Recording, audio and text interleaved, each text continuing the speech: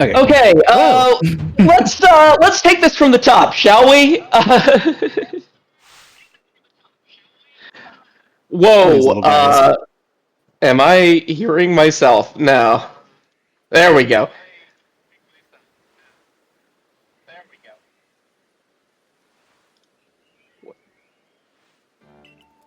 All right. So Pokemon Legends Arceus is an action RPG game that was released on January 28th, 2022. It is a departure from the mainline series of Pokemon, where it is less battle-centered and more movement-oriented and, has a lot of action RPG elements like throwing and aiming. That's pretty much the rundown for the game. Yeah. Alright, now that I accidentally closed the second stream I had on my computer, so I was hearing myself at about a 5-second delay, which was really weird. Oh, that's awful. We are taking this from the top, everyone. Welcome back to Pokemon Legends. We're getting started again here. As we get started, I told you all I could translate Pokemon, and what Arceus just said to us was that there is nothing that forced Windows updates cannot make worse. So let's get some donations with some love for Tech Team there, please. And I also want to let chat know we have opened our Name Gastrodon bid war. So let's start getting some money heading towards there. If you're wondering about the significance of Gastrodon itself, it is the first member of our final team for this game. And yes, we have to run a full team. And we're still in risk of losing. Yes, even with a full team of Pokemon, we're in risk of losing one of the endgame fights. But yeah, so with BloodDerg right now, you see he's entering these cutscenes, Okay, so not that one, but the previous one, he crouched as he was entering the cutscene, and that is because when you walk into a cutscene trigger in this game, as you just saw with the one he just entered, it waits for you to come to a complete stop. And as you just saw, running directly into a cutscene trigger, your character has to dig their heels into the ground, force themselves, almost fall over forward to come to a complete stop. And that's really slow. What it's faster for the game to do is stand you up automatically out of the crouch. It only saves a half a second every time you do it, but it adds up to be about 30 seconds throughout the run every time you do it. Also, you can actually enter a cutscene with crouching in a way that you can kind of get stuck in the crouch for a bit, which there's a way to do it without crouching, but it's very hard and not recommended, especially not with proximity-based cutscene triggers. Where cutscene triggers, we have to press A to talk to somebody. It's a lot easier. But yeah, that's a more advanced thing. Right now, similarly to what I just said, Blood was trying to get as close to the Oshawott as he could before. Making sure he's still when the game needs him to be still. And right now, he's going to go for something I can't actually hear, so... Oh, yeah. I got it. You got it? Okay. No! Oh, he didn't? What? Must have been, just barely too early. Yeah. Yeah. So, It's a name. It's a longer name. That's why it didn't work. Oh, wait. Did he say your name? Yeah, it does. That's really funny, actually. So what he was trying to do there was, as you're catching the second Pokemon... you can throw a ball at the third Pokemon that you try to catch. The third one always has to break out once. So what you can do is you can multitask listening to the professor's dialogue about the second Pokemon, and then watch the breakout of the third, as he finishes talking. It saves about 4 seconds, so it's not the end of the world that we didn't get it.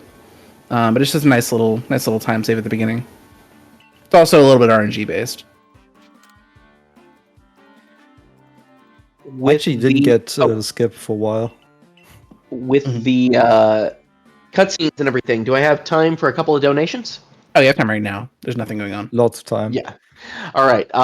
We have a $5 donation from Anonymous. No comment, but they put that $5 towards the Glitch exhibition, which means we are steadily creeping towards that. We only need about $300 more, I think. Let me double check that.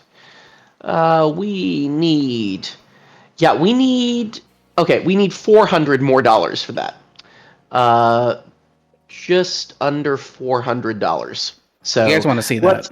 Yeah, a lot of new glitches that haven't been seen before in a marathon. Yeah, so you want to see some brand new Pokemon glitches. Let's get that met. And so thank you for that $5, Anonymous. And then deciding our character name Bid War, we have a $50 donation from Anonymous with no comment, but they donated that $50 to make Trans Rights our character name. So thank you very much, Anonymous.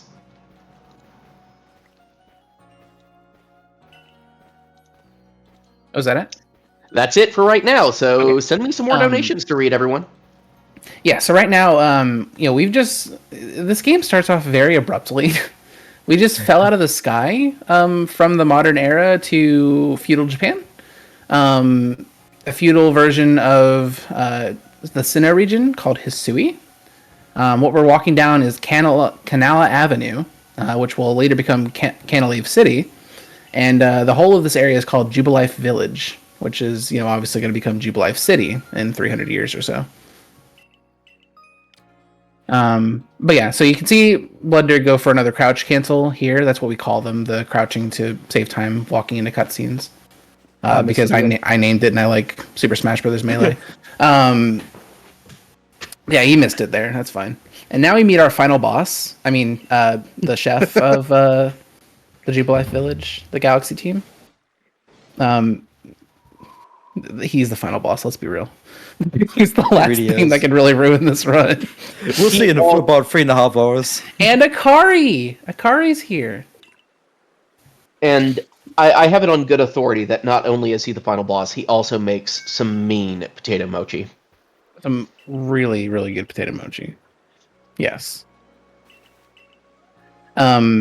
So right now, what we watched in the beginning was the professor just being completely inept at throwing Pokeballs. He's like, I'm never going to get these guys figured out.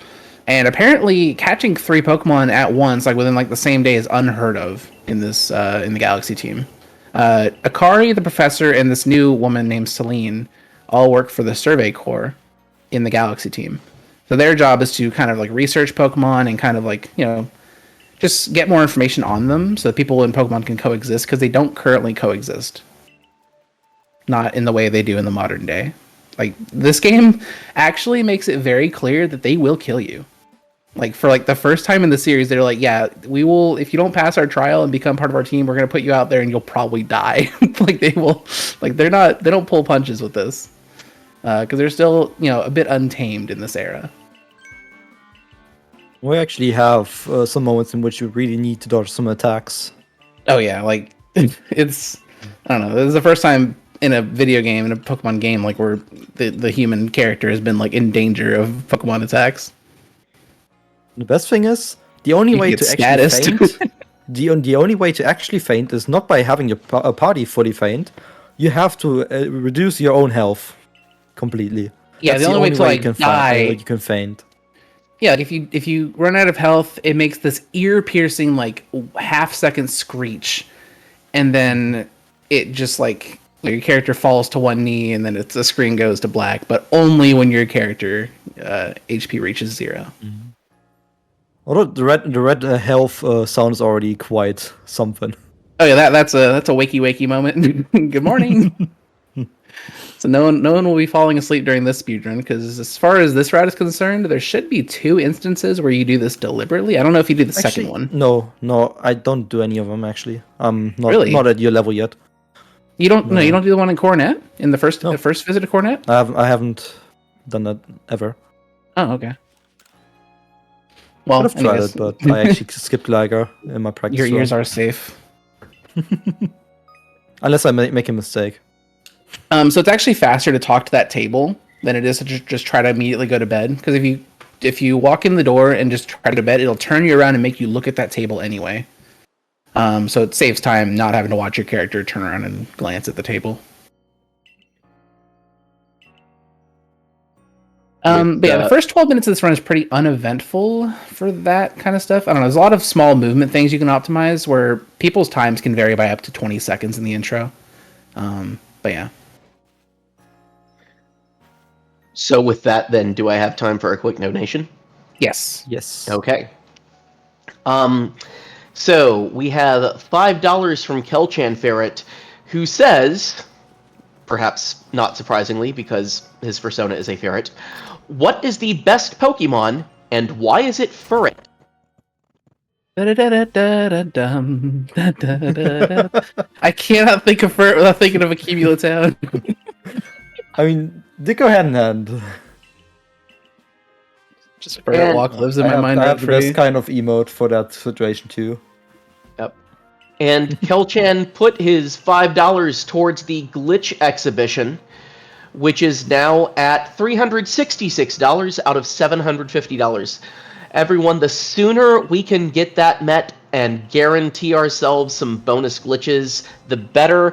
As we get everybody back into the stream from our unexpected slight break earlier, let me remind you all about what we have open right now. We have the Pokemon Legends Glitch Exhibition, which needs to be met by the end of the run. That is at $366 out of $750. You will be seeing some glitches that have never, ever before been demonstrated at a marathon.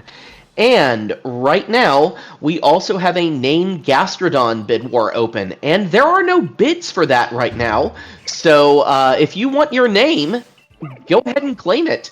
And we're going to cut that off about an hour 50 into the run, but I'll stop talking right now because it looks like you're about to make a very important decision here. Yes. Yeah, so when this game came out, I want to discuss the history. When this game came out, the traditional Pokemon speedrun routers, like of Sword and Shield, Let's Go Pikachu and Eevee, BDSP, they were like, okay, let's see who the biggest obstacle is in the early game and who can handle it. The biggest obstacle in the first 2 hours of the game is Ursaluna, hands down. He has disgusting stats, and it's way too early for you to be facing something like that. So the choice was between Rowlet and Oshawott. So we went with Oshawott, and the route was kind of slow, so Cyndaquil got pushed off to the side. But then, it was really funny because we started seeing the Japanese players pick Cyndaquil and do something very peculiar within the first 30 minutes of the run that we'll see later. But yeah, Cyndaquil actually has like a lot going for it as a starter. For one thing, I don't know why this happened, but it is the only Pokemon that you can start with that starts with a move that gives it research points. And research points are things we will need to progress the game. Now, I think Rowlet and Oshawott start with Tackle or something, but neither of those get research points from Tackle, but Cyndaquil starts with Quick Attack, and it does get research points from that. So while we're sitting here just hammering away at Togepi, which we have to do, Mm-hmm. There's a few things that happened. When I went out of the Galaxy Hall, there's a short moment in which I can turn the camera already before seeing the game, which I did to directly aim to where I want to go. Then I deposited all my balls because we can. No, I was hoping you would save that for a bit. I'm like, wait, Blood, where's your Pokeball? No, sorry. I'm too serious about it. Yeah. And there's a nice little soft lock protection that if you run out of balls, you can just ask for more. And we got a fast Cyndaquil! Let's go. So, is this a Fortune? Please don't be a Fortune. Oh, you're fine. So, I'm not gonna have that again. I already had that this week. Most Cyndaquils will get hit by Togepi twice because of the way that the turn order works in this game. Think of it as like a tabletop initiative system, where when it's your initiative called, then it's your turn to go, and you can improve your initiative by doing things like quick attacks, which slowly but surely improve your initiative. So it's kind of like that, but also not, because let's say, for example, Cyndaquil's initiative speed is 4, which lower is better, and Togepi's is 9, or Togepi's is 7. It counts up from 0, and Cyndaquil will go first because it's at 4. Togepi will go next because it's at 7. Cyndaquil will go again when it gets to 8, and then Cyndaquil will go again when it gets to 12, because every 4 intervals, Cyndaquil gets a turn. So that's why sometimes, you can slowly but surely get more moves. You can get more moves if you use agile style moves. The action speed system is very complex, but it's very, very understandable. And the fights are very consistent when it comes to using the action speed mechanic. As long as your stats are not bad. As long as your stats are not bad, yeah. But with that, like, we know BloodDerg's speed here is fine, because only like 20% of Cyndaquils get to do what BloodDerg did and skip a Togepi turn. That saved him 4 seconds, and it's going to just have nothing but benefits going forward for him.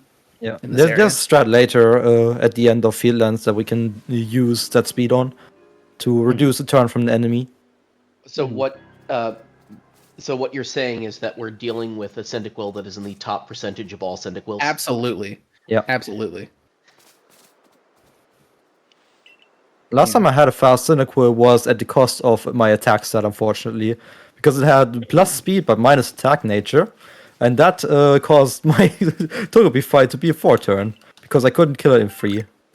So yeah, BloodDerg deposited his Pokeballs before he fought Volo, for the first time today. Not the last. Not the last. Especially if you donate towards the.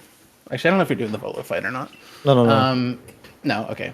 It's way past So what the we're game doing. gives you 20 Pokeballs to start with. That's nice and all, but that's not enough. And money is very important, so you don't want to like spend money on crafting materials or buying Pokeballs directly from the people here. So getting an extra 20 Pokeballs for free with no drawback, except for like a couple seconds, because those 20 Pokeballs we deposited are still in our box. So we now have like just twice as many Pokeballs for very little investment. What was that spawn? I've never seen it that far back. Oh, dude, I've seen it like over there by the rock to the right. Like it Just hugging the tree. Yeah. But yeah, the beauty from the Starly are guaranteed catches. This next one is not. Oh, there's a slow There's the slow crouch. crouch. Yeah. Also, I was about to say, there ain't no way there's somebody named Furret Turret that was ready to spam Furret Walk as soon as the Furret donation went through. There's no way. But yeah, this is Shinx. Shinx is a playground bully. Is probably the most accurate way to put it. It's awful. It's not nice. It's fastest for us to just try to throw a Pokeball at it. All right, please go for a backstrike. Please. No. Please go for a backstrike. Come on, I'm not gonna go for a backstrike with that. Okay, so this is a 72% catch that BloodDerg's gonna go for right now. Not too bad. With a backstrike, it's like 75%. So it's like 70. Hey. Closer to 77. Oh, that's okay, good that's though. fine. That's fine. We need to see Shinx quick attacks in order to finish its research. We'll explain research more later once it becomes more relevant. Also, in the settings that I set at the start of the run. Oh my! Blood, you needed to backstrike it. That's not my fault. Blood starting this fight with a backstrike would have just improved the catch rate by 4.5%. It wouldn't have been like game changing, but there's a world where it would have made this work. But still, he has just missed. Oh please, come on! That is 72% chances in a row he just missed. There's a reason why this incentive, why this estimate is at 4 hours, and you're seeing the reason why. We got perfect research on Shinx, but my Cyndaquil is dead. He doesn't need to see any quick attacks from Shinx now. I cannot believe Cyndaquil died. That's so funny. I mean, I mentioned so funny. I speak Pokemon, and Shinx is just mad. Shinx is pissed, yeah. Shinx is mad because not enough people are donating to Trans Lifeline. We need some donations to Trans Lifeline to power the catch. Come on, chat. That is 72% chances we just missed. How about one more? Okay, what? Okay, so let me Finally. even further. So let me explain how catches work in this game. When you throw a ball at something, it does a first check. If it passes the first check, it does the low bounce that you may have seen if you've played this game. We didn't see it at all. I'll get to that. The first check has a 50% chance to pass on Shinx. We missed it every time. So in addition to it failing the catch like 4 times, we also missed a 50% chance for it to just get in on the first check every time. Every time, even the time we caught it. So, wow. Great stars. I mean, lucky things can happen. I had a similar thing happen. I was casually playing Pearl, and I missed 2 Fire Blasts and 2 Thunders in a row, which is pretty much exactly the same chances for that to happen. And I also got a shiny in my prep run, so I'm good with lucky things. BloodDerg has some of the most disgustingly bad luck I've ever seen in my life. Like, I think he's the only person I've ever seen to miss 4 Thunderfangs in a row. 95% accurate move, by the way. It's impressive. I'm impressed. That also happened. Nothing. There's also just there's the clip of you in Coronet in a Catch Spirit Team run where you just didn't touch the ground on like 3 instances and just fell all the way down. Oh yeah, that one. Like BloodDerg clips are a sight to behold because some things you just don't think can happen in this game just do. But anyways, we've passed our trial. Maybe I've used up my good luck too much. By the skin of our teeth, we've passed the trial. I guess that's why they hold the trial, because it's not that easy. It's I apparently not, man. Like maybe you should have used the quick attack. But I'm not joking. It is a 72.5% chance for Shinx to get in that ball. Roughly. That was gross. Now I wonder what I can do with that Shinx research, because it's at 4 quick attacks. I mean, you only need 2 more to get to 6. I know. So you could skip. I mean, there's not really much to skip. I could skip an Evo. I mean, but I don't think you should have. I don't think you ever evolve 2 here. With already later attacks on Shinx. No, yeah, later on. I would normally evolve. Oh, you mean skipping evolving the first Shinx you get? No, the second Shinx. Yeah, I'm saying you should not evolve the second Shinx. Anyways, we're already, as you're hearing, there's already a lot to think about with this run, just from the 20 minutes that we've played and the things that have already happened. Because the ultimate goal of this speedrun, to complete it, is to get 8,500 research points. And right now, from what we've seen from Cyndaquil and Shinx, we probably have like 100. So it's gonna have to get a little bit more. We're gonna have to do a bit more to get that. Speaking of Shinx, I have a donation from Shinx. Would you like to hear what it says? No. Go on. Shinx donates $5 towards the glitch exhibition and simply says, "Tee-hee." I hate this. I hate Shinx. This game made me hate Shinx. Like just with a purest passion. Like it's not fair to Shinx actually, but it's reality. It's life. Oh, anyways, I don't remember the last time I've seen that bad of a luck in any of my runs. Like I know I've had it that bad or worse, but good lord, that was rough. Can I just say, it is a new worst segment by 13 seconds. That is your worst segment? Yes. We're off to a good start. Oh my God. What were we going to say? I was going to say, and with that, we have just crossed the halfway threshold to the glitch exhibition. So keep those donations coming in, everyone. Kelchan Ferret also sends in another $5 towards the glitch exhibition and says, "Why is the best Pokemon for it not included in Pokemon Legends?" And you know what? It's possible to love this game when there's not good Pokemon in it, because Fortress is not in this game either, and that's my favorite. But this is still easily my favorite Pokemon game of all time. So, well, we just gotta hold out hope that it makes it into ZA. Yeah.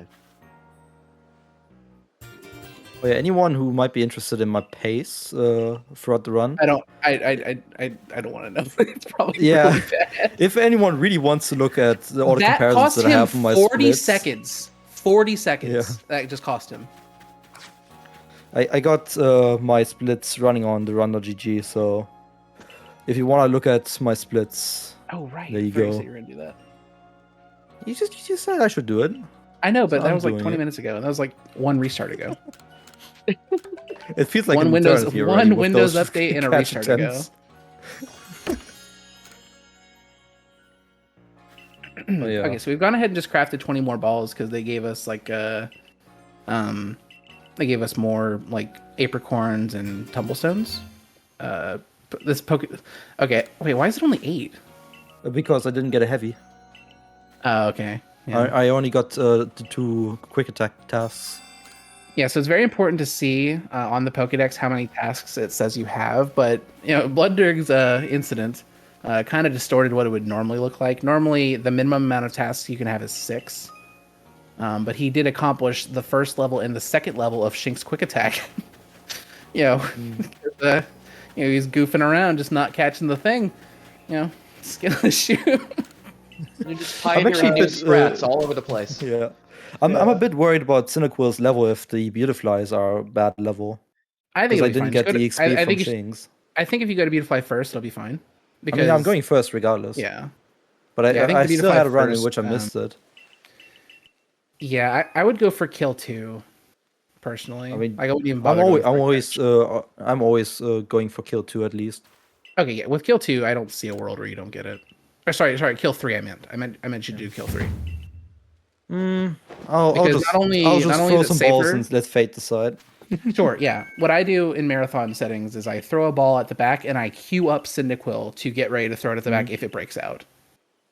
So that gives you a chance to get the one catch, but it also means you don't waste too much time and resources trying to catch it. So anyways, we are now off on our own. And to briefly explain the Pokédex, we can roll now. That's actually massive. Very, very huge. To explain the Pokédex and what this game, the whole premise is, we are creating the first Pokédex of Hisui. Nobody's tried to like catalog information about Pokemon. We are doing that now. So in the Pokédex, like for example, there's a bunch of tasks for catching them, defeating them, evolving them, seeing them use quick attack, seeing them use bite, and all those things will give you research points. Some tasks give you 20 points for a completion, and most of them give you 10. But ultimately, if you get a Pokemon's research rank to 100 points or research rank 10, you get a bonus 100 points for that Pokemon. So that's from rank 9 or 90 points to rank 10, 100 points. That is a 110 point swing. So it is very important to finish as many things as possible. Yeah, so BloodDerg tried to catch Beautiflies and didn't work out. Okay, it's level 19. That might be you're never getting actually it's really good that it's not getting 2 turns on you. Yeah. But that's mostly because of your fast Cinda. Yeah. Otherwise I can still use quick attack to help me out. But that burn is actually kind of nice. Yo, that's actually like that. Good. It's so good. But I need to get to paralysis. If I don't, I'm having some problems. Well, it'll probably die to the burn. No, it should live. Yep. Okay. Alright, it's dead now. It's walk away. It's dead. Yeah. No. Yeah. I'm waiting for it to die so I don't quit. Oh no! It would wait for the burn to resolve before it would let you run away. Yeah. The Stun Spore means I don't need to use Rollout anymore to defeat them. Yeah, this might be the first time anybody's ever gotten Stun Spored and been like, yo, that's good. In this game, it is good. Yeah, because Beautifly, I mentioned that some tasks are worth 20 points instead of 10, and Stun Spore is one of those tasks on Beautifly. And you don't have to be the one to use Stun Spore. You just have to see Beautifly use Stun Spore in a battle. That is all it takes. So by doing that, BloodDerg has an easier time here. He doesn't have to use 90% rollout. God forbid he uses a move that's not 100% accurate or does anything that's not 100% accurate. Let's not be silly here. But yeah. Luckily, so the default strat there, I was kind of like alluding to it earlier while we were discussing what to do. Yeah, you're fine. You're so fine. I guess it's defeating. One of them defeat 3. Yeah, because the thing with catching versus defeating, so yeah, as I was saying, the fastest way to do that strategy with Beautifly is to catch one of them and defeat 2. But that does spread the EXP more out amongst the party with the catch, because a catch does not, funnel it into Cyndaquil, whereas Cyndaquil, being the only active participant in a battle with it, will funnel the EXP mostly into Cyndaquil. So the defeating 3, while it was safer from not having to deal with a 25 to 40% catch rate every time you threw a ball, also made sure to help his Cyndaquil get to the level it needed to be. Not only did it get to the level it needed to be, it went one level over. So he actually has a very easy time on the next trainer battle because he already knows Flame Wheel. There was something else I was going to say. Oh yeah, one thing I'm doing in movement right now is when you throw a Pokeball, normally you have a bit of animations that slow you down. You can kind of cancel that with a roll, which is very nice. You can cancel like throwing anything into getting on mounts later, which is really cool. There's a lot of like this game feels so nice to move in. Like honestly, it feels so great. Yeah, so okay, so I mentioned earlier when we were deciding when we were picking our starter, like what the criteria was for what we want to pick as our starter. That Beautifly section is the weird thing we saw the Japanese players doing, because that area that we went for the Beautifly is not required at all, and it was a long walk to get there, a very long walk to get there. So it may seem weird that technically all the stuff we did with Beautifly was pointless, in terms of progressing the story. But what it did was obviously give us a lot of levels. So, our Cynical's already ready to evolve, our Starlies are already ready to evolve, I think our Shinx will be as well. Yeah, everything is ready to evolve apart from the Bidoof. So, the old route basically just walked around here, like, feeding Eevees, feeding, catching Weasels, catching Mime Juniors if they spawned, catching a bunch of Starlies, and it was, it was a lot of catches and research, but you still had to evolve your starter, Starly, and Shinx later anyway. So now we need to get 500 points to leave this area right now. Since we need to evolve these things anyway, it makes sense, first of all, just to bring these evolutions forward and use them to get out, rather than catching a bunch of things. And second of all, turns in this game take a very long time. Like, this is the first game in the main series to remove the option to turn off animations. So every turn that you saves you at least like 13 seconds, I believe I timed it. And like not the next trainer battle, but the trainer battle after that, it used to be an 8-turn fight, now it's a 3-turn fight. So you can do the math on that. Yeah, I'm just evolving a bunch of things. This all generates some research. The Wimple also gets evolved. Did you catch a Silcoon? I didn't notice. No. You didn't? Okay. I didn't. Yeah, like, there's a lot to think about. Like, Wurmple. Yeah, I saw that. That was nice. Mm-hmm. Like, while you're watching him just run around throwing things, like, we're gathering all this data, because it shows you in the top left corner everything you accomplished, and it's very important to pay attention to that, because there's some things that aren't obvious. Yeah, perfect. Now, if you evolve this, it'll make sure you get out. Without I'm already ready because my Cyndaquil's more than enough. No, I meant for points, because you didn't catch a Beautifly. No, but I got Shinx and everything. I'm good to go. And I caught a bunch of Bidoofs and everything. I mean, you just recently grinded a Beat Cleaver. I trust you. So did you get all that? So with Pokemon speedruns, you are always required to record your game, and you have to have video proof for your submissions. So we decided to, I think it was me, I was the first person to do it, or me or Shady. Pretty sure there's you were the first one. There is a feature you can use in OBS called the OBS replay, where you can press a hotkey on your keyboard and it'll basically create like a local offline Twitch clip for you. And BloodDerg did just like skim through his research very quickly, like as fast as possible. And now while he's waiting in all these cutscenes, he has the ability to one by one go through this and check what all tasks he has done on all of his Pokemon. So we're using the fact that we have to have video proof of our runs to our advantage. I got 2 heavy Bidoof. What? Okay. That was today, because you definitely didn't have them yesterday. Yeah, I just caught them. I thought one of them could be heavy because of how it looked. But 2 heavy in both forms?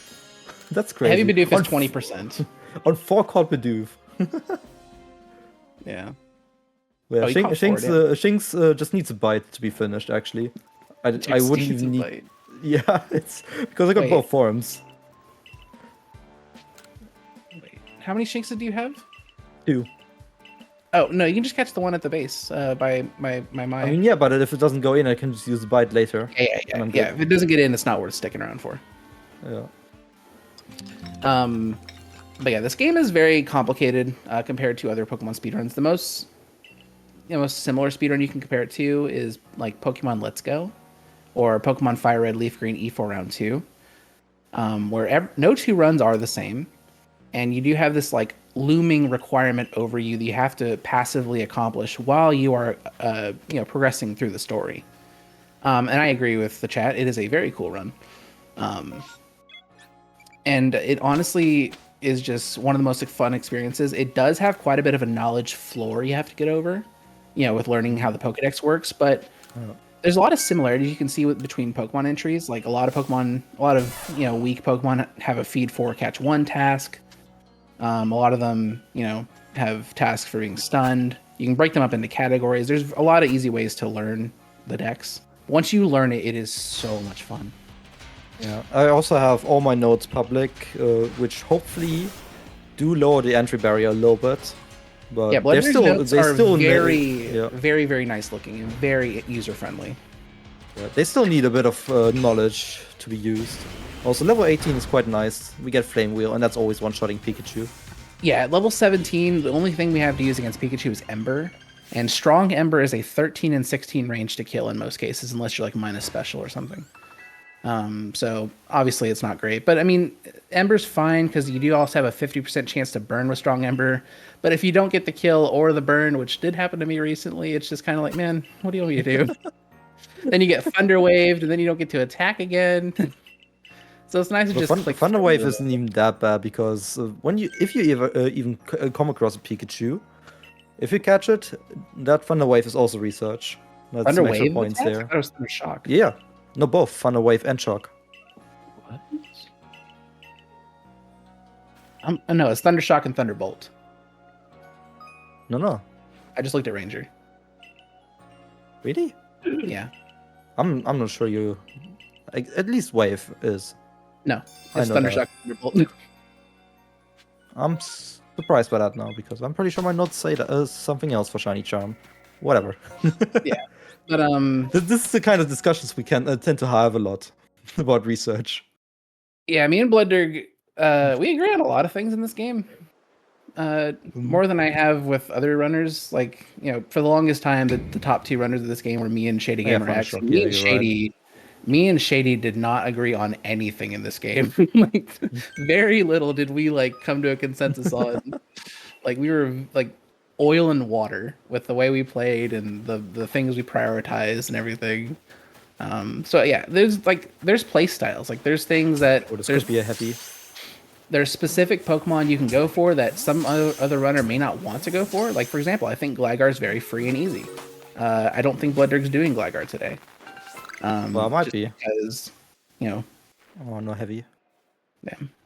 Well, at least now you can evolve. I would like to see at least one unspotted. Yeah, with the Starly right there, BloodDerg was kind of like holding his fire on his ball. Nice. He's waiting for the dots above their head to go away. Because once the dots on their head go away, they are considered unspotted catches. I just caught too early. Yeah. That is only the case for skittish Pokemon like Starly and Kricketot. But Pokemon like Wurmple that have unspotted tasks that are very docile. The way to tell that they are no longer noticing you is when you're sitting in the grass and you're looking at them, and their eyes are fixed on you. As soon as they start moving independently again, you're good to go. Just go ahead and catch them. There's a lot of little things you can do in this game. Like, a lot of things you can improve on in this game. You can always get better at something. You know, I am the best in the world at this game, but I'm not perfect at this game at all. Like, there's a lot of things I still need to work on. And I've been playing it research for 3 years now. Because I caught the Shinx is not finished. And I will be using Luxio later on for the fight against Gumi. That's crazy. That's already done. Yeah. I mean, that's nice because you don't have to bring... You probably weren't going to bring Shinx to the next area anyway. You're probably going to bring Paris. No. Yeah. I'm very used to that now. Yeah, me too. It's very nice. I don't know why, but everything wants to kill Paris, and I love that for them. Actually, I had the option for free absorb if I don't get a large in my run earlier, so... Yeah, we're discussing things later because there's a lot of fights in this game that you want to lose because it's faster. And, like, for some reason, before you enter the next area, you have to do 2 fights, or, you know, as you're entering the next area, and they just want Paris dead. Where normally, like, you're waiting for them to stop hypnosising, using Iron Defense, and Calm Mind. It's like, just kill me, brother. Like, what are you doing? But they just go right for the throat with Paris. Well, it can still happen. I've had some Iron Defenses lately against me. It happens, but it doesn't usually last more than 1 turn, if anything. Yeah. Which, like, if you bring a Shinx to lose those battles, it's like, all right, I got to set up to +2. It's like, my brother in Christ, you've got like 13 levels on me. Please just kill me. Like, I'm level 2, you're level 15. Like, what are you doing? Right. And now I want my unspotted. Yeah, that was a really long went away. Yeah, a bit unlucky on both. Yeah, so there's no, like, to elaborate on the point of, like, you know, No two runs are the same. Everyone's unique. That exact movement I would have done differently. I would have stayed crouched after I caught the first Starly and tried to catch the second Starly unspotted as well. But I think what BloodDerg did worked out for him. But there's I just got a both difference. forms, so I don't need to. Yeah, you're good. Nice, Cricketot is in there. Yeah, there's so many different ways to play this game. For example, the best recent example, the best player in Japan, Kitamura, he recently had both the English 80% record and the Japanese 80% record. And when I was grinding to get them back, I noticed that we play very differently. Whereas like he would keep his points very low. He had just enough to get out of every area. Whereas I was always carrying way too much points because I didn't want to deal with the catch rates in the final area. So like, even though I beat his world record, I was like 2 minutes behind him like at one point in the run just because I had so many more points than he did. So there's many different ways to play. Right. Do I have time for a couple things real quick? Oh yeah. Okay. So I want to let everybody know we are aware that the donation tracker bar may not be working perfectly right now. So if you are just joining us, what we do have open right now for donations is a glitch exhibition for this run, which is currently at $376 out of $750. We want to get that met as soon as possible so we can guarantee we see those amazing glitches. And we still have no donations for the Name Gastrodon bid war, which is going to close in maybe about another hour. So if you're interested in naming Gastrodon, you can do that for pretty cheap right now. Get some of those donations in. You can always donate by typing exclamation in the chat. Yeah, feel free to just tell me to shut up at any point. Like I have a problem where I love talking about this game and I will do it nonstop unless I'm stopped. It's perfect for me as a non-native speaker, so. Yeah, like especially like because this game's hard. This game is very hard. Like people I just that have outsped run... that cricket tune. Oh, nice.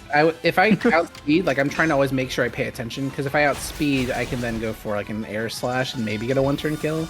But it's I want the area ace research. Yeah, that's fair. I think that's much safer at the very least. Because at that point, when I Thunder Fang Staravia, I just need to catch one more and then I'm done with that. Yeah, that's what I'm going for. Yeah, I just want to emphasize real quick something that Adalor said in chat. Your donations are still being received and processed. They are still going to Trans Lifeline, even though the bar at the bottom of the screen is stuck right now. I'm still getting your donations. They are still going to Trans Lifeline. Please keep donating. And as Oasis says, maybe we could get a train going to make sure Gastrodon is named Fert. So there's something you might want to put your money towards. That's a short name. I'm here for it. Do you have a keyboard plugged in to name this thing? Unfortunately, no. I only have my keypad. So there's a very funny thing you can do later on in the run with an external keyboard. Anytime, pretty much just as a just to give you an idea. Anytime the Switch OS's keyboard pops up, you can use an external keyboard to input stuff, like a USB keypad. But yeah, so that was our first alpha Pokemon that we've encountered. Alpha Pokemon all get a boost to their stats called Wild Might. It's basically an Omni boost on entry to the fight. Separately from any other any other boost they may get, which I should say now, just so it's clear, this game only has a plus and down for attacking and defense, both of them at once, and only one stage. So when you use Swords Dance, your special attack and attack are both up 1, and when you use Iron Defense, your defense and special defense are both up 1, and you cannot go any higher than that with just using another Iron Defense. And that stacks with Wild Might from Alpha Pokemon, so that's why sometimes they can be kind of hard to kill. And will be hard to kill later. Right. I'm really hoping I get another Heavy Bidoof to finish that instead of... Yeah, it'd be really nice. Like, Bidoof is such a weird Pokemon to finish in this run because you need RNG to finish it, pretty much. Because the way it works with Bidoof is... it's pretty likely you'll get both genders of it because it's 50-50. I mean, all those times you just don't. So that's 10 points. And then every catch task is 20 points. Every catch task for every Pokemon is 20 points per interval. So he has the 1, 2, and 6 catch tasks for Bidoof right now. So right now that's 70 points. And then he also has 2 heavy Bidoofs, which are 10 points each. So that is 90 points he's currently sitting at. So what he's saying is if he gets a 3rd heavy Bidoof, which the tasks for heavy Bidoof do go like 1, 2, 3, 4, 5, I believe. Or maybe it's like something after 4. That's more than 5, I don't know. It should be 3, 5, and then 7. Yeah, that sounds right. If he gets 1 more heavy Bidoof, he can skip having to evolve the Bidoof, which would save quite a bit of time. The evolution's like 20 seconds.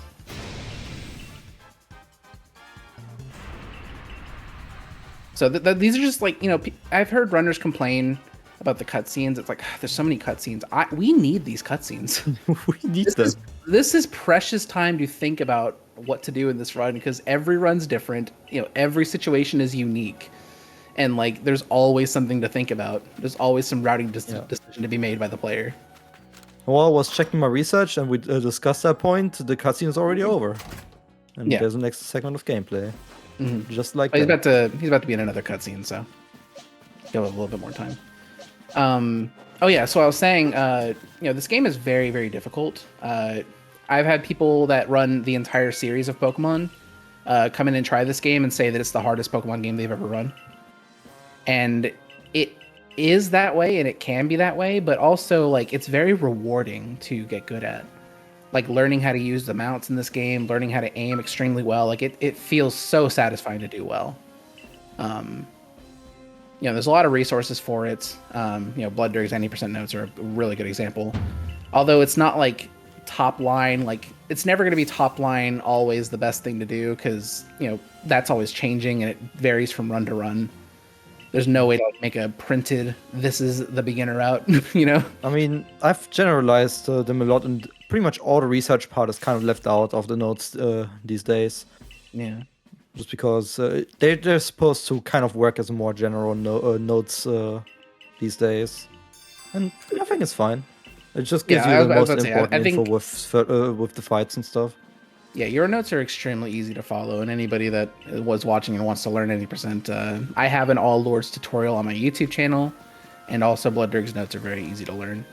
I believe I also uploaded an 80% tutorial, just straight up the whole run, like a run where I just did a whole run and explained everything, and it took me like 5.5 hours. I like stopped to explain every Pokemon. But yeah. This run is complicated, but it doesn't have to be. For me personally, there's a lot of people saying when this game launched that it's a cognitive overload, it's way too much information to think about, and that can be true. But what I did is I committed a lot of the necessary thinking and memorization to my hands, muscle memory. So when I approach something, I'm not thinking, "Oh God, how do I do this again?" How many berries do I need to throw?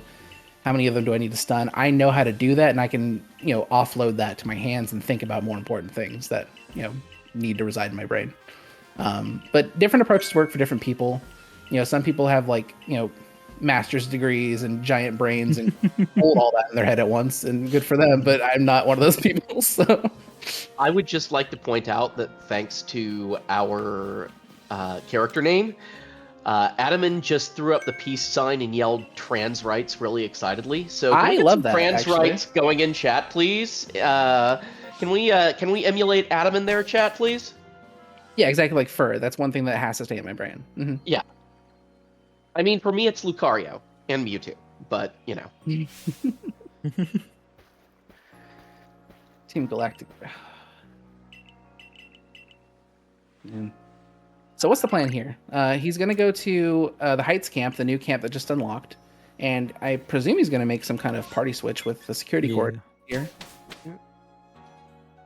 And I also have to say, Volo, he doesn't look suspicious at all, does he? No, he's a good guy. He's a good guy. I like him. Oh, nice droughts, by the way. You can tell that there's currently intense sun, or drought as we call it. But if you look at the sun, you'll see lens flares, but also there's a white border around the screen, like a white vignette around the screen. This is only a 3 or 4% weather condition in this area, so it's very unlikely. But what it does mean, BloodDerg is going to be going all the way into the forest up ahead, And in this forest, there are some spots where there are shared spawns between Baneri and Psyduck, and they're normally 50-50. But now, because it's drought, it is now 2/3 Baneri, 1/3 Psyduck. Which I guess can be nice, but I mean, it's up to what BloodDerg would prefer. Unbelievable. That's insane. Did you just fail to catch 3? 2. Oh, okay. I'm using Strong Ember here so I can finish Quilava in Fieldlands. Okay. Oh yeah, you're doing Flame Wheel earlier. Yeah. Well, actually, you're gonna do Agile Ember on Glaceon, right? Yeah. Okay, cool. Not Serralia around, so I cannot use the move yet. Alternatively, if I mean, in that case, you could just withdraw Starly later. It's not a big deal. Although that wouldn't be preferred. Nope. Alternatively, BloodDerg could finish Bidoof by catching 12 of them. Because that's the problem with Bidoof, is like, you don't technically need a heavy, but the alternative to getting a heavy is needing to catch not 6, but 12. Like, it's quite a jump up for, like, no reason. Well, I just need 3 more. Yeah, only 3 more, but still, like, I don't know. If you're having awful, rotten luck... Also, I love how I said there's, like, 2/3 Psyduck, but the first thing we see... You can just go. It's gonna eat. Just go. You don't even need to crouch, you can just go. That's something I noticed recently, like, that Pokemon that's, like, there will just always eat the berry, and they don't hear you, and, I don't know. It kind of breaks the rules of what we thought we knew about feeding, where you had to stay kind of close, and you couldn't go too far away from them. Like, that thing that resides in that first spot will just seemingly, like, always eat the berry. So you're always free to run off. I don't think it likes that. No, I don't think so either, but that's fine. You just need 3. Chat, we may be having a slight problem with the Gastrodon bid war right now, but we still have that glitch exhibition open to send your money towards. I'm just gonna not go for the extract here. Yeah, I was gonna say, because you didn't get outsped by Munchlax, this should be fine. Getting outsped by Munchlax is the big indicator that you've got a really slow Luxio, because Munchlax's stats don't change, but Luxio's do between runs. There's a few things I've tried to scout for. One was a Silcoon, the other one was a Shaking Tree. I didn't get any of them, at least close by, so I didn't go for that. The Shaking Trees in this forest have Combi. If we see one and kill with Rock, we can then finish Combi by catching 6 of them. So that's something I'm looking out for. And they are everywhere in the next area. Yeah. Just everywhere. Not just the next area, even in Coastlands there's a small group of Combi. Yeah. That I tend to go for because I'm going for Morphle. So Bite Crit would be really good here for your plan, I think. Because you want to... a Bite Crit would be bad because I couldn't finish. I need both bites, so I have 3 bites. Wait, no, I actually don't need. Or whatever. I'm just gonna go Thunder Fang. In case I don't get a Stravia, I already have it finished now. Yeah, then, I mean, with Stravia, like, I wouldn't, like, go out of your way for it. Like, you can just withdraw Starly and evolve it in Coastlands or something. Just do not bring Starly to Crimson, Mirelands.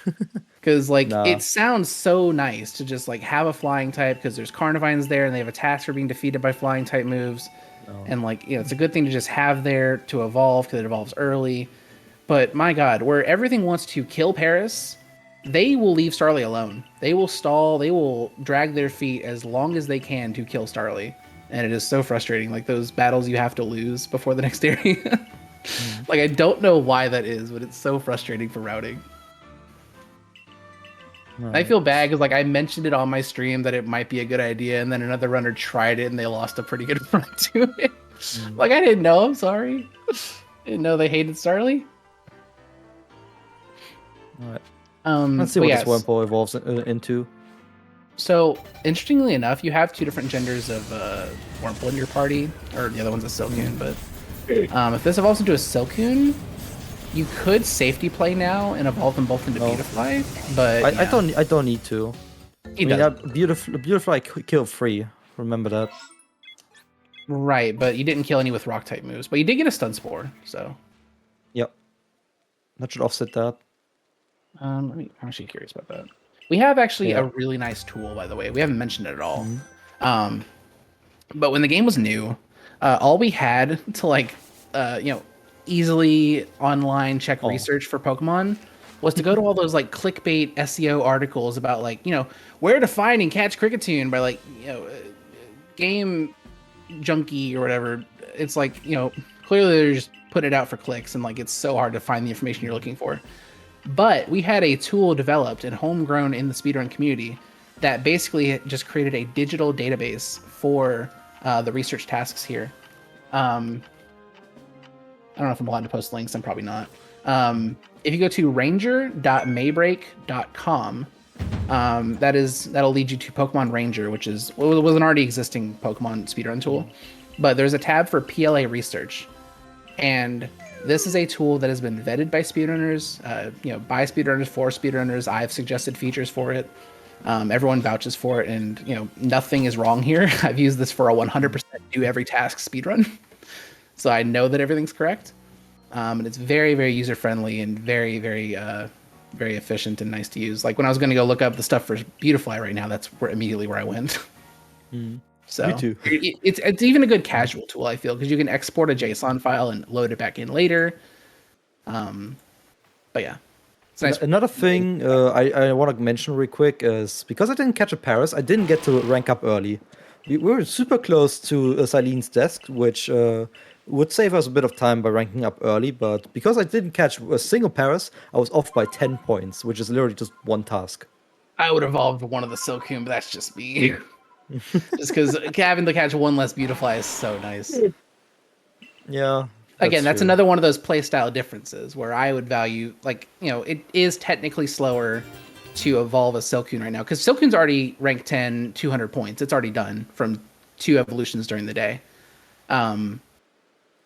But Beautifly's catch rate later is awful. And there's not very many of them. There's enough of them, but there's not very many of them. Beautifly being awful catch rate. I can vouch for that because my prep run I did needed 6 Great Balls to catch 1 Beautifly. So yeah, we're gonna evolve one, right? So we're gonna evolve one, right? You need to catch 2, dog. So we're gonna evolve one, right? At this point, I might as well evolve both. That Anakin and Padme, maybe. So you're gonna evolve one. Ooh, money. When they're glowing like that, there's money in them. But yeah, so technically what I'm proposing here would be slower, but it is way safer. Just to not have to worry about catching 2 Beautifly. Because I mentioned how bad it is to catch 1. But catching a second one, God forbid. God forbid you try to catch a second one. I was gonna prep Sudravia actually. It's already here. I was gonna suggest this if it came up. I was And looking for it. BloodDerg did not miss a Thunderfang in the speedrun. Please clap. Amazing. I mean, there's one more chance if I don't... Huh? Not only did he not miss 4, but he did not miss 1 even. I'm surprised that Pokeball missed. Yeah, but he did miss 4 Shinxes. So Oh well. That one miss probably cost me Evo. Shinx is BloodDerg's greatest op. I've learned this over time. There's no one that is a bigger BloodDerg hater than Shinx. Ooh, that's a shaker. There's a Silcoon up there, but you don't need that. Do I have a minute here for a couple things? Yeah, there's a lot going on here. Just a lot to focus on. Yeah.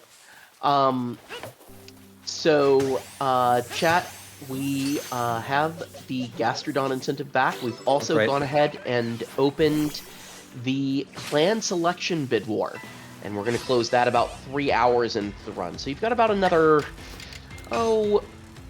50 minutes to get your bid wars, your donations in to name Gastrodon. You've got another about 2 hours. Oh, okay, I'm being told Gastrodon is not back. I apologize, but we have opened clan selection.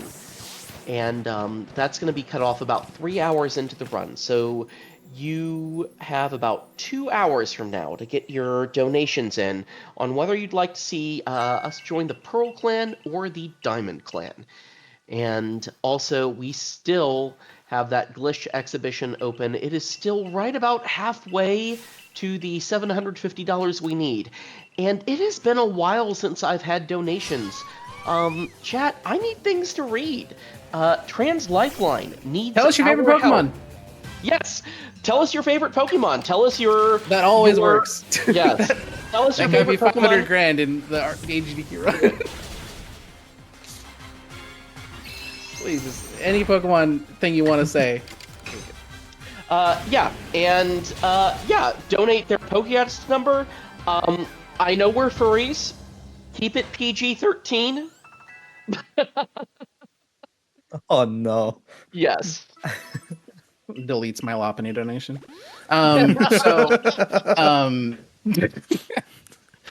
So, um, what was I gonna say? Should I tell them, Blood, which one's optimal and which one's terrifying for the clan bid war? Or should I not? Oh yeah, go for it. So the one that we in a speedrun would ideally choose is the Diamond Clan and go with Adaman and fight. So basically, whichever clan you choose, you have to fight that clan's deity in a traditional battle and catch it. And then the other one you fight in a battle like this we are literally about to see, in a bomb battle or a boss battle. And we will have a super effective move to weaken Dialga, but we do not have one to weaken Palkia. And Palkia will be a lot harder to catch. Welcome to Dark Souls Pokemon Edition. Yeah, so this fight is actually really, really fun because you can just cheese it. Never mind. I'm bad at this game. Yeah, you walked in a little bit too early. So I think after this phase he'll be able to show it. But if you're, Cleavor just did that attack where he brings his scythe hands like down, or his axe hands. If you get between him and a wall, he brings his axe hands down and he hits the wall before he hits you. So he actually can't hit you in that case. Like maybe we'll get it after this phase. Yeah, so maybe we'll get to see it once. Usually it's like, every phase here. Yeah, here we go. So he's going to get between Cleavor and the wall. Hopefully there's time. Never mind. Well, hey, it happened. It happened, but like it was after the fight ended. I'm gonna risk not evolving the Bidoof because I just need one more catch to finish. What do you think about it? Yeah, and if not, like that's the thing. Like, actually, no, I'm just gonna click evolve. It's another 20 points if I get it later. Yeah, and you'll evolve the Sokun, right? Should I really do that? I'm going to be annoying about this, yes. I will be annoying about this. Thanks to the Shinx at the very start, I'm already a minute 30 down on my PB. Well, why not more? Go for it. You'll be more time down when you're losing catches on Beautifly. It's a small investment for an easier run. Yeah. With that start, you cannot really hope for anything, unfortunately. Yeah. I mean, I think you can still PB, and as long as nothing else goes horrifically badly. But I mean, the rest of this area looked fine to me personally. Like, even like I don't know, it can be hard. It can be interesting to watch other people play this game because like I can see all the tiny little things they're not doing. Like they're not canceling their Pokeball throws fast enough. They're not getting on weird ear fast enough after a catch. Like they're taking a little bit too much time to aim. But I wasn't able to notice anything like that in this area. Like everything in this area like looked perfectly fine to me. Yeah, like I'm just gonna lose a little bit of time to my PB thanks to slightly more research and also certain situations I kind of just got a bit unlucky on catches, so I had to do a little bit extra for Baniri, for example. Yeah, I had to stick around longer and stuff like that just to catch a third because I couldn't feed one. I kind of regretted letting the host read that stuff about the donations because I wanted to say, oh, how many Baniris did you feed? How many Baniris did you feed? Did you feed 4? Did you feed 3? I was like, I needed a status update. I was like, where's my mushroom? I don't want to interrupt. But yeah, he knew what he was doing. BloodDerg's been running this game since I think he started running Catch 'em All first. Yeah. Which is an interesting way to start this game. That's a 9-hour category. Or less than 9 hours if you're determined. Huh? Oh yeah. I was confused by I forgot that I evolved. I just did that. The amount of times I forget something that literally just happened, like I'll do some of the best Arceus gaming you've seen in your life, and it's like, wait, did I do this thing that you just saw me do? Like the brain rot of this game is a bit too real. Right. But like, especially when you do multiple runs a day, like they bleed together, and that's a really big problem too. Speaking of brain rot, I have a donation. Speaking of brain rot, go ahead. We have $4.50 from Anonymous, who puts that towards the Glitch exhibition. And Anonymous says, my favorite Pokemon is Renamon. Oh. I don't know. I know exactly. I know what that means. That is a Digimon. Oh. Yeah. Put your name on that, coward. Reveal yourself. Yeah. Come on, Anonymous. You got to own up. Who was it? All right. Another thing I need to look at is what kind of items I have, how many Pokeballs, feed items, and stuff. I look at my berries and I'm fine. I'm not gonna buy any berries this run. The only thing I will be buying is cakes. If they appear in Ginter's shop, yes. Yep. Which our best friend Ginter, our best mutual friend Ginter, appears after you've cleared this first area. And he is a shopkeeper that sells you 3 random things from a list of items that are exclusive to him. And a lot of them are things that you cannot even make yet. Like the cakes that BloodDerg just mentioned, you need to get a lot farther to be able to come anywhere near making a cake. And he also does not have the ability to craft great balls yet because he's only rank 2.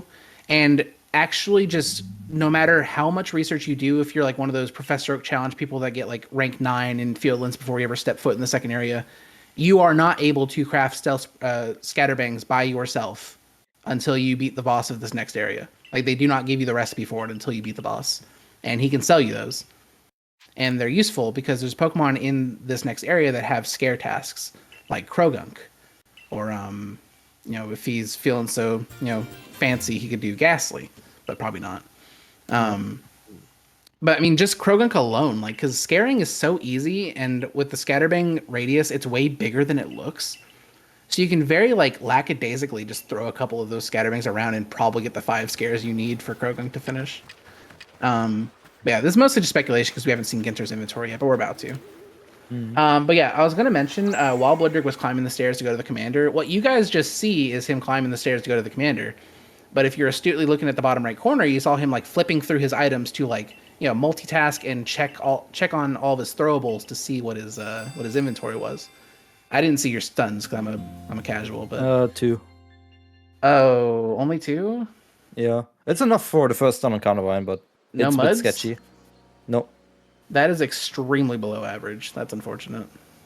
So Yeah, Pokemon had a random chance to unfortunately- drop Spoiled Apricorns and Mud Balls, and he did not get any Mud Balls, and he only got 2 Spoiled Apricorn drops. In my prep run, I left with about 7 spoiled Apricorns out of Fieldlands, so... I've seen as many as like... Yeah. I think I've seen 10 leaving. Like, double digits is definitely like, something I've seen, but not very often. Ginter! Alright. Grain cakes! Absolutely. Raspberries are cool and all, but grain cakes are just better. I was in my heart of hearts, I was like, buy the raspberries too. But I know how badly that can go because that is a lot of money to invest on something like that. Yeah, and I will buy some Pokeballs in a bit. I'm gonna go for 20 balls, and I think that should be enough for the run. For the time being. The cakes, they are an extension of a mechanic in this game where every Pokemon has their own favorite food of the 5 food types. I think there's 5. Plump beans, I think they're called. Plump beans, hardy grains, silly mushrooms. I don't remember what the mushrooms are called. Springy mushroom. Springy mushrooms. Dazzling honey and crunchy salt. And they all can be made into cakes using a cake base lure and the recipe and some other ingredients as well. If you feed a grain cake to a Pokemon that has hardy grains as one of their favorite Pokemon, that is the best catch rate you can get for 1 food item thrown. It is a massive catch rate to the point where, Blood, I think I told you this, but during one of my shiny term runs, I caught the Alpha Ursaring because I fed it cake and I caught it in a heavy ball. Yep. Like, it was so silly. It's like level 55 or like some disgustingly high level, but you use a calculator, a catch rate calculator.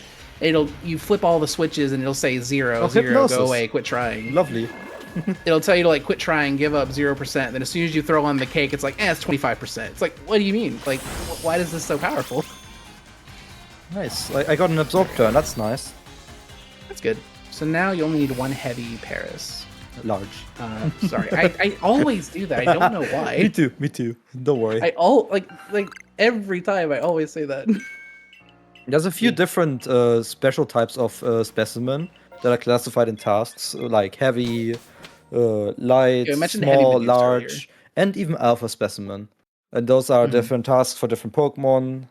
if there are tasks in the first place, and large specimens a task for Paris. And at this point, if I catch 4 and just one of them is large, that's enough to finish Paris.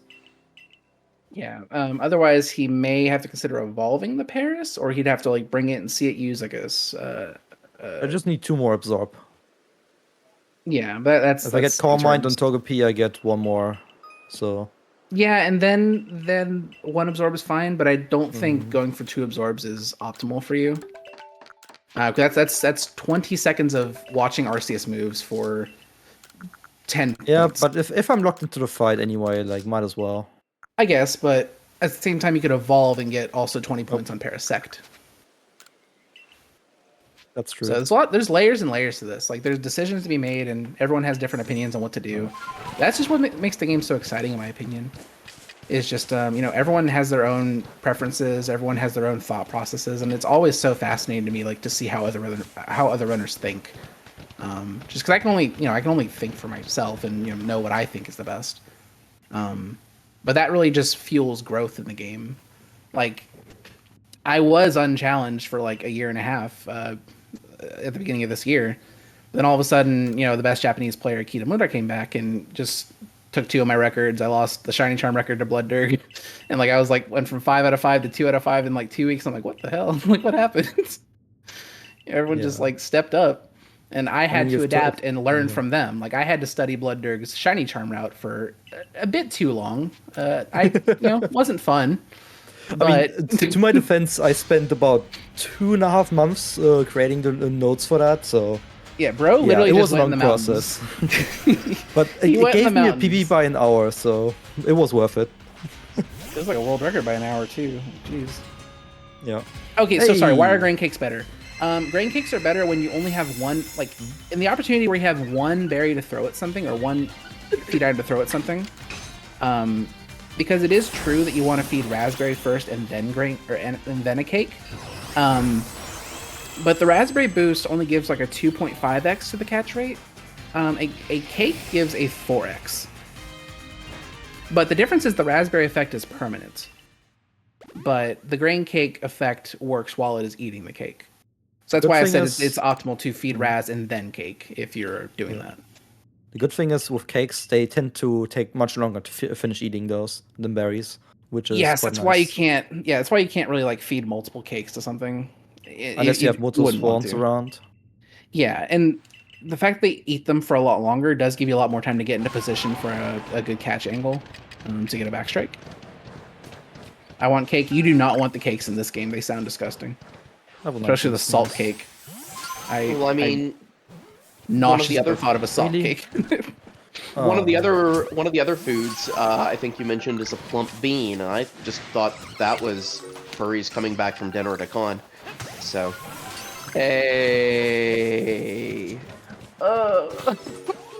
sorry, not sorry. I wasn't ready for that. Okay. Using movement, we can kind of scale a few things. Back on topic. I love how you were just completely unfazed by that. You get used to certain things. I guess that's the difference, is I'm not used to it. Because I only call it one Psyduck, I will be sacrificing a Paris just for consistency's sake. Because there's a chance we will die to the Toxicroak, especially with the level 17 Psyduck only. Because the level 19 unfortunately didn't go in. Yeah, so the ideal quote-unquote strategy here, if you're just doing attempts or whatever, especially on this run, BloodDerg would absolutely do this, is just to throw out Psyduck. And as long as you don't get crit, you shouldn't die. But then the Psyduck still has to be fast enough to get an agile confusion into confusion combo. And being level 17, the odds aren't looking good. So it's very, very, very, very advised for especially a run that you don't want to reset or like lose a lot of time on, to throw out something like Paris or Shinx, depending on what you brought, and just let it die to the Venoshock. Yeah.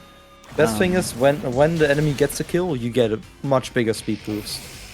Yeah, so that's one thing about the battle system in this game I didn't mention. In in most of the Pokemon games,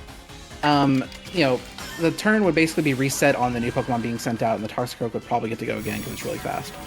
I'm on a strong here. That's a bit too. Yeah, that was close. a really low. That was a really bad roll. Jeez. I mean, I'm level 17. What do you expect? I guess, but even for level 7, like I was convinced that strong wasn't gonna kill. Like, that was really bad. Well, there's a bit bigger difference between strong and agile, so I guess, but I was comfortable with that. Still spooky. But I don't remember what I was saying. It's fine. Oh yeah, so the reason we need to run a full party, as you've probably gathered from how you've seen the battles play out, is the fact that the incoming Pokemon will pretty much always get another move on the one that just got the kill. So anytime in the end game, the fights are going to run a similar course of you get a kill, they get a kill, you get a kill, they get a kill, and obviously running one Pokemon just doesn't work for that. Now, there is a fight in the Catch-em-all speedrun in the post-game that does work like that, where you can just run one Pokemon, but we kind of abuse other game mechanics to make that work. But for the most part for this run, that's going to be how it works. And like some of the fights in the end game are going to come down to our last Pokemon. So you may have heard BloodDerg say out loud what gender that cricket tune was. That's something I think I started doing because the origin story is kind of cringe. I'm not really. I was watching Markiplier play Five Nights at Freddy's Security Sister Location, and he was doing the Golden Freddy mode, the max mode, and I heard him say that whenever Funtime Freddy would change sides, he would actively say left or right to reinforce it in his brain that the direction has changed, to keep his mouse cursor over to that side and remember that he moved to that side. And I decided to start doing that with Gligar specifically, because there's a lot of Gligars you got to catch really quickly, and it'd be very easy for me to forget if I caught a male or if I caught a female. So I would say male or female out loud to reinforce that I've seen that or caught that. But yeah, it's just psychology stuff. Do we have a few minutes for some donations? Because we have some donations flying in. Yeah, BloodDerg's just about to catch a bunch of really high-level Crickettoons. Hopefully they get in, but yeah. So first of all, we have $2 from Oasis, who simply says, Furt. And that is going to name the Gastrodon Furt. Beautiful. Thank you, Oasis. We have $5 from Kelchan Ferret towards the Glitch Exhibition, who says, Fun fact! Did you know that the Centrit English Evolution naming convention is based off of medieval architecture? Furret is named after the turrets of a castle in which you post sentries. Female, please go in. That'd be really nice. Adalor sends in... Oh, go ahead, sorry. Yeah, sorry. I was going to say, sometimes the profile picture on the top left, when it shows you a new task, you can tell, when you see you got another catch. With Crickettoon, you can see its mustache length. That's how you can tell whether it's male or female. But sometimes it bugs out, and the white circle that surrounds it gets really big and covers up the bottom, or covers up a lot of the interior of the. Was that a sleeping combi? That's so sick. Yeah, it was. That's it was. But yeah, that's all I was gonna say is that sometimes we look up there to see gender differences if they're applicable in the profile picture. Otherwise, we just have to pay attention when we target them, because you can see the gender when you target Pokemon. But yeah, that's all I was gonna say. I just want to catch a few of them. You had another donation? I have plenty more donations. And before I start working my way through them, I want to let everyone know we are now at $453.46 out of the $750 we need for the Glitch Exhibition. So we are getting closer. We are about $300 away, and you do not want to miss that. Don't let it get down to the end of the run and us come up just short. Get your donations in now. Let's make sure. BloodDerg, do you want to, BloodDerg and Halkery, do you guys want to give them a little bit of a taste of what they don't want to miss in that Glitch Exhibition? Well, when I did my Glitch Exhibition for AGDQ 2023, there's some glitches I did, and some of those will be coming back because there's some people that didn't watch AGDQ 2023. But there was actually some glitches that were discovered recently by newer players that weren't playing when AGDQ 2023 happened. Namely, there was a glitch discovered by a Japanese runner named Agpack, who started running after the game was featured at RTA Japan last year. And another one of them, I didn't learn about until after my run at AGDQ. So, Unbelievable. but yeah, there's a lot of new glitches that you guys have probably never seen before, and if you've seen them before, they've never been shown in a marathon before. A lot of them, one of them involves being able to fall from any distance and not take any damage. Another one is a great way to get a lot of money. Basically an infinite money glitch.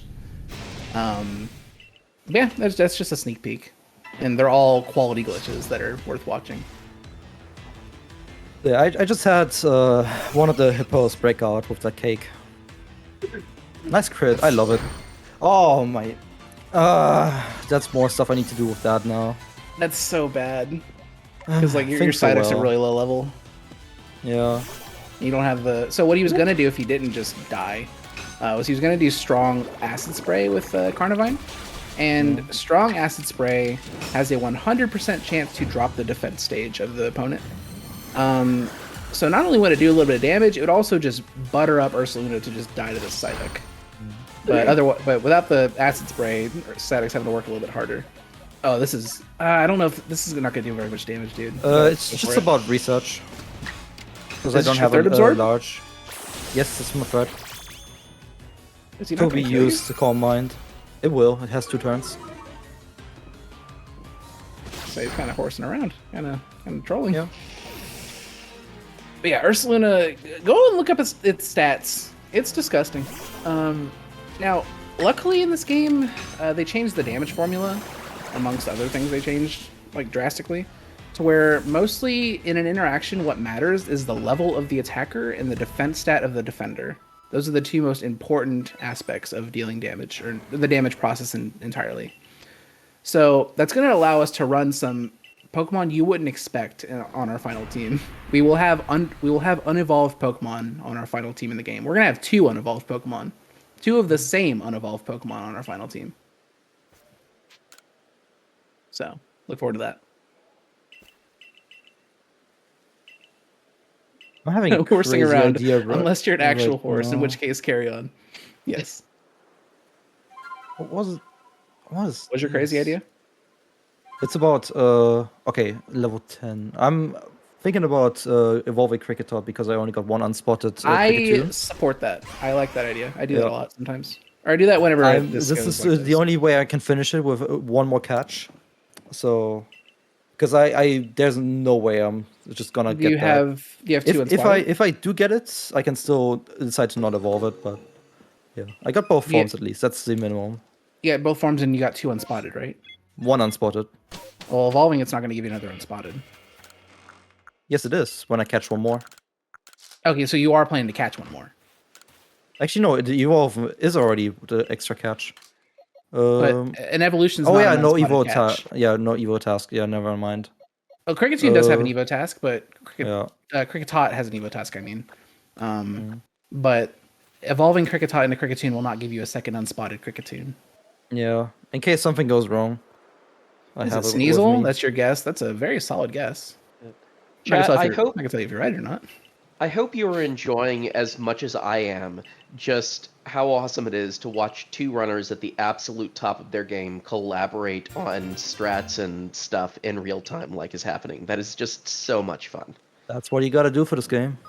Yeah. Yeah, that's why I was hired. I nice to get the Ginter refresh. This is my job. Okay. I'm a professional yapper about what to do in this video game. Wait, did that say 8? On Hippo, it said 7. No, not the Hippo. On Kricketune. I don't think you got a...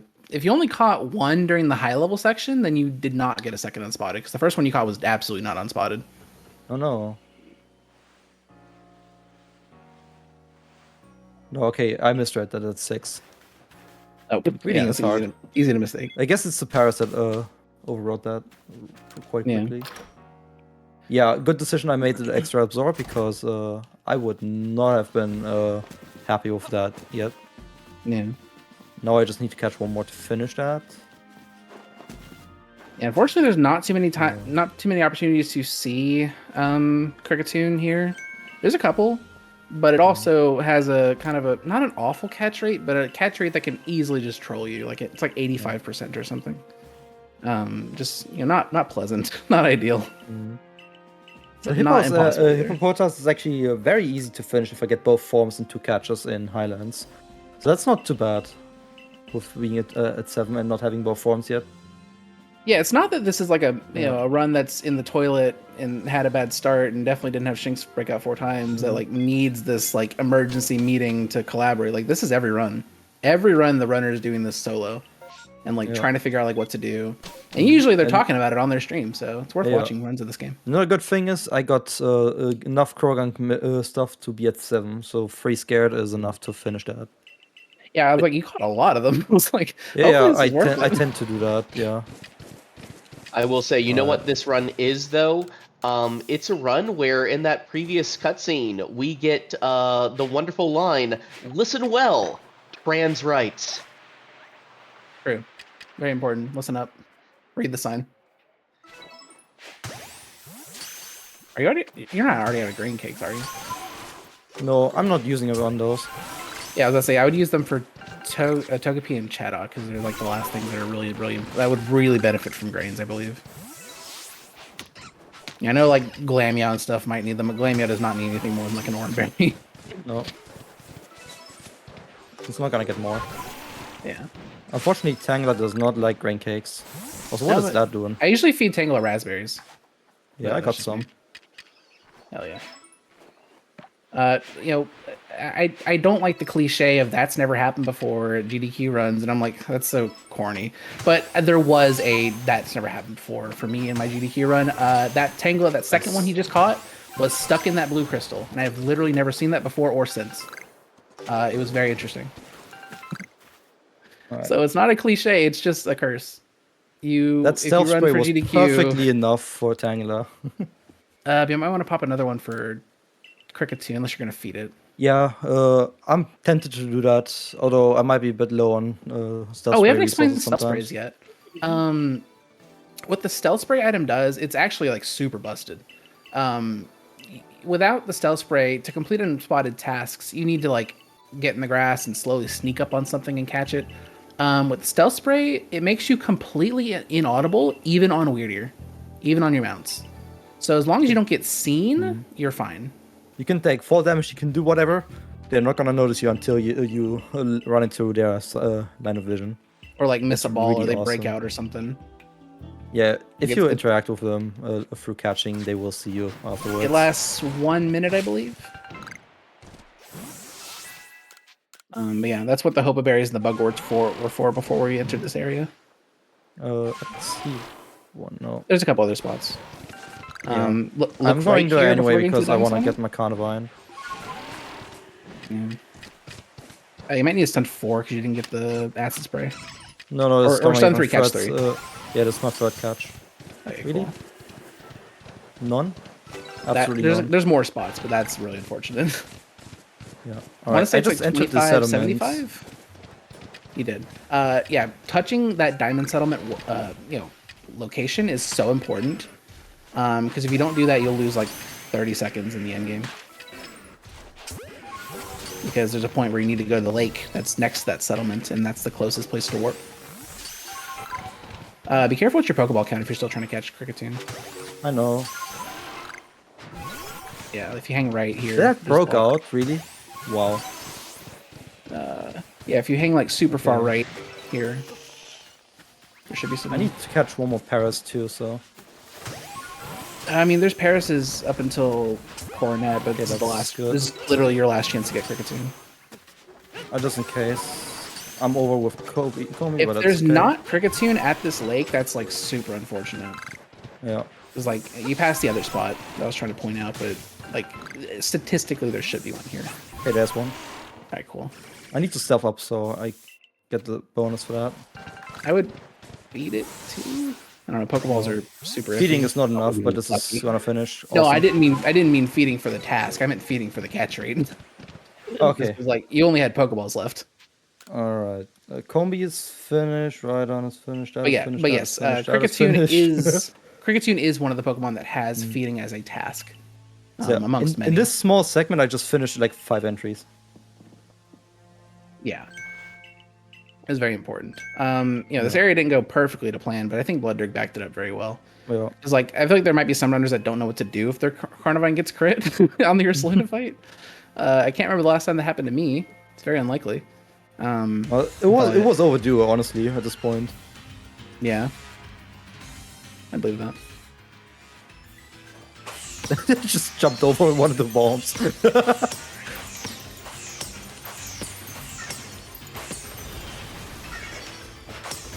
But yeah, this is Lilligant. This is my profile picture.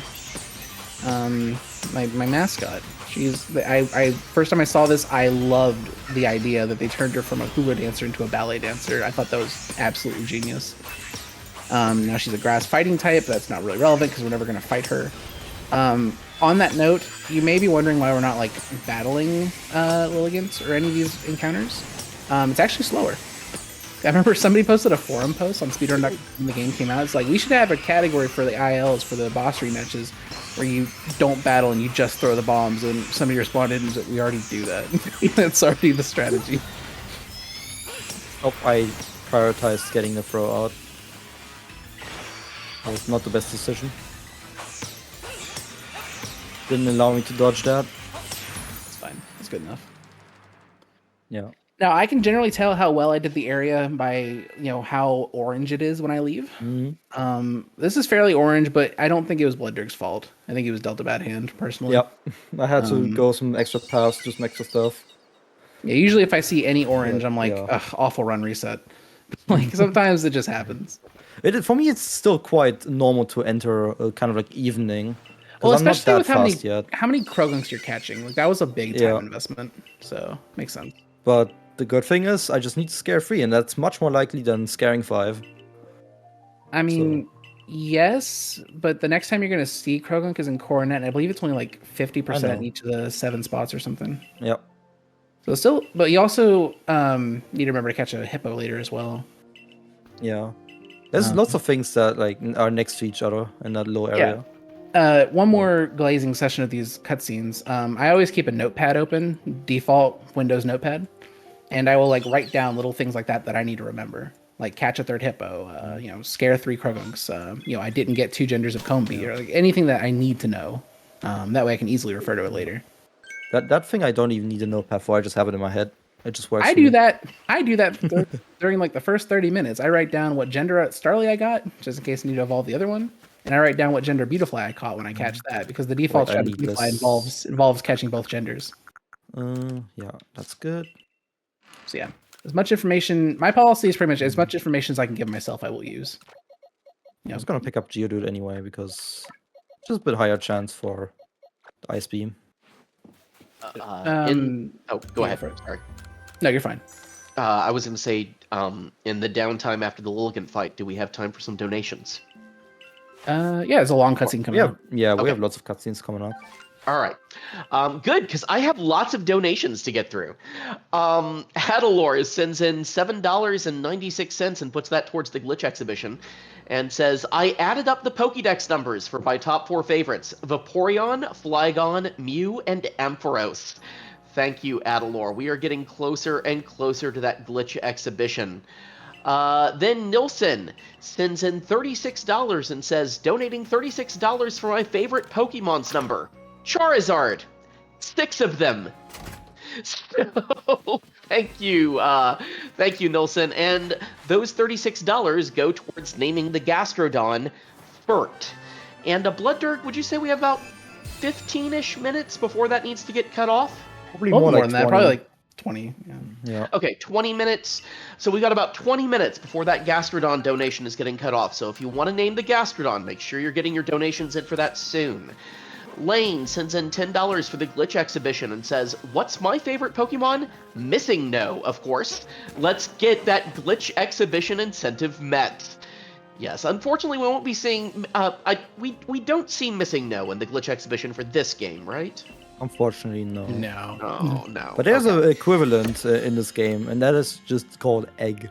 It shows up in the overworld as a shiny Lucario. You cannot interact with it. Trying to battle with an egg in your party will crash the game. And there's an actual egg sprite in the game for a placeholder-like image. It's pretty cool.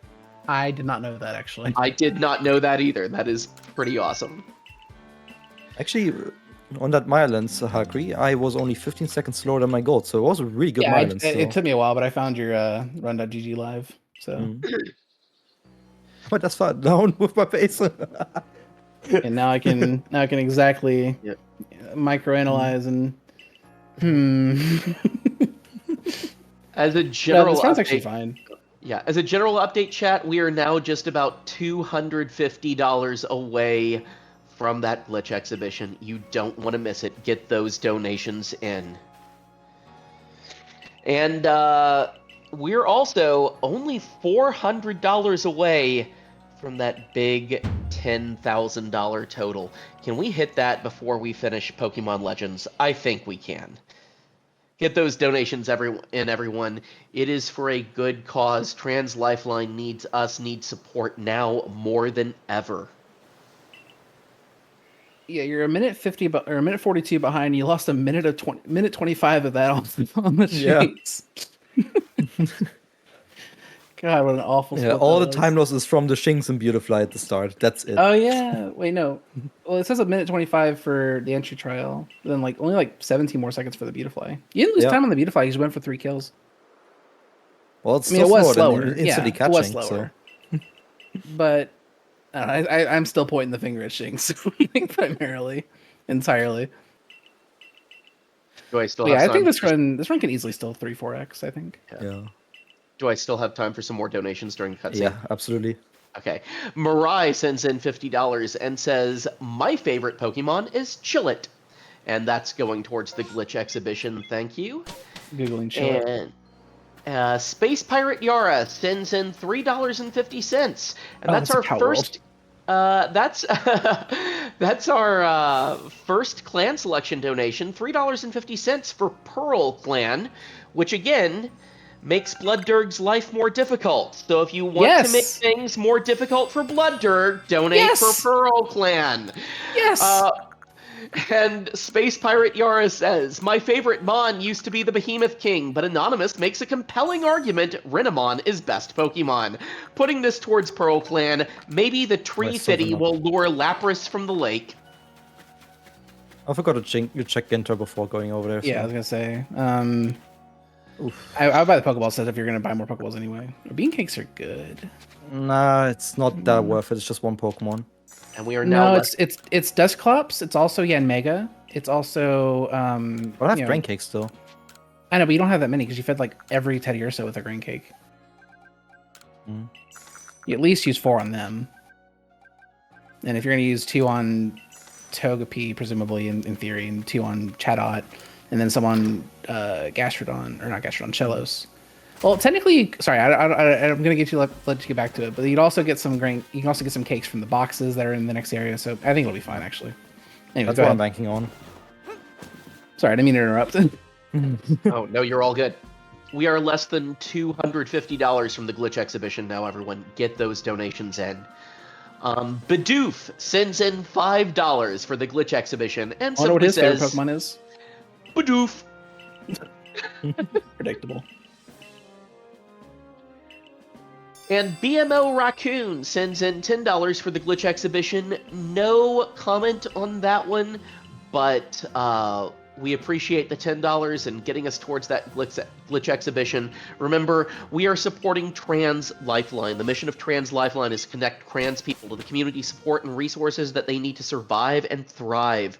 They envision a world where trans people have the connection, economic security, and care that everyone needs and deserves, free of police, emergency responders, and prisons that disproportionately inflict violence and mistreatment on trans individuals. Since 2014, Trans Lifeline operators have answered over 100,000 calls from their peers, and we fully support the mission of Trans Lifeline to help and empower trans people and share experience. To learn more, please visit www.translifeline.org. And Adamant also says trans rights, so.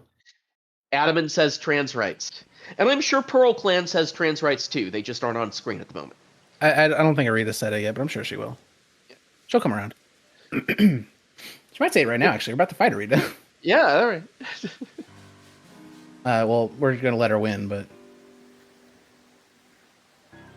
I mean, we're letting everyone win who says trans rights, so... Yeah. What's the problem with that? Well, you're going to be beating Adamant later. Actually, no, you're not. No, you're not, actually. Oh. No, yeah, you never have to beat Adamant in this game. Or in this run, rather. We did have to beat Arita earlier. Now.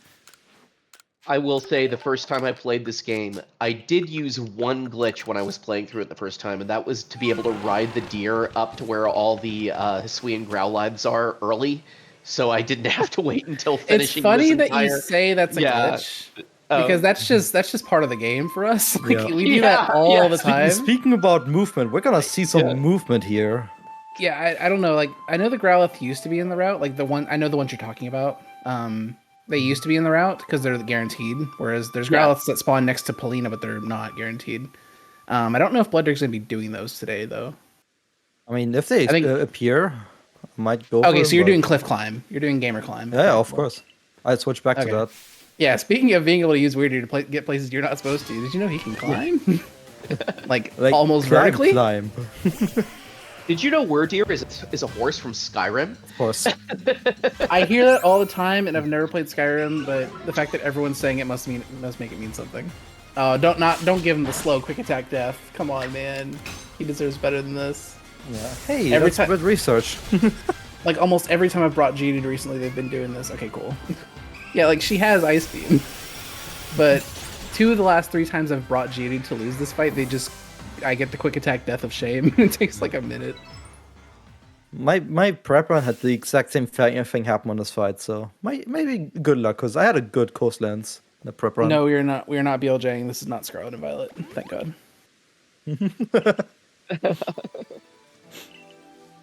Scarlet and Violet is an awful speedrun. I could say that because I have. Instead of BLJ, we're gonna frame walk. Yes, yeah, it's closer to frame walking, yeah. So Valkyrie, you speedrun most of the Pokemon series then? I speedrun every game on the Switch, and I've done some 3DS stuff and DS stuff in the past. Okay. And for 8 years before Arceus came out, I ran Pokemon Mystery Dungeon. Gotcha.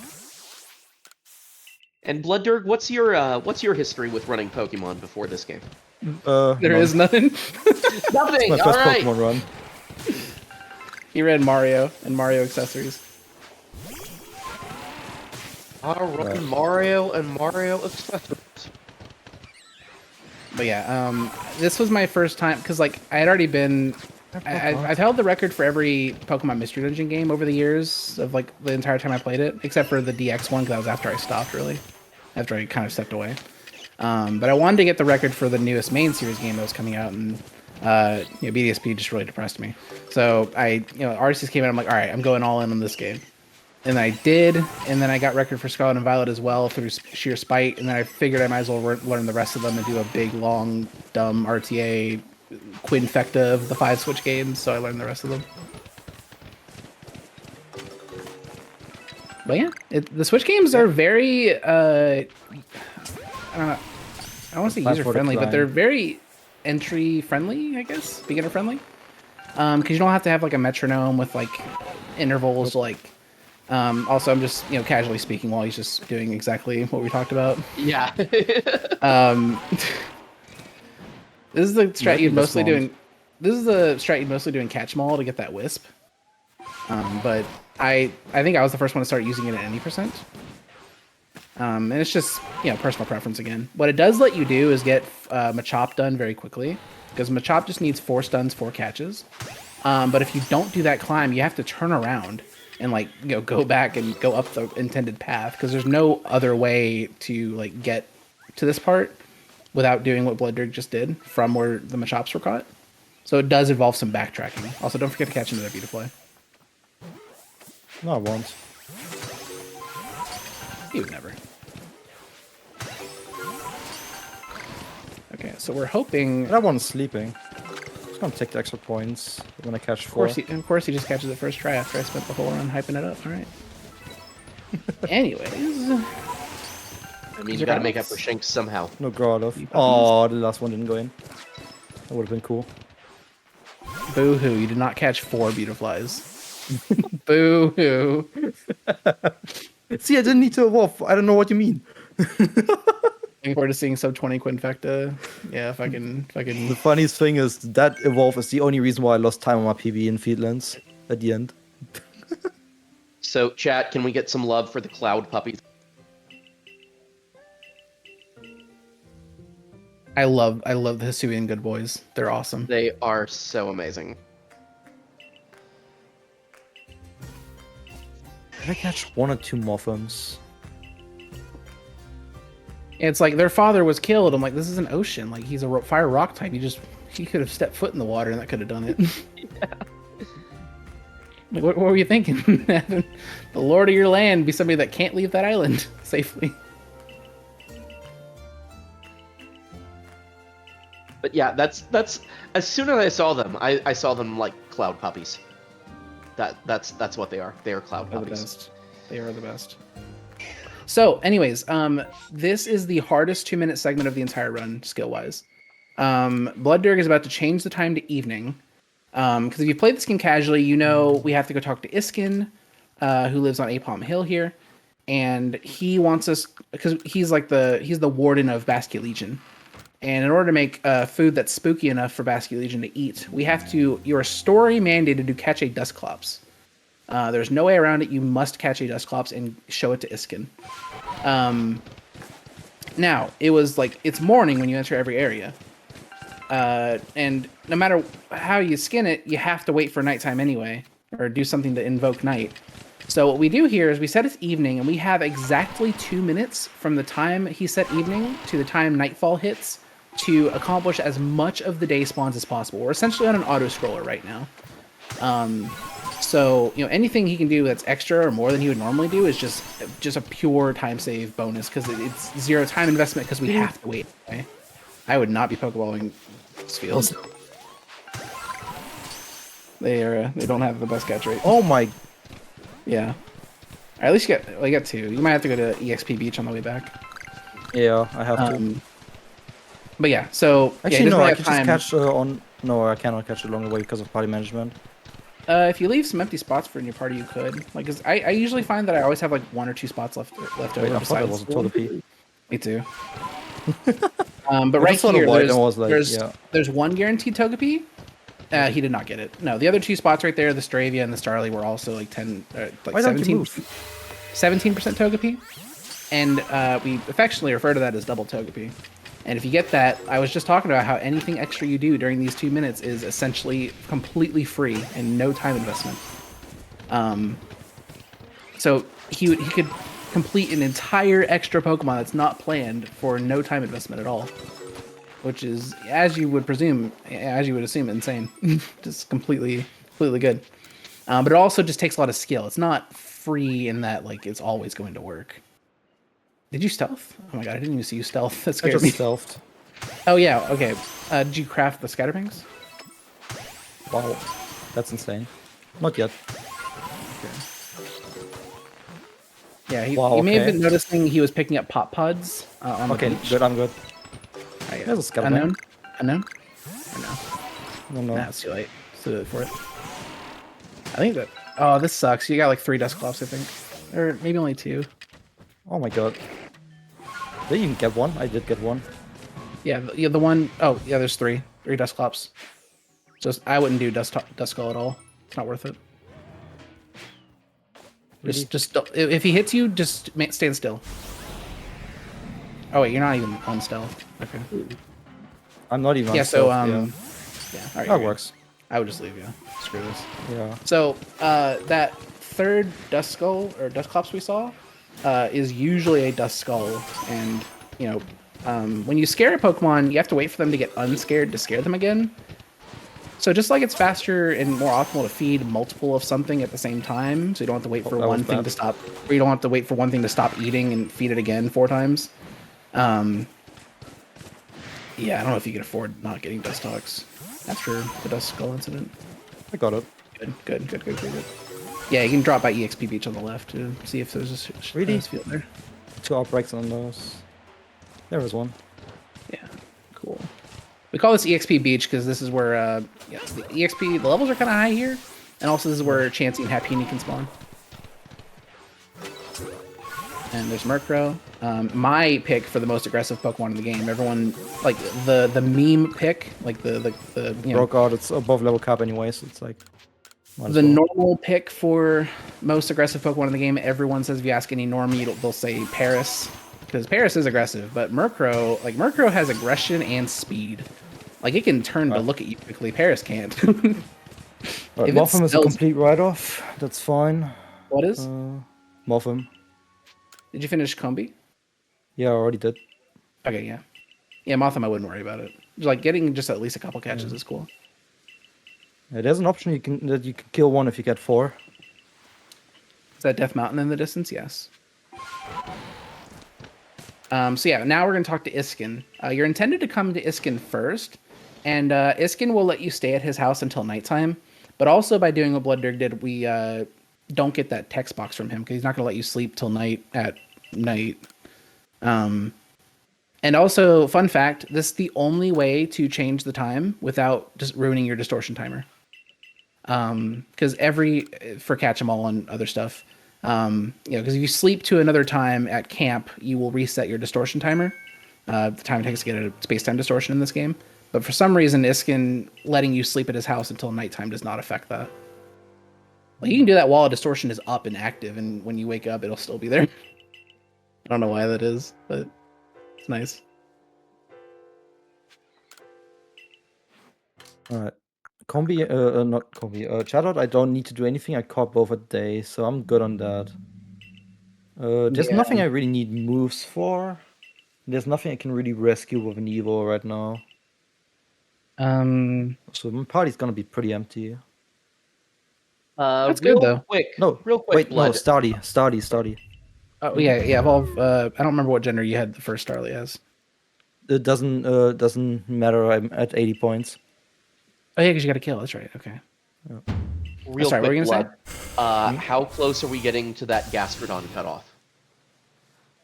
You probably got like 4 minutes because there's about to be a 3-minute cutscene.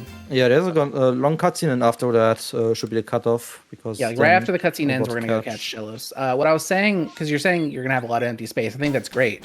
Because normally when you get to Shellos, you have to like look around and scout out all their levels and make sure the highest level one gets into your party. But if you have 3 spots, you don't have to care. You can just literally catch all of them and just evolve the one that's the highest level. Well, I'm just gonna grab a Starly so I can evolve. Yeah. Oh, you need chat out too. No, that's done. I know. It's better for the fights. I have Starly. For the fights?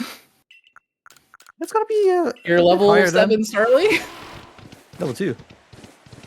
I'll catch a few things. We're gonna be good. What are you using on Toxicroak? During fog? Oh no, it just started fogging. There's no way, dude. Welcome to this game. But no, real talk, what is your plan to kill Toxicroak? Shadows. Okay. So the problem with that, and it is a valid strategy, the problem with that is if he uses Mud Bomb, you are BloodDerg, so you're going to miss every single one of your Earth powers.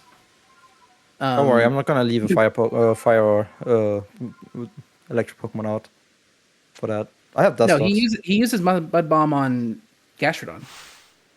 Yeah, I'm not gonna. Wait. Oh, you're gonna send out a Shellos to sack. Not the Shellos to sack. I'm gonna. No, okay. I'm not sure. I'm not sure right now. If it's high level, I might just throw it in because it can kill with Poison Jab. Yeah, but and that's the issue. Toxicroak always uses Mud Bomb on Gastrodon. Yeah, and I'm only using Gastrodon on the last bit of the fight. Okay, so I'm just... Who are you starting that fight with, is my question. I mean, I got my Quilava right now. Okay, I think I see what you're saying. You're saying you're going to send out Starly/Staravia when you evolve it, and it's not going to be able to use Mud Bomb because it's a flying type. Exactly. And then it's going to kill the Staravia because it's going to be like level 20 or something. And then from there, you're going to send in Gastrodon and get the kill. Okay. Yep. I still think Chatot because you just go for strong air cutter and kill, but this is fine. Yeah, I need my slots, but I think just having 2 slots for Shellos is always better. I don't know. I think bringing Luxio was a mistake, especially now that it's fogging, because just catching 2 tentacles is 80 points. It's just like I didn't know that there was gonna be fog before I I know, entered the but it's cutscene. also Thunderfang, and you I don't you have are the only Pachirisu. person. I know, but you're also the only person I know that's ever missed 4 Thunderfangs in a row. Yeah. I need to clarify when it wasn't fogging. Yeah, watch me hit everything in the fog. You know what? That might be how it works. I would not be surprised if that's how that works. Anyways, strategy meeting over. You can read donations now. Okay. We have $25 from Side Angle CJ towards the glitch exhibition, and they say trans rights, followed by a great number of exclamation points. Also, any Mudkip enjoyers? That's my favorite mod. I hear you like Mudkips. Silent SR sends in $25.40, saying 25.4 for my favorite Pokemon. Number 254, Sceptile. Let's see that glitch exhibition. Then we have $15.01 from Bursic, who puts that towards the glitch exhibition and says, donating $6.39 for my favorite Pokemon, Terracon. And another $8.62 for Obstagoon to say, I'm not that kind of badger. And finally, someone, thank you, Bursic. Finally, someone took me up on my offer in the chat to read more donations in the voice of Hank Oh Hill. my god. Oh, go ahead. Sorry. Well, I mean, this should be fine. I'm having a great time right now. Hit. Just if he doesn't hit run, see. Okay, cool. I'm running anyway. As soon as you notice the miss, just send it up. Just send it north. Just hold W, and hopefully you escape the fight fast enough. Right, now we finished Dust Talks. Yeah, the research path for Dust Talks was to catch 2 at night and use strong poison powder. But that using moves part becomes very difficult when it's fogging. There's a few of those moves that just I think it cuts your accuracy a third, if I'm not mistaken. I believe that's right. But yeah, because BloodDerg has 2 open slots, he can be a little bit less caring about his the shellos he ends up picking up. Like that one's 33. That's fun. Oh yeah, that happens sometimes when you throw the ball too close and angle it downward at the ground. I'll just pick up this for now. Oh, perfect. Yeah. One great ball. It's broke. Did they both break out? Okay, I was about to say. Okay, the 34 went in, but I'm in bad trouble. I need one more unspotted. Yeah, I was gonna say that I was gonna hit the box. Well, you're running right into its eyes. It's already spotted because of. I know, but you could have waited a second. It would have. Okay. Been chill. Hopefully, you got a small. If it's, I don't think so. I might be screwed here. On Shellos, at least, yeah. Anyway, this run's going great. That Gastrodon name. We'll need that soon. Not quite yet, but soon. Okay. Chat, if you have any last things for the Gastrodon, go ahead and get that in. That's fine. Yeah, I would just bail on getting a kill here, personally. Yeah, it's miss anyway. Yeah, this is gonna be you're gonna have to work. It's in this, total miss. That's awesome. I love that. Yeah. Classic tentacle. Yeah, this is probably the one okay time where you can like try to force Finneon. Yeah. So Finneon's kind of nice to finish if you get all the spawns and they get in quickly. Because they float above the water, they just need to be catched unspotted. They are literally blind. They have absolutely no vision. That's fine. This is also good blood to stall out the fog. So don't feel bad about like staying here. Don't try to catch more. Because the fog has to change within it'll re-roll the weather within 4 to 6 minutes. I'm not saying the fog will go away. That's not true. It will re-roll fog, and it will. If you're unlucky. There's a fish back there. Yeah, it's fine. Do I have time for one more donation here? Yeah. More. Oh.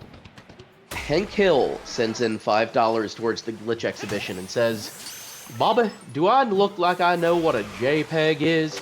I just want a picture of a god-dang Growlithe. Alright, I need to know the name now. Okay, let's get that closed off. So give me 1 second here. Yeah, that was a disaster. And I would chalk up a lot of that to not Blood's fault. Like, that was just, Fog's unfortunate. The Shellos, the Shellos that he threw a ball at, like, very close to the ground, like, I knew that was going to miss, because that's just a bug. Or sometimes, like, if you're angling that close to the ground, it'll detect the ground before it detects the Pokemon you're aiming for. But the fact that some of them broke out, like, is just kind of gross. All right, give me just a couple minutes here. I'm checking on something. It's an evolution. Yeah. All right.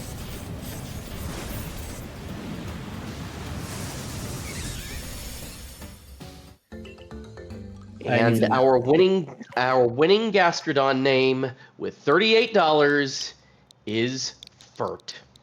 There we go. Oh, rare Ursaluna cameo. I love the Ursaluna 80% cameo. It's so much fun. He literally has no purpose in this category. But it's a human error. So many missed catches. I'm worried that this Quilava might not do enough damage. You're not even gonna hit, bro. You're not even hitting this move. True. For being real. Like, luckily you have Staravia, so you can use Aerial Ace on the Abomasnow if in an emergency. But it's still a very emergency. Yeah, one of those emergencies that we literally might see here. But you know what? You know what's great about Fog? Nothing. But the one thing that's nice about it is that it also affects your enemy. So we could see an Abomasnow miss potentially. You're not going to be mastered for sure, but... Yeah, I need to just go regular. Okay, there's one hit. It didn't miss. It did not miss. But I'm very fast, so... Oh, nice. Cool. Don't forget your wheel. Yeah. I need to prep for the next... I'm making the call to change the wheel, because I think it was Etiquette that noticed first that whatever Pokemon you have selected in the bottom right corner of your screen is the one that you will start the fight with, or the one that you'll start your next fight with. So by going down there and changing the wheel to another Pokemon, you're starting this next fight with a different Pokemon, so you're not like locked into the Quilava, for example.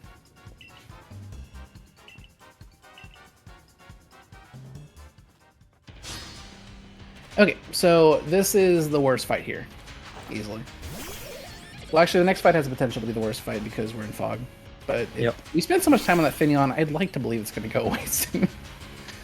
Oh, I didn't miss. That sucks. I mean, that's fine. That's what Gastrodon's for. It's not going to miss Earth Power, right? Oh, that's I'm not going to use Gastrodon yet because I don't want to remove any health. It needs all the health it has. Oh well. I mean, whatever. Hey, does that even kill? No, it doesn't. No. Okay, well, at least now you kill. At least now you kill with Water Pulse. Yeah. And Water Pulse. So, okay, one thing for the people that don't know this.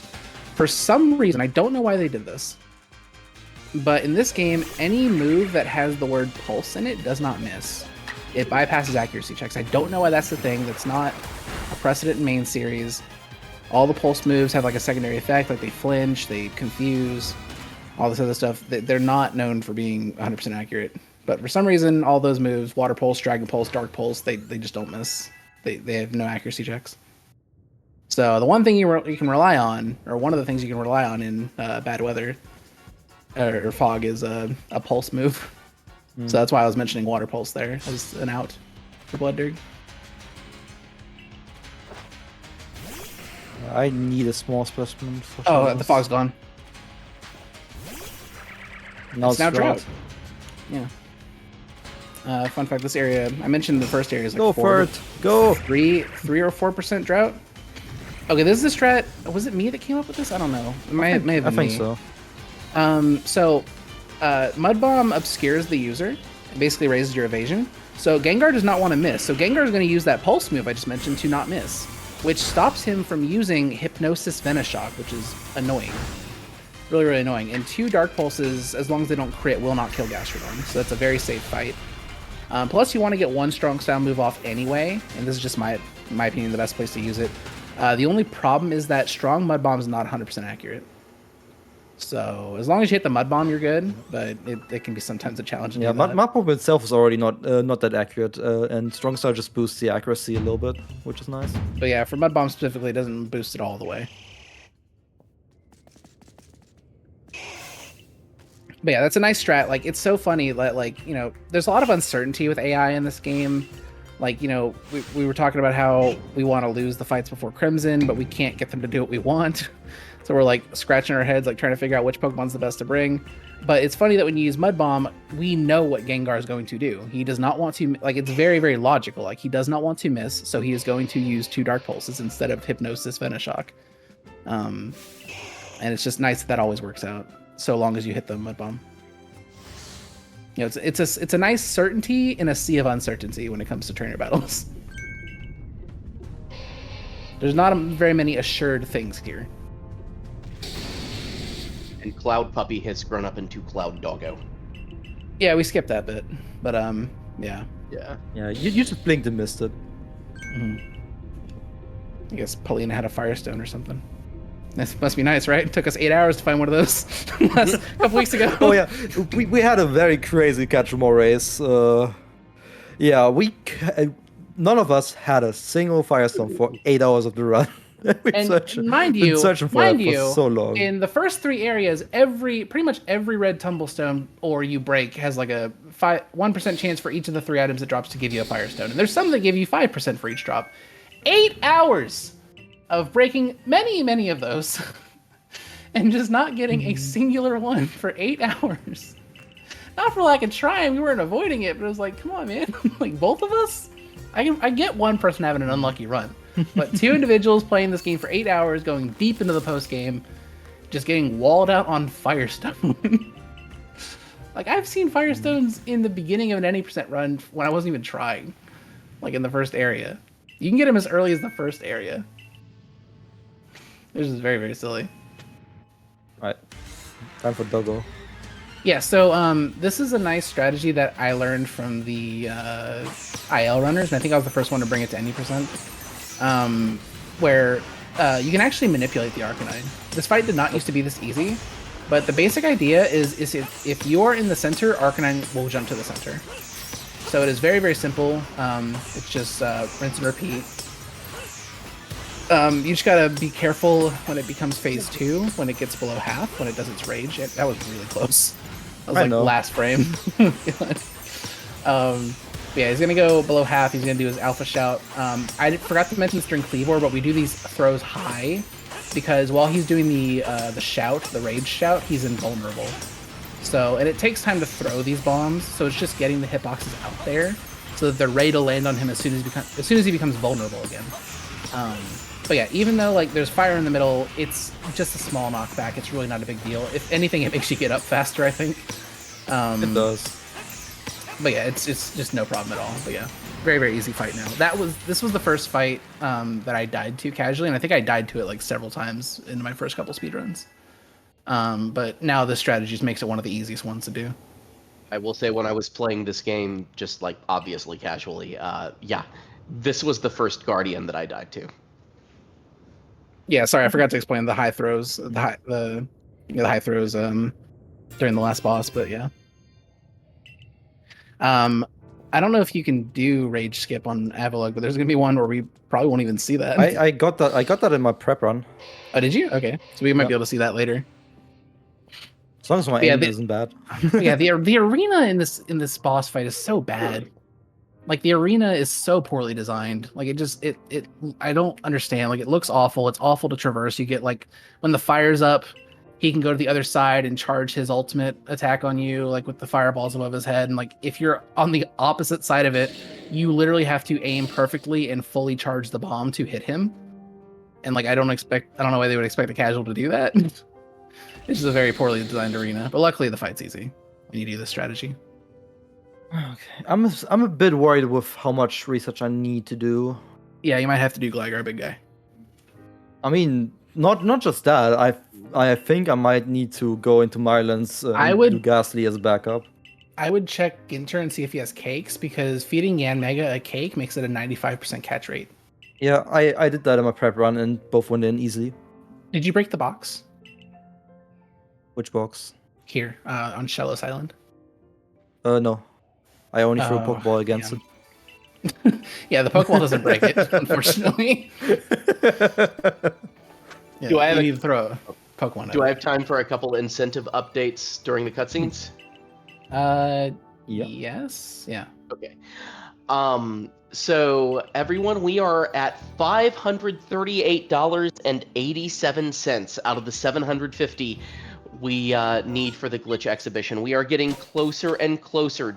We are over halfway through the run now. Do not let us miss this. Get your donations in for this. Also, we are, would you say, maybe an hour-ish away from the cutoff of the clan selection mid-war? Yeah. Probably less than that. Yeah, less than that. A little less than an hour away from the Or like cutoff 40? of the clans. Yeah, 40 minutes-ish away from the clan selection mid-war. Oh, right no. now, we only have $3.50 for Pearl Clan. Again, remember, if you want to make Blood's life harder, donate to Pearl Clan. Stop! He's already dead!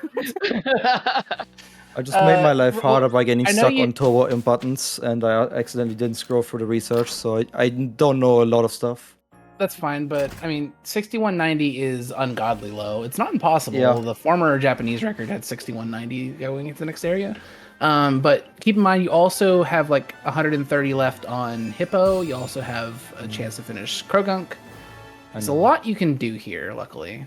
Like, that's not really accounted for in your research total right now. He only needed 6,000 to get out of that area, so it's fine.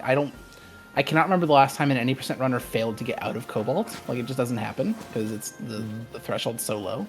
But the 8,500 threshold is daunting. It actually made me stop playing the game casually for like a week or two. So yeah, bringing Sali was absolutely required. Also say, yeah. Oh, go ahead.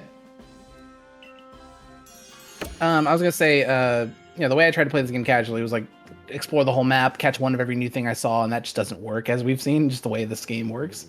It did somehow get me through the first 4 areas, or the first 3 areas, but then I was like 1,000 points under the 8,500 point cap, and I was like, I don't want to play this anymore.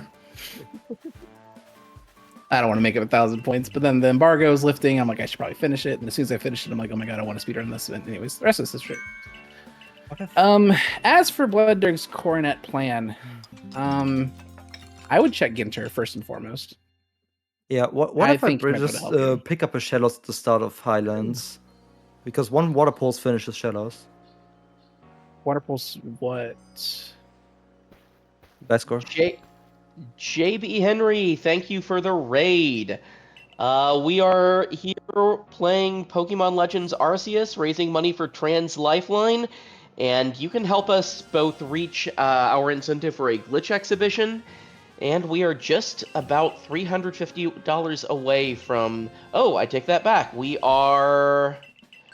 No, we are about $350 away from the big 10,000.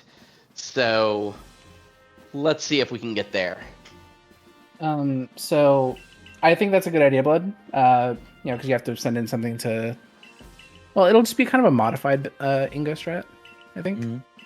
I mean, I don't think Water Pulse getting the kill. No, it's just about the research. Yeah, it's just to get the research, and then you just finish up with a strong... Oh, actually, yeah, then you just finish with strong Yanmega... well, either that or just throw out my Gastrodon again. Wait, that Gliscor doesn't have Mud Bomb, does it?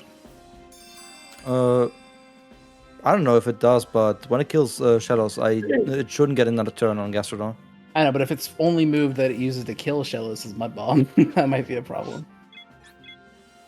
Well, it's gonna mess with a Yanma first. So. It does have Mud Bomb. That's spooky. Sticky Glob set? That's amazing. Sticky Globs are the best stun item in the game, and you can only really get them from the boxes in Cobalt. That I don't think we went for all of them. All right. And also, you could also upgrade the general store, which if you've been reading the text, the security core guy that we change our party with has been pestering us to do, but we're not going to do it because it's Can slow. I just sell this, please? Why is the default to no? That's so bizarre. That's stupid. Yeah, not the best skins for inventory, but I don't know, it's decent. It's gonna make some stunts trivial. Okay, but anyways, yeah. So normally in this area, you can do Hippowdon. I know. That's why I went for it. Ooh, that's huge. So yeah, normally like for a Pokemon like Hippowdon, in order to be stunned, it takes 1 Spoiled Apricorn, 1 Mud Ball. That's a lot of material to just sit there and throw and try to allocate out. But everything in Coronet Highlands, except if it's an alpha, of course, gets stunned with 1 Sticky Glove. Yep. Because I had to do, I have to do so much research. I committed to buying more stealth sprays, which means I'm a bit lower money for scatterbanks. But 11 scatterbanks usually should be fine. I'm not gonna do Ursa Ring. That's something I don't want to commit to. It's a bit too hard. At least something. Okay. Shout out to T-Pad to unlocking that Calm Mind time loss. Yeah, so we ran this game for like 6 months, and the strategy was always, for a long time, was Gastrodon there, always Leaf Blade. And then a runner by the name of TPAT_WX started running this game, and he saw that Leafeon use Calm Mind. We had never seen it before, and then me and Shady Gamer X got it that week. So we unlocked that time loss for the rest of us. Thanks, T-Pat. Mm-hmm. So whenever you get Calm Mind there, we call it getting T-Patted. Yeah, T-Pat is like exceptionally unlucky. You and him could like have like a really solid competition on like sharing notes about unlucky things that happen. But yeah, this is Ingo. For those of you that have played Black and White 2, he's a battle subway operator. I think I don't know. I didn't play that part. But yeah, he's here too. He also fell out of the sky a lot earlier than we did, and he became the Warden of Sneasler.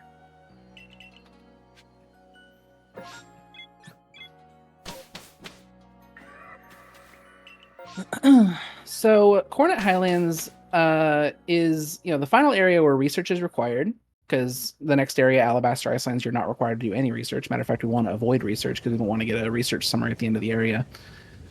And the ultimate goal here is just get to 8,500. Before in some areas like for Fieldlands we only needed 1,800 to leave, but BloodDerg had 2,400. For Crimson Mirelands, we only needed 3,500, but he had 4,000. Because it was worth carrying those points around. But now it's you have this one objective in front of you, and you just simply need to reach it. 5, 10, okay.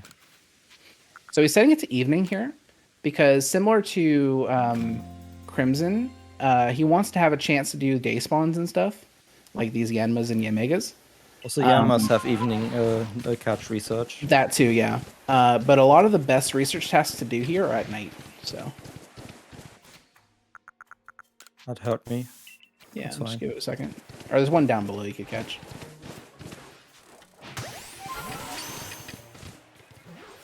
Is there ever a world where you stun? Is there ever a world where you stun the Yanmegas? I mean, that's not working for Unspotted. Huge. All right, cool. Yeah, Megas have like a 65% catch rate or something. So everything went in. That was not favored. Yeah, I couldn't hear the game, so I couldn't hear if you like entered the cutscene too early. I've dropped a bunch of frames. I just noticed. I'm sure it's been fine. I mean, my feed has been fine, but I'm not watching the stream, so. We had a brief hiccup on the stream, and I think we're back now. So all good. So I wasn't able to hear the game, so I wasn't able to hear. Like, it looked like you may have walked into the cutscene too early for that final Yanmega to get in. No. Yanma went in. Yeah. Okay. So yeah, judging by what you're saying, I'm assuming it got in. Just really expertly timed. I waited for that sound. Yeah. But yeah, there's also like the same level of urgency as Cobalt Coastland's evening and night segment is, but it's just because you don't want to spend too long on all this stuff because nighttime comes to an end at some point. So if anything, he wants to postpone Voltorb, which is like right next to the final boss of this area, for last, because things like Mischievous aren't going to be there during the daytime, but Voltorb is always there. We need to add a Haunter to our party. If it spawns. If it's there's a just gonna jinx it now. There's a 2% chance for no Haunter to appear. Yeah, there's a 98% chance for you to get a Haunter in any of like the 7 or 8 spots that it can spawn in. We want it to spawn in a specific spot because it'll be like level 53 to 56, whereas opposed to other spots where it's like in the 40s. And I'm also looking for a Haunter that is above that is level 54 or above. Otherwise, I need to buy some extra candy, so it's 54 for a specific fight, which it needs strong Shadow Ball. Yeah. Haunter is another member of our final team. We're actually going to be getting the rest of our final team here, except for the Legendary, but we'll get to that later. I'm not going to say what our final team is, for those that haven't seen a speedrun of this game. I'll just let you kind of speculate based on what we catch. That's good. Zubat in this cave. Zubat has a task for being caught during the day. That's good. Stay around. Just run. Okay, no, good. It's guaranteed. It's really guaranteed? Yes, 100% guaranteed. Wow. Even. With just a backstrike on Leiden? Yeah. That's interesting. So yeah, Zubat has a task for being caught during the day, and even though we were inside a cave and it was dark, it's still obviously daytime outside. So, or evening counts as day for that regard. So, free 60 points.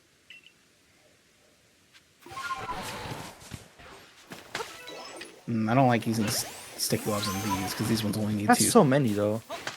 I know, but I don't know. I think it's better to do split acorns here because these guys need split acorns only. It's better to use the sticky gloves for the people that need sticky or need. Okay, I'm fine. I'm fine. Okay, cool. Called 2. I guess with an extra kind of hurt. There, yeah.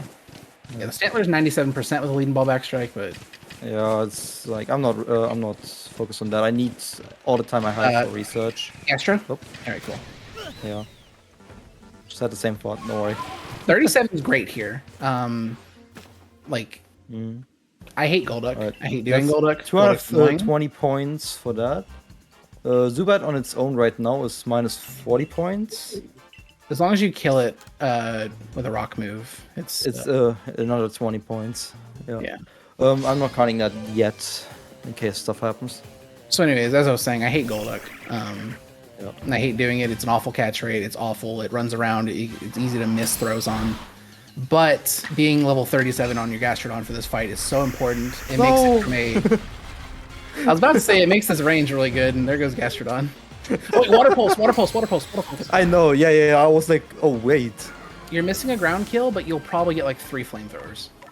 Yeah, I'm still gonna get a ground kill at the end. Like, the chances I'm 40 with Gastron by the end is so high with so much research that I need to do. Yeah, but anyway. As I was saying, level 37 has a much better range on that fight, but you can still miss it if you're BloodDerg. Yeah. From like 9 another and 16 way at to 36 secure that I don't need a ground kill is stun and catch 2. I mean, without the amount of sticky globs you have, why not? Yeah, it is an option. Yeah, that's why I crafted revives and violence, by the way. Yeah, the only stunners you have left are just Skuntank and Hippowdon. Yep. So you only need 5 sticky gloves for that. Yep. And you certainly have that. Like, Gastrodon was really bad at killing that first Skuntank. It's actually not bad at 37. Like, I calculated it. It's not a bad range. It shouldn't be that bad. But you're usually 36 because you can only be 37 there if you catch a 34 Shellos. And then, like, you do Golduck and Yanmega very well. Yeah. But yeah, in most cases, it's an awful range. All right. But if you're ever not sure, BloodDerg, I don't know if you know this or not. You can, after you take the first hit from Skuntank, you can do Agile, Water Pulse, Earth Power to make sure you kill. And it's a combo. In terms of extra research stuff, there's a good chance Bronzor is I don't need to do everything. Bronzor is 100%. Bronzong, not so much, but you can even get a ball on it. Plus 20. Plus maybe more if it's heavy? No. Nope. Okay. It also had an unspotted task, so I usually do Stealth Spray there. That's fine. Are those all luxuries? Yeah, I think so. the first one was way smaller than the other two. Yeah, that was the smallest Luxray I've ever seen. Yeah, so when they say large and small specimens, you can visibly see that. Like, yeah, it's very visible. So in terms of research, there's 3 things I always plan in. And there's a Tangler, Toxicroak, and Skuntank. Tangler here? And minus those, the research that I still need to do is equal to 1,100 points. So it is very doable, given the things I have left. What do you mean Tangler? You mean just getting the kill here? And Ancient Power. Oh, did you not catch 3? I did catch 3. You fed 3, catch 3? Yeah. You don't need Ancient Power. That's extra 20 points. I know, but I wouldn't stall for it, is what I'm saying. I'm not stalling for it. It's gonna happen anyway. Look, if he hits Stun Spore, that's great. But leading Yan Mega here is not correct, but that should be fine. Doesn't matter. Yeah, I guess. There's no real difference. Glasgow's gonna do the same to it anyway. I would rather have another dead Yanma than another dead Yan Mega. I just want to have one of the moves out of the way. Please don't get the boost. Good, he didn't. Doesn't matter. I can strong style with Yanma. I know, but these things scared me. And strong style is better, so I don't miss Air Slash. For those that are wondering why I'm worried about Ancient Power boosts, it's 20% in this game, not 10. They buffed it for some reason. And yeah, the Omni boost goes stupid. Alright. Nice. That's actually really fast. It's not guaranteed to kill, so I'm just wait. You already did your Water Pulse. Yeah, but I'm just gonna soften it up because there's no guarantee to kill and I don't want to heal up again. No, there was a guaranteed kill if you... Well, did you do strong air cutter, air slash on Yan Mega or Tangela? I did normal. Then strong. If you did normal, then you have what I do in this fight, and you could do normal air slash into strong air slash with Yan Mega. Anyway, this gives third maximum EXP, so it's not too bad. Yeah. I guess the one thing about doing what you did here and leading with the Yan Mega is you got your strong move out of the way, because you need to get one strong move on Ancient Power. Yeah, Ancient Power is reserved for Zubat later. Yeah. I usually get my strong air I can't remember what move it is. Air slash. There's so many air moves. Air slash, air cutter, aerial ace. Yeah, that fight actually went fine.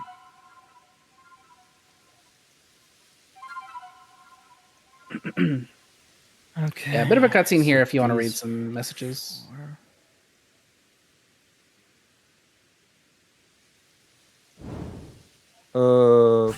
I'm actually pretty fine with how things stand right now. If I get Hippopotas, yeah, I think I'm very fine here. It's not gonna be a still pretty quick Highlands after all said and done. Yeah, I think you can do this pretty easily. Yeah. Especially with Hippowdon. Like, this Siggy Glob set is huge. Go ahead. I was going to say, I think everyone who plays this game would agree this Sneasel has, like, the sassiest pose on a Pokemon I have ever seen. Oh, yeah, she's got a side ponytail and a Manny. Who is this adult woman? Where's the Pokemon? Is she behind the model?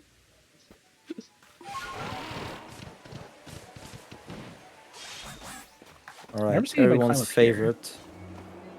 It doesn't matter too much. We have this spot here.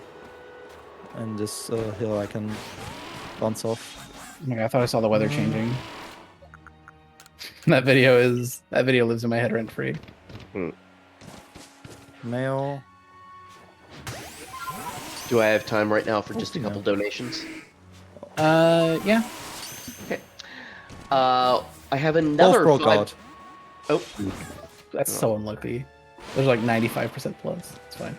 Go ahead. I have another $5 from Bidoof for the glitch exhibition that just says Bidoof. Insightful commentary is always pretty. Yes. Thank you, Bidoof. And I have $30 from Mega Man X306 for the glitch exhibition that says, "Bring on the glitches and trans rights for all, heart." Absolutely. And with those donations, we are just about $175 away from meeting that glitch exhibition incentive. And we have about how much time would you say is left in the run? Well, in the run, A bit over an hour. Okay. probably like an hour 20.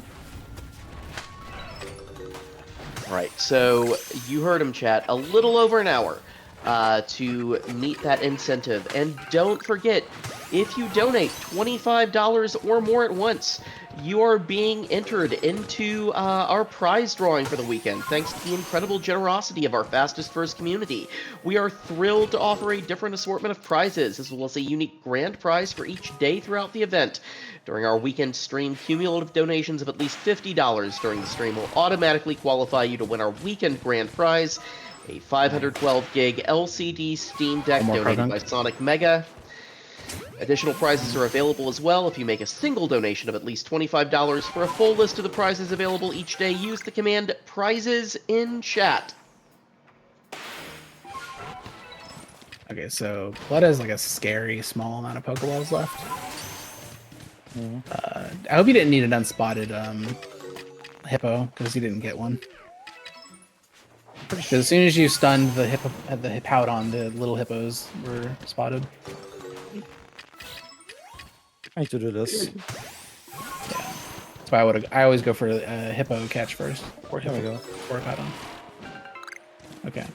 I'm just gonna stun that. That's fine. I caught one. Yeah, just stun the next one and it'll be fine. Just stun one, I'm already catch done three. with that. Well, I know, but you didn't get a ground kill, so to make sure you're done, I'd have done stun 3, catch 1. No, I'm too low on leading balls.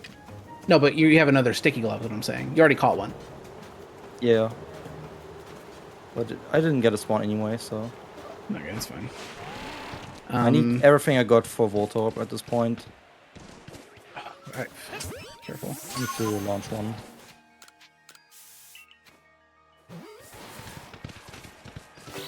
Decent level. That level sucks. I'm not gonna Never risk mind, anything it's more. not a decent level. I'm just gonna run with it. I have no choice. I need... Yeah, This. I think... What is that Sticky glove spawn? him. Sticky glove. Yeah.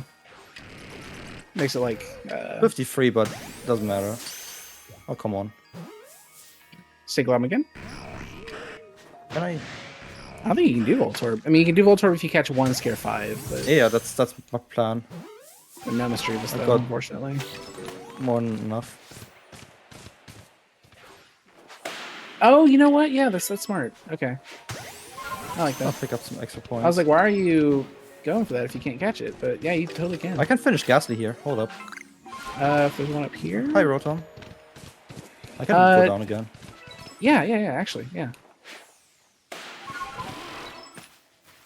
That one definitely still notices you. Your stealth is gone. I know. This is spooky. I need to scare 5 anyway. And I'm at 2 right now for Voltorb. How many Ghastlies do you need to scare? I think it's scare 3, catch 3, right? Yeah. But you only caught. You haven't caught 1, right? There's one. Okay. No. That sucks. That really sucks. Yeah, I cannot do Ghastly now. Well, you can go back to Crimson and catch it, but yeah, that's unfortunate. I feel like Yeah, it's this is in. all I I've got. had Voltorb not get it. Yeah, okay, good. That's all I got. That's the maximum I can get out of this. Yeah, it's gonna have to work. I was kind of concerned with how many balls you caught, knowing how much you had to do. Like, I'm always a 41. I'm a 41 ball believer when I have like. I was nothing to low do on in this money, I area. couldn't do much more. I maximized everything I got. Yeah, I'm trying to think of like what could have even changed. I don't know. I don't think you could have done anything differently with money. I mean, you could have broken the boxes and there could have been nuggets in there. But that's about it.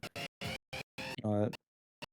Speaking of doing things differently with money, don't forget we have that clan selection bid war Your open. segues are insane. I'm at 38 finish, this has to work. Completely out of pocket. No, plug away. Go for it. Yeah, we are still just sitting at that $3.50 for Pearl Clan. So if you want to make sure you want to make sure that BloodDerg has the toughest run possible. We need to get more money towards Pearl Clan to ensure that. Or, if you want to be nice to BloodDerg, then donate for Diamond Clan. And again, we are about $125 away from that glitch exhibition. Don't forget, everyone, we are doing this for a wonderful cause. You are watching Fastest Furs Fall Fest 2024 in support of Trans Lifeline. In 2024, November 13th to 19th marked the annual Transgender Awareness Week, and November 20th marked the annual Transgender Day of Remembrance. We're proud to be putting on this event in hopes of raising awareness of the issues facing transgender and gender nonconforming people everywhere. We encourage you to support Trans Lifeline and their life-saving work by making a donation using the command !donate in chat.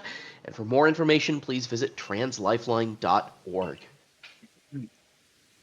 Yeah, so one of the big innovations that came out recently, Blood, that I don't know that I've really talked to you a lot about, but which is why Keeper got ahead of me and what I had to do to adapt, was all those little catches and learning their catch rates, Stantler being 97%, Bronzor being 100%, Zubat being 100%.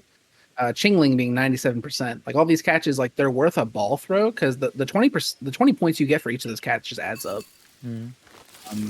Just knowing what's favored to get in, that it's even worth a throw is good. Oh. That's why I was trying to point them out rapidly. Cause I don't think I've talked to you about all this before. Yeah, I'm at 38 finished months if I've done everything correctly in my head. Yeah, which means I should definitely be done. Yeah, I have lots on Ghastly, and I have some others half done. Zubat is I think 80, so I should be good here. Yeah, they caught 3 Zubats. That's why I kind of went for it when I had my Zubat. So Electrode is awful. This fight sucks. I hate it. If you're not playing with headphones, you're gonna have a really hard time in this fight. Because playing with headphones helps you understand exactly where the Voltorbs are falling around you, which we don't have to look at the ground and look at where they're falling. Yeah, as long as you're listening and paying attention, and you can tell when a Voltorb's falling directly on top of your head. I don't like this strategy. It doesn't work for me, but if it works for Blood, that's great. Yeah, it only works when it's in the middle here. I know, but he still hits me, and it's just... I tried it once and forget this. But it looks cool, so...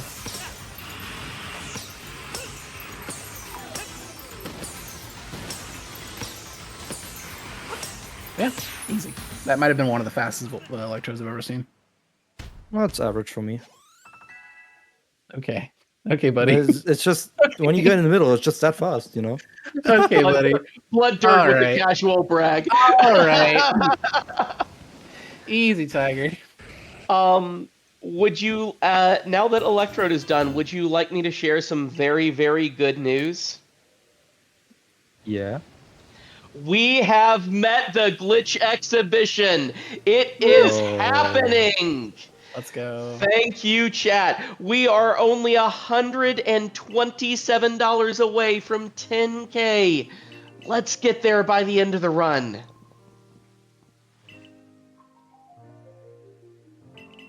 And helping us out with that are Mega Man X306 with another $30 towards the glitch exhibition. And they say, prizes? Sign me up and let's hit that exhibition. And pushing us over the edge, we have $150 from Kelchan Ferret towards the glitch exhibition. Oh, that's why they're asking how much money we had left. Yeah. And Kelchan says, other Pokemon can fly majestically through the sky, but I can walk. They can walk. Other Pokemon can dig a hole that's real deep and big, but I can walk. Other Pokemon can fly majestically through the sky, but I can walk. They can walk. And I also have a bit of good news for you, BloodDerg, because Mr. Shasta donates $5 and says, be nice to the Derg.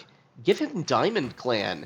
And so Diamond Clan is now winning the clan selection bid war, $5 to $3.50. A hotly contested bid war. It's nice to know that the price of a cup of coffee could determine whether we, have to Monka steer the rest of this run or not. I was good by 140 points. What a fragile lead we have here on a safe ending. All right. Oh, you needed candies? Did you not? What level is your Yeah, Haunter? it's a 53 Haunter. Oh, I didn't notice the Haunter level. Hopefully you got 8 because you need at least 8. I got 8. I was only able to buy 9 with my money. That's fine because the 339.35 record that stood for a while, like I needed candies for my Haunter, but I only bought 7, and like, obviously that didn't get me to 54, so I had to do like the coin flip 50-50 strong Night Slash with Skuntank, and it was just really bad.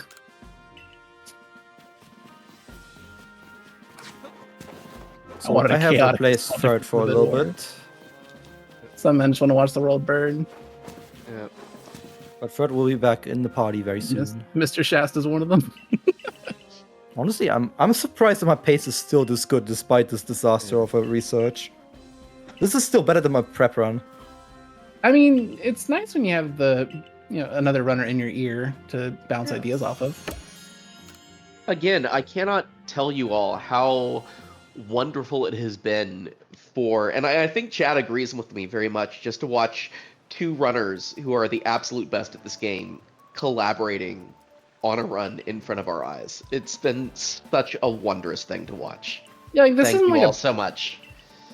This is not as cut and dry as a platformer where we can like objectively time strategies and like say, no, this is better and just be right. Like there's a lot of subjectivity to it and personal preference, and a lot of things you have to consider, like what if the person is not very good at doing this Pokemon, then it's not a good thing to suggest. Like you have to find avenues, backups and stuff that work for you specifically. Like I don't know why BloodDerg didn't take Chad out to Fire Spit Island. I still am wondering this 30 minutes later, but it worked out. So to each their own. I do not go to Fire Spit Island without Chad on unless I just did not catch one. But yeah, it's a very fun run, and like again, like there's so much creativity to it. You are required to ride on the fly, otherwise you'll be super slow. And I mentioned that for the longest time, me and Shady Gamer X were the two best players of this game, just like undisputedly. We also coincidentally both came from Pokemon Mystery Dungeon. Which kind of further cements in my mind that Mystery Dungeon and this do have like a similar skill set where you have to like make sure you're always prepared for anything that can happen. Also, you have to be able to make decisions on the fly. I love this cutscene. If you get a monster house, you have to not panic and just don't lose your cool and just logic your way out of it. Ah, it's a Wurmple. But yeah, this game's great. The terror of the Wurmple. I mean, I'm afraid of Wurmple too. It kills so many of my runs. Wurmple was nice, at least to me. Blood, do we have a ETA on how much time left before that clan choice incentive is going to get cut off? 20 minutes? Yeah, roughly. Okay, about 20 minutes, chat, to get those donations in for the clan selection bid war. And I know both of you all were talking about how much fun this game is to run. Is there a place, if people are interested in running this game, is there a place they can go to learn more? I know you said BloodDerg has some notes posted publicly. Is there a Discord? Is there other places they can go to learn about the run? There is a Switch Pokemon speedrunning Discord. I'm not sure there's like the most up-to-date resources in there because most of the resources are like with me and other people. Yeah, but I do have it all over on my channel as well that people have found helpful. Also, my notes are not linked directly in the Discord, but they're on the guide section on speedrun.com. So you don't need to be on the Discord to find my notes. Yeah, the Discord's mainly just like for community's sake. Like most of the information you need is like on speedrun.com.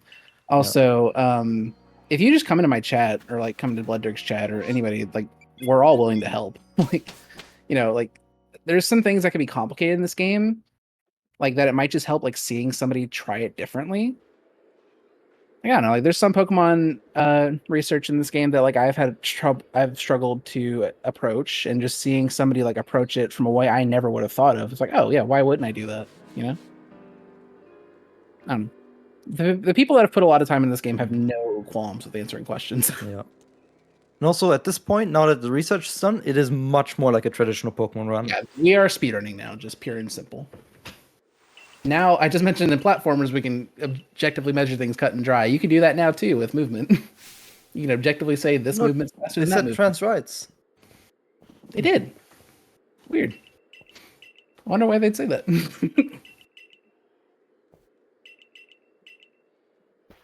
Wait, was it Arita or Adaman? Very important. I think Arita. Oh, she said it. Yo, they both said it. We did it. They both said it. And again. She came around eventually. I knew she would. All right. So yes, even Pearl Clan says trans rights. In case that affects how you're going to donate for the bid war. So I gave you all enough time to guess what our final team is. The answer is Gastrodon, Skuntank, Sneasel, another Sneasel, Haunter. Oh wow, that second Sneasel has plus speed nature. That's crazy. Yeah, the problem Unfortunately, is it's too low level for Gudra. Yeah. It's use good the high enough. one, which has like 1 or 2 ELs. It's I good. can replay buffer that. I would sack that to the Savvy Triple. This one? The 53. I would sack to the Savvy Triple. Yeah, the 53, absolutely. I'm gonna use Because 55 here. it's my observation that it's your speed that determines whether they agile you or not, the Rhyperior and the Electivire. If you're way too fast, they can't agile you, or they don't see a purpose to do it. So if it's like 190 plus, like that is perfect to throw out against that. Yeah. Luckily, I just replay buffered while I was scrolling over the stats, so I know what's up. Yeah, we want ideally both of our Sneasel to be over 180 speed. Yeah, the lower level Sneasel has 0 L but 193 speed, which is why that I is said a plus speed nature. Absolutely. It has minus attack though, because 159 attack. That's fine. With 1 EL. Actually, no, it might be level. The I other mean, it's not Sneasel like has 166 attack with 2 EL, so... The main How usage much that lower level Sneasel's ever going to get is just getting in and getting a hit in with a high speed. Like, it's not going to be like ever our nuke on any fight at level 53. No, As I mentioned earlier. Why? Why do you switch? You press the R? No. I didn't press anything. This is fine. When you warp back to camp, you can heal. If you want to. This is annoying. I'm losing the Sneasel. That's fine. You can heal it when you warp back to camp. Because you have to, after you go to the Pearl Settlement and get the warp point, you have to go back to camp anyway. Was just stupid. Yeah, you meant to close combat lately. Yeah, I just wanted to move on my D-pad. That's all I wanted to do, and I somehow touched something else. You touch ZR. That's the only button that does that. Or maybe Z. No, not ZL. I think it's just ZR. Yeah, I need to get my thoughts together again after that. That just surprised me out of nowhere. Yeah, what I'm saying is like it's nothing lost if you just after you touch the Pearl Settlement and you have to warp back to camp anyway, just sleep in the bed for a little while. It's like 7 or 8 seconds, but it'll get you fully healed up. Yeah, it's just a timeless overall, but that's fine. I mean, it was time lost from the moment you did it. You know, it's like you're already there, so just eat a little bit more for a safer. Because right now we're in uncharted territory with how much damage you've taken. And to ensure that nothing bad happens, it's better to just top off.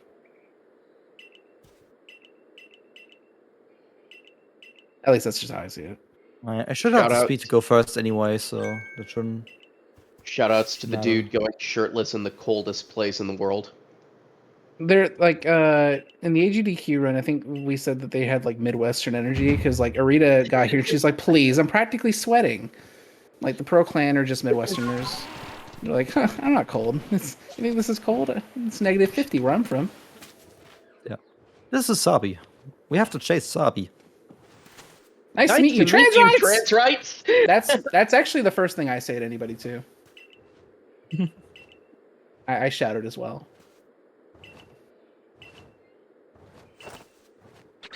It is indeed sunny here right now.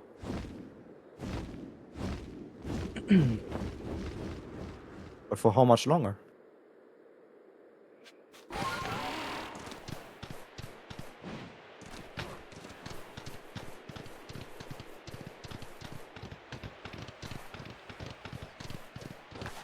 Do I have time for a couple donations while we Oh wait, ride okay. across? Sorry. Oh, sorry. It almost looked like he wasn't going to get the Pearl Settlement warp. That actually cost me the first sub 4 ever a while back. No, I always not getting wait that for warp. that to pop up. That loses a minute and a half if you don't get that warp point. Anyways, yeah, go ahead. Do I have time for a couple donations? Yep. All right. Chip Fox sends in $50 and says, "Finally got the perfect RNG to spawn this donation. Let's see those glitches break the game wide open." I know we all cannot wait for that at this point. It's going to be amazing. Thank you, Chip Fox. And finally, Evil Side Angle CJ sends in $2 Ooh. for the Pearl Clan. Oh my god. With the comment of greater than : close bracket. So This evil bid war's getting smiley hot. face. Evil smiley face. So our clan choice incentive right now sits at $5 for Diamond Clan and $6 for Pearl Clan. And I would like to point out, chat, we are $74 away from 10K. Let's I do might it. need to check my account and see if I can get in on this because I'm getting kind of FOMO from watching this bid war happen. Is it 2? Is it 2 to change the tide? Ugh. It is $2. I might be able to swing that. Let me see. Just gotta move from one to the other. We'll see. I mean, it's a big investment. I gotta think about it. Life-altering investment. But this is a very hype bid war. That is very high octane and just swinging around everywhere. It's super super intense. I love the idea of a penny bid war. It's so funny. Like I know we want more money, but honestly, if it stays like $1 to $2 swinging back and forth, that's just great. And hey, 35 of those $1 to $2 swinging it back and forth probably gets us to 10K. Yeah. So, if this bounces back and forth like 72 more times, then we've got 10K. Come on, chat. We can reach 10K by the end of this run. Also, I had it pulled up. There we go. You can follow Fastest First today on Blue Sky for community updates and exciting moments from this weekend's speedrunning action. Use the command !Blue Sky in chat for a link, or find us by searching for @fastestfirst.com.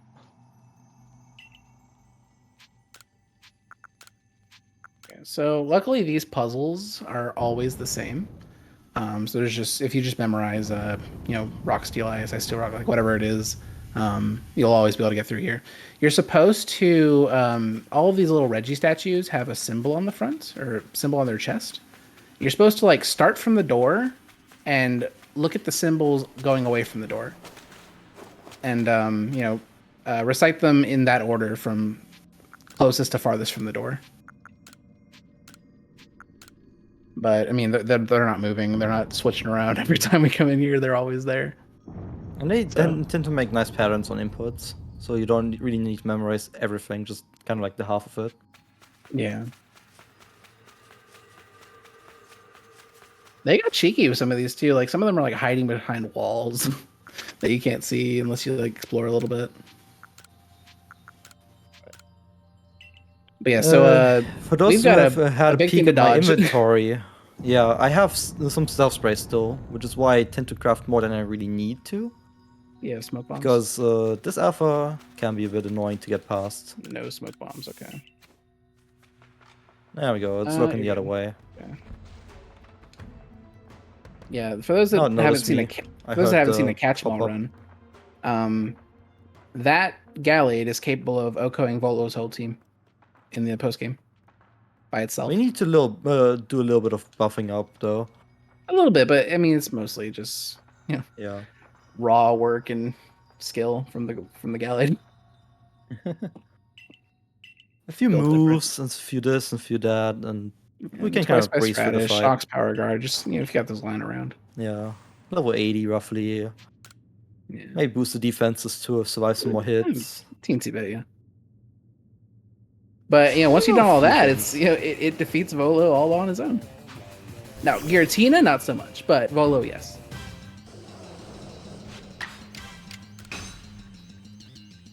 Good. And if I'm correct, they should not agile you, but I could be wrong. I said it's my observation. I don't know if it's true. My Electrovire always goes first. I know, but they sometimes will use agile Thunderwave and agile. That's fun. Go for good. That's really good, actually. I think that's good. I got the same situation in my prep run, but with a high horsepower miss instead of doing nothing. I think this was faster. Funny. I think this was faster than what we're supposed to do. Yeah, it is faster. Go Furt. Nice. Be the star. Go Furt. You don't have to use a sneeze on this fight. It's funny because Gastron just walls out this fight. It's just less annoying because Magmortar is gonna poison gas you if you only try to solo it with Gastrodon. I mean, but that's it. Like, the Electivire literally has a pure electric moveset. It cannot do anything to Gastrodon.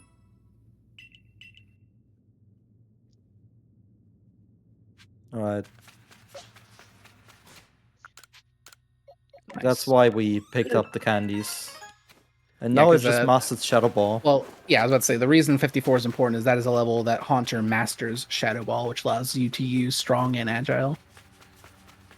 Because there's a level where the Pokemon learns a move, and then there's a level way farther ahead where it masters the move. Slow Crouch and Savvy is quite hard to do. Yeah. Anyway, Strong Shadow Ball is pretty nice because it just kind of like one-shots. Yeah, Haunter's always faster than Braviary.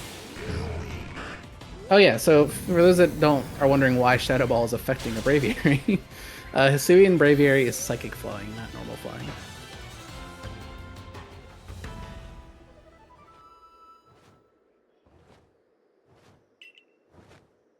One of the many type changes that happened for... Chat says Hisuian Braviary says trans rights.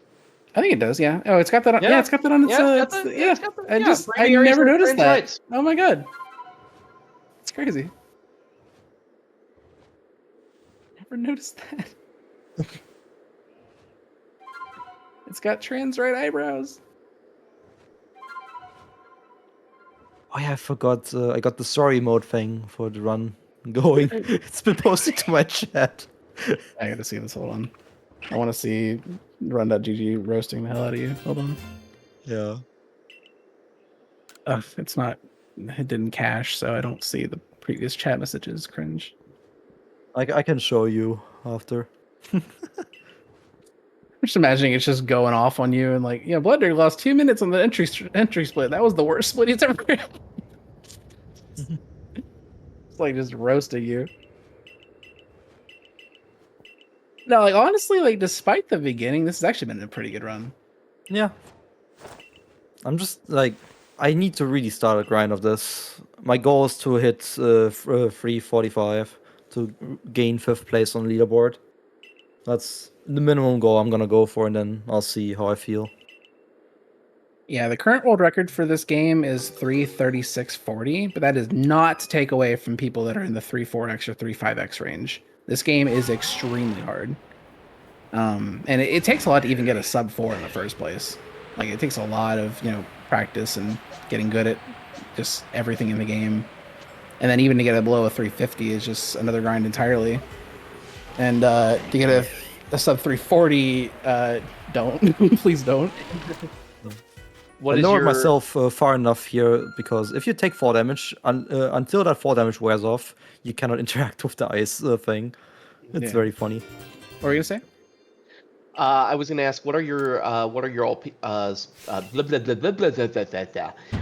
was gonna say is I can't talk. I'm tripping over my own tongue. What are your all's PBs right now? My PB is 3:36:40. And my PB is 3:48. Unrelated to the previous story. Yeah. No, not like we're talking with the guy who has the world record sweep. No, certainly not. But I mean, it's funny because like less than a year ago, the record was only a 3:39, and I thought that run was really good, and I was never beating it. But like, competition really does just push boundaries, because like it took somebody coming back and like bopping me, and then me beating them, and then them beating me, and then I beat them again. And then I'm like, holy oh my god, I'm at a 336. Like, how did that happen? Like, I was content to just leave it alone. I didn't think I could improve. But I mean, like, somebody comes around that pushes you and makes you want to improve, and things that you didn't think were possible. Like, I thought like 337 was the peak of humanity in this game, but crazier things happen, I guess. I love speedrun history videos. That's why, like, I don't know. yeah. I've never understood the concept of like hiding strats or like like being kind of elitist or gatekeeping, because like more people playing the game can only help you in every conceivable way. Like building a bigger community makes people more interested in watching the game. More people playing the game, in my case, just made the game's world records better from other people playing, and like coming up with new strategies and improving the time. I don't know. Speedrunning is a community effort, and more people should be invested in it. And I don't know. It's kind of similar. This is a table. Look at this table. What a big, beautiful table. I love him. So this is Avalug. This is kind of like a Toho boss, as you can see. Bullet hell, where like it's just throwing these snowballs at you. But they're pretty easy to weave through, as long as you know the pattern. This is the fight where I mentioned that we might be able to skip the rage animation, because it does save like 5 seconds.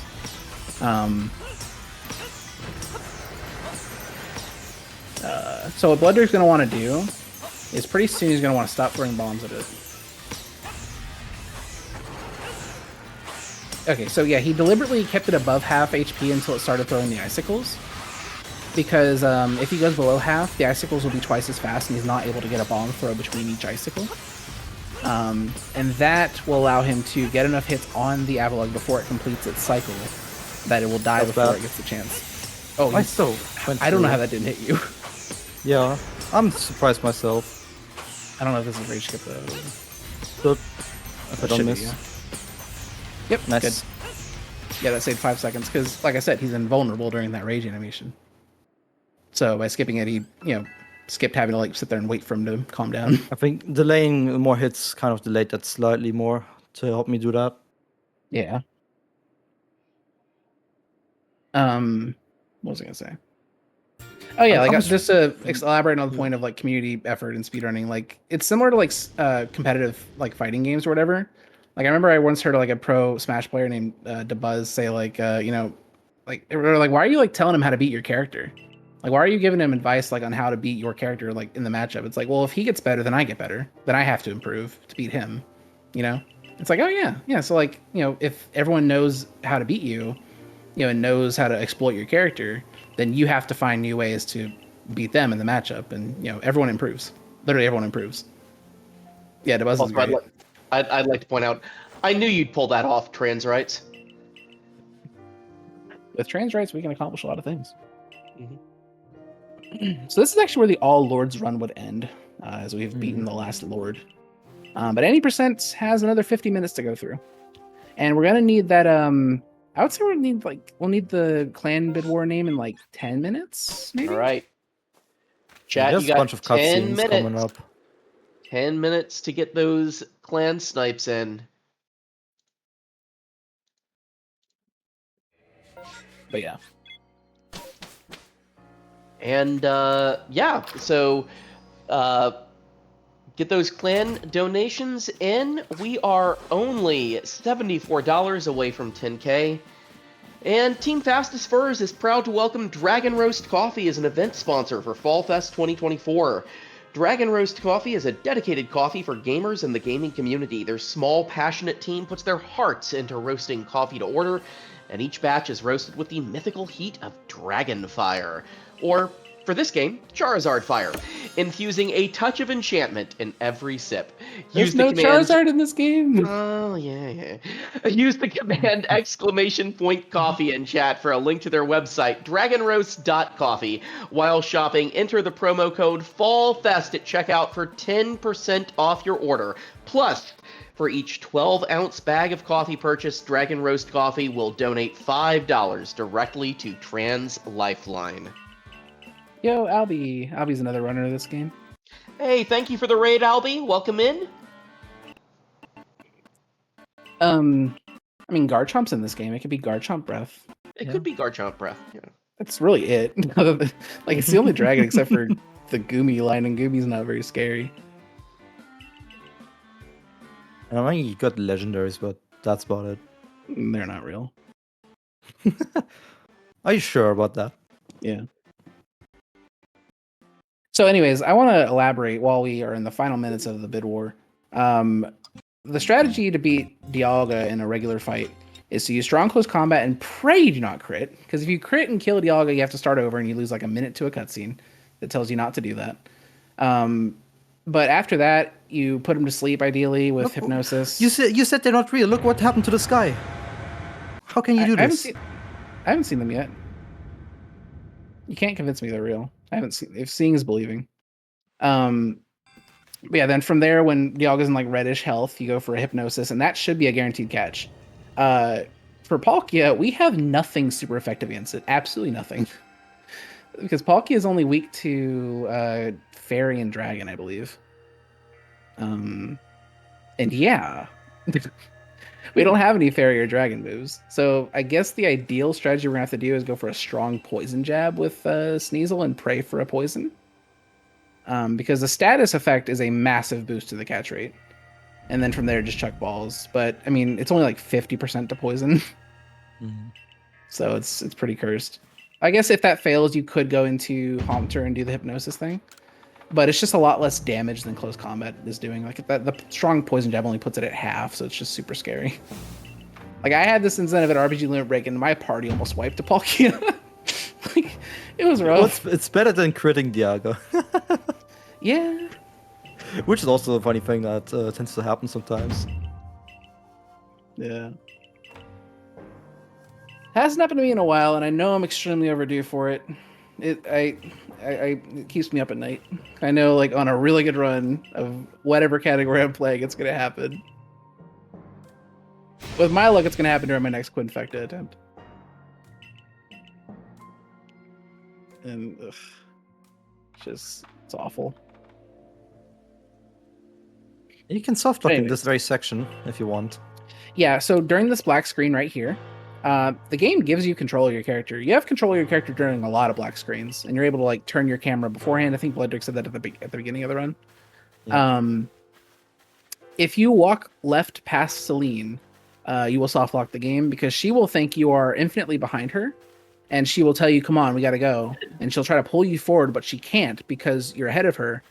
But you know she will continue to do that, and it's an endless cycle, and you have to close the game. And autosave probably hasn't saved in a while. So that would be bad. I was right at the edge of that range. You'd probably have to start all these cutscenes again, because my thought is that it would have autosaved after he warped to the Galaxy Hall to report that he beat Avalugg. Yeah. That's probably the last one. So you'd have to go tell the commander he beat Avalugg again, wake up, watch all these cutscenes again. So, but it's very easy to avoid. Just don't touch anything until you can see your character. Yeah. Once we're in the little hut in the retreat, that's when we need to close the incentive for the clan. Oh, also, funny thing about a black screen here. In this next black screen, you can actually open the map while it's still a black screen, and you can't actually interact with it. You have to close it, and like the game will not load until you close it. It's the only time in the game you can do that, as far as I know. All right, so that's basically the last call for clan selection donations. Everyone, get those bids in if you want to right now. Yeah, if the people in the back want like a sign of when we need it.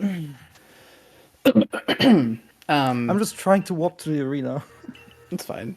We're gonna talk to Leon here. Leon's gonna tell us to go talk to Mai, somewhere else in this area. Volo's gonna show up, and then Volo's gonna talk to us. And as soon as Volo fades out and he takes us to the ancient resort, we're gonna need it within like a minute of that point.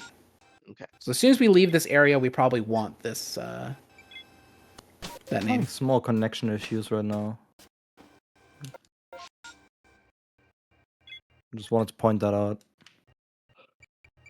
Really? That counted as up? on a D-pad. Interesting. I don't use Braviary for this. I just go over that little wall. That's about it. That might be faster, actually. I never even thought about that. Because Braviary and Weirder have the same top speed. I don't know if I wasn't paying too much attention when BloodDerg was going to Avalug's Legacy after getting Braviary. But it's actually faster to, when you want to descend, to switch between Braviary and Weirdier than it is to press the dive button with Braviary. Because Braviary will like lose speed while doing that. But Weirdier and, like I said, Weirdier and Braviary have the same top speed. So just switching between them is good enough to fall. And fun fact, you actually get more height from Braviary if you activate it with the D-pad, not pressing A in midair. Or if it's as your selected mount and you're on the ground, just press plus to fly. That'll give you the big height boost. Also, this cutscene is kind of cool. I like it. But yeah, the way we switch to Braviary off of Weirdier, we press right on the D-pad and not A, because it gives us that massive height advantage. It's awkward, but you get used to it. Get it off my screen, please. We have Shink's dialogue coming up, though. Shink's his only voice line in the game. Amazing. Or did I miss it? Oh, I think I missed it. I think it was earlier. Shink's has a text box there, a singular text box. You already missed it. I think it was like earlier, slightly earlier than that. And Shinx is telling everyone to donate to Trans Lifeline. Yeah, I sorry, we mashed through the dialogue so you couldn't see it, but yeah. And this guy's here. Yeah, so we're gonna need that name pretty soon, or whichever clan we're going for pretty soon. All right.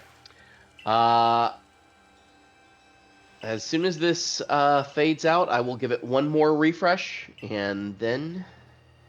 All right.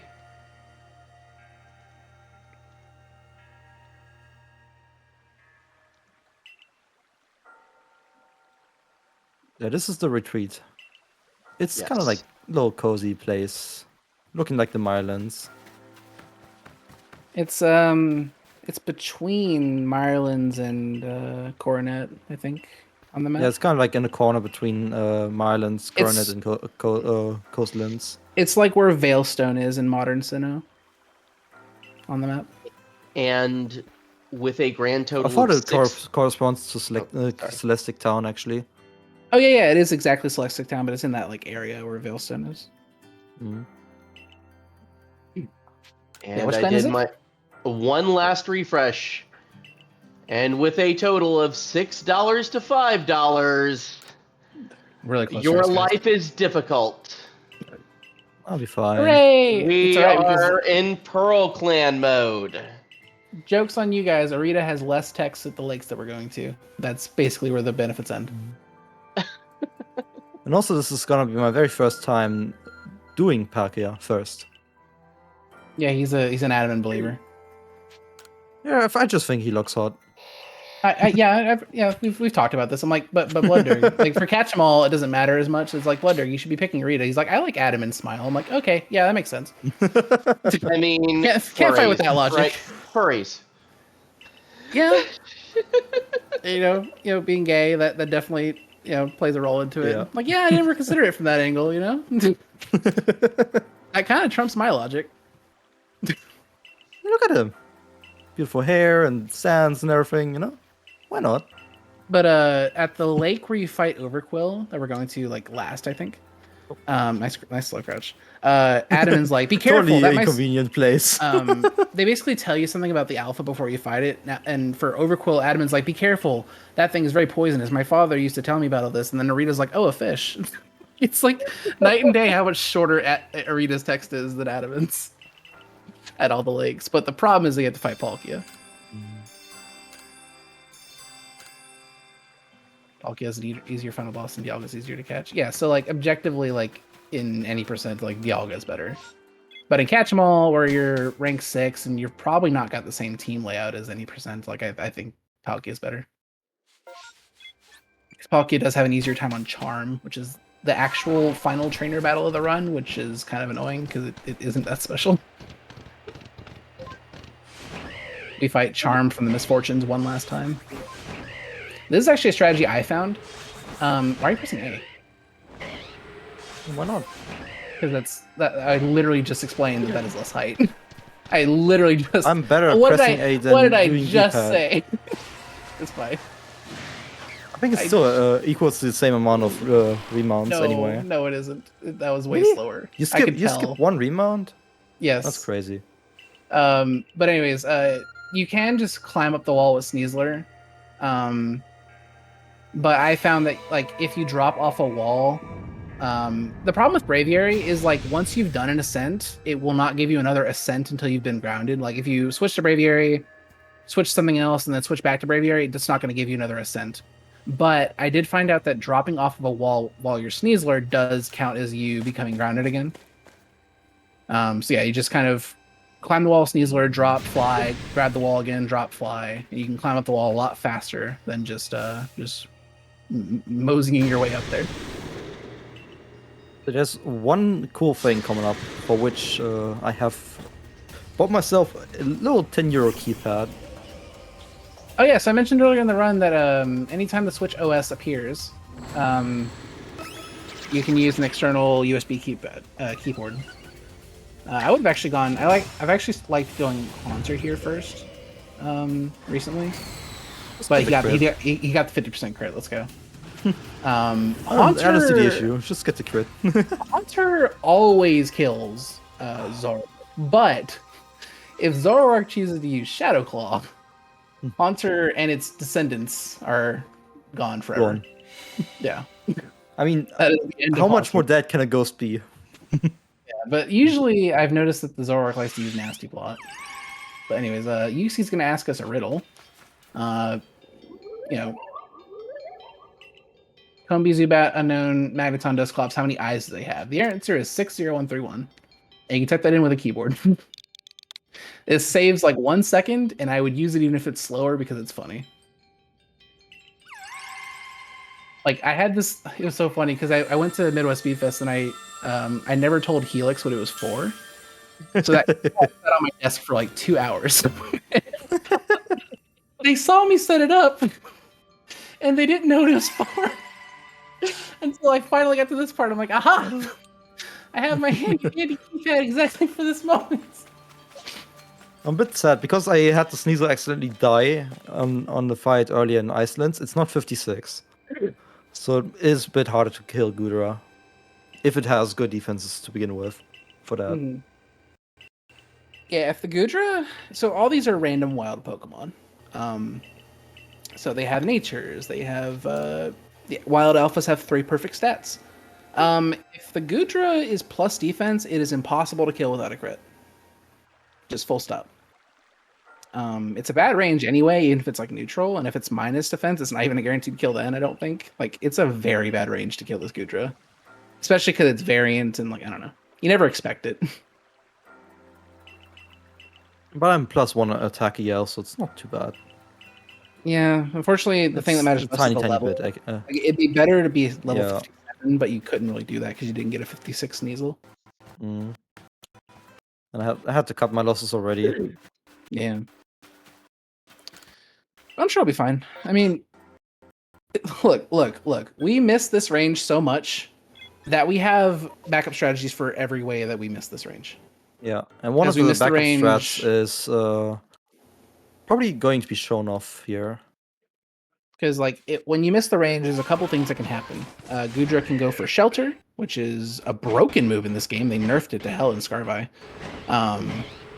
But it boosts evasion and defense in 1 turn.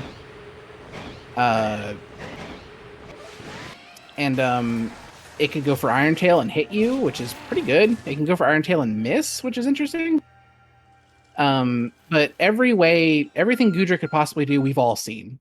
Like, there's nothing that can surprise us with Gudra. I'm kind of dropping a lot of frames right now. I don't know if I can fix that. Do I have time for a real quick announcement for chat? Yep. So, chat, now that all incentives for Pokemon Legends have been met, we've opened up the next incentive, and that is for Kirby and the Amazing Mirror, which is not the next run, but the run after it. So we have Kirby's Dream Land 3 and then Kirby and the Amazing Mirror. And that incentive is going to be for the Boss Endurance Showcase. And for that incentive, we need $500 by the end of the Kirby and the Amazing Mirror run. So let's start working towards that incentive. And again, just $74 towards that incentive is going to put us over that big 10K mark. Oh, so close. Ooh, that's good. That's good. Now you can. I would just go Skuntank or no, Sneasel slow, or unless you're gonna slash, because close combat's a really slow animation. Fuck okay. It. Sorry, I have to do it. Close combat is a really slow animation. You do not have to do it. You could have gone Haunter. I don't trust. I don't trust this level 53. What? Make it Haunter? happen. No, Sneasel. Wait, I'm saying you shouldn't have gone Sneasel in the first place. But that's okay. It worked out. I just pick whatever my brain thinks the fastest about. I don't really think too much. Yeah. You should always go Haunter there. Unless, like, I think Skuntank would have worked there with just Night Slash. But I think Haunter Dark Pulse is always the play there. Like, especially if it shelters, then Haunter Strong Dark Pulse should kill, and it hits through the evasion boost of Shelter, because it's one of those pulse moves. Anyway, first we had knowledge check. Now we have emotion. The vibe check. We are passing the vibe check live on stream. I don't. It's funny because like when this game came out, like and I was speedrunning it, I didn't like look too deeply into people's notes, and I don't think anybody looked into this stuff, and it wasn't really written down anywhere that you could just press A on every question here. So I tried really hard to like make sure I answered it the same way I did in my casual playthrough. I'm like, I don't know which one of these answers I can't choose. But yeah, now we know that it doesn't matter what answers you give Mesprit here.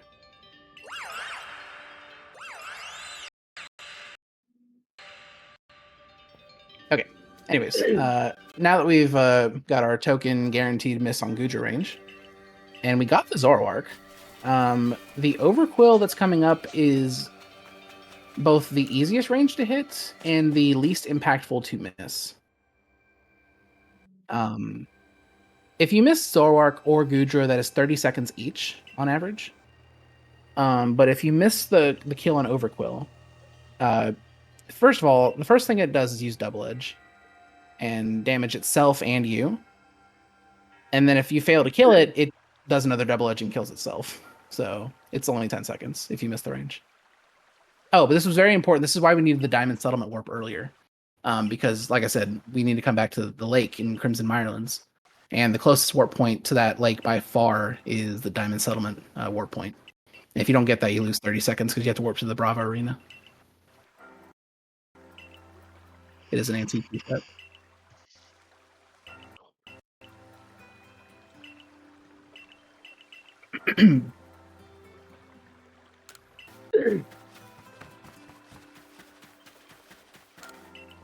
Yeah. And I have my own visual cue for when I enter this settlement so I can get the warp point. Like there's a couple of rocks I run on the other side of deliberately, and that always touches the point. Like every runner has their own way of hitting the warp point. As long as you hit it, doesn't matter how you do it, in my opinion. It's not as bad as missing the Pearl settlement, luckily, but it can still be kind of rough.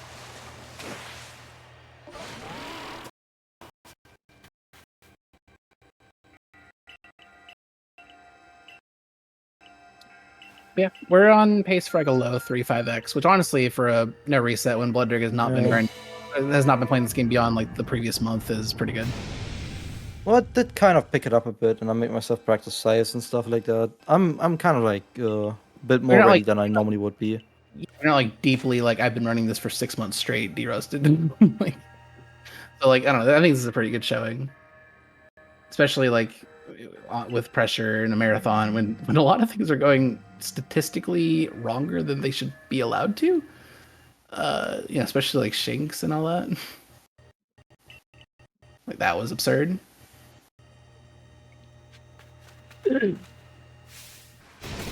Okay. So if Overquill gets the crit there, I have no idea what to do, to be honest. Yeah, first it's just dead. Yeah, Gastron dies if that crits. Well, because but Third is level 44, I was able to just end it like this. you also took a lot of nice. damage from the ledge. Yeah. So that Because definitely recoil helps. is always depending on how much HP you've lost. Yeah. But yeah, like it's one of those things with getting crit there for Gastrodon that it's not that I'm incapable of thinking about what to do, it's that I don't want to. I don't want to think about what to do for a 1 in 24 crit. Like I mean, I have ideas. Like I'd probably go Sneasel and Strong Close Combat because fighting type is neutral. But like Overcoil's only weakness is ground. I know why I moved. I'm like not thinking clearly. It's almost midnight. Or It's hard to think. the only weakness we can exploit of Overcoils is ground. You should not be throwing. That takes longer for the game to fade out. I just have a turbo, that's why. Oh, okay. That's fair. But yeah, you only need to hit it 3 times. Oh, yep. Yeah, because like I guess that's something I never knew before. So yeah, that's why at you got this point I can just stop. Yeah. Okay. Cool. I guess I'm saving time here in the future. Yeah, it's just like the beginning of the game where I mentioned that most cutscenes will wait you for you to get to a complete stop. This is not an exception to that. Oh. And 3. There you go. That's a good position. Yeah. Oh, I mean, I don't know if it's gonna stay there. Like, I remember back when this game came out, should. Azelf used to never be behind me, and I see people complain about Azelf being behind them, but now Azelf's always behind me. I don't know how that hit. That looked like a miss. Yeah. I'm taking it. Don't forget to turn turbo off. There you go. Yeah, I had turbo on. That's why it kind of like looked like it should miss. Mm-hmm. Yeah, because you have to hold the trigger for a little bit to get a charge throw. Yep.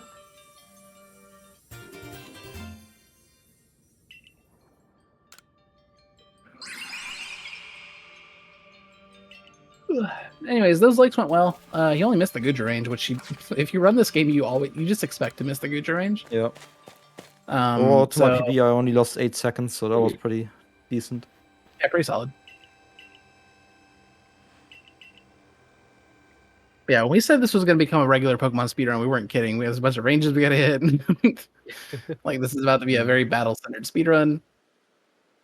With, like, 1 bomb battle left. But, like, nothing but battles otherwise. Oh, speaking of battles. I did mention that Benny is the final boss of this game. And that is our next fight. Benny... In a bit. Yeah, that is we're on the Benny split. It's like 7 minutes from now that we're gonna be fighting Benny, or like less than that actually. Probably like 5. I'll put my feet up because this cutscene's gonna take a bit. Relax while you can. Yeah. Before he takes your soul. So I guess I'll explain it when we get there. But the Benny fight just has a lot of problems from the beginning. Like it's way harder because you fight Komodo immediately after, and Komodo is a joke comparatively. It's very interesting how Benny is just so much more threatening.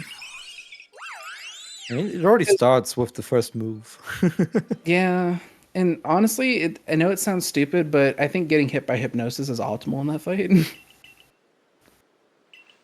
Because if you hit through it and kill the Mismagius one hit, then Sneasler has to go for Strong Close Combat to kill you, and that strong move bleeds into the Gardevoir, which makes it more likely to go for Psychic turn 1, so you can get the hard switch into Sneasel. But obviously you don't want to get Hypnosis, because that's cringe. So I think we'll be hoping for a Power Gem here, or a Hypnosis miss. I will have to go for Strong Style Rant's on a Night Slash. Just because the range is a bit too sketchy. What level is your Skuntank? Level 46. It's 13 out of 16. I don't trust it enough.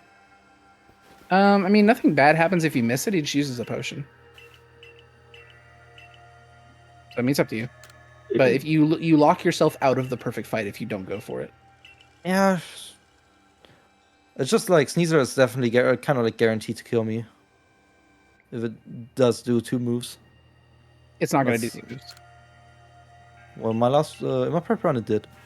Like the odds of you missing a 13 and 16 range twice.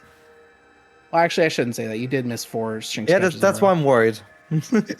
I forgot your blood. Odds. I forgot that you are BloodDerg. I did not take. I'm just gonna take the safest options because at some point you just kind of want to be done with the run. Yeah, everything I'm talking about right now is like top level, just like YOLO, going for world record, going for like just the fastest blazing possible way to do it. But I mean, these strategies do have downsides and risk. So yeah. BloodDerg is capable of his own risk assessment. Unfortunately, because of the Icelands, this is now a worse run than my prep run, but very equal to it still. The fact, I feel like it was pretty much guaranteed to be a worse run when Shinx happened. I mean, I lost a minute 20 to Shinx, but I was 2.5 minutes ahead of Coastland's exit, thanks to less research. Yeah, I got a bunch of better research in my prep run. It says you were plus 2 minutes on PB out of Lordless Island. I'm looking at my latest run though. Latest prep run. PB. Do I have time for a couple things during cutscene, or is this not a great time? Cutscenes now. Okay. Chat, I just want to remind everybody we have open donation incentives for a boss endurance showcase for Kirby and the Amazing Mirror. That is going to be $500, and we need that by the end of the run after this one. So like the next run and then the next run. So let's start working towards that. And again, we are so close to 10,000. Donate for the boss endurance showcase. Donate. Tell us your favorite Pokemon again. Donate your favorite Pokemon number, your Pokédex number. Let's get that rolling in.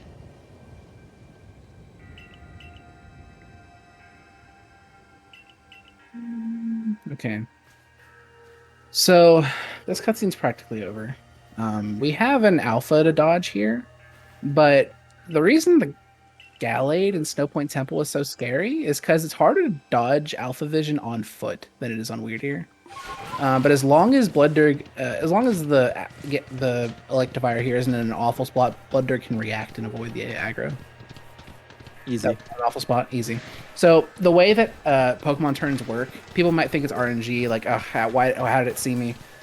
It's very logical. They will always turn the closest direction from where you made noise. So if it's at, like, imagine a clock. If it's at 1 o'clock and you make a noise at 6 o'clock, it's going to turn clockwise. But if it's at 11 o'clock, it's going to turn counterclockwise to look at you. So knowing that, you can run the other way around it to avoid its eyesight. But again, as long as if it's just looking straight at you when it spawns in, like, there's nothing you can do. But, like, as long as there is no eye contact right when it spawns in, you can always go around it. And it's important too because it's 4 seconds every time you get shadowed by an alpha. Yeah, our cook is a ninja apparently. Yeah. Look at this. And a jerk. Look at those sweet moves. Good luck.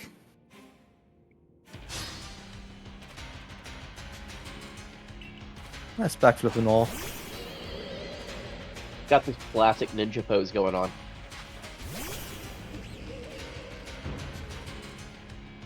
Lovely.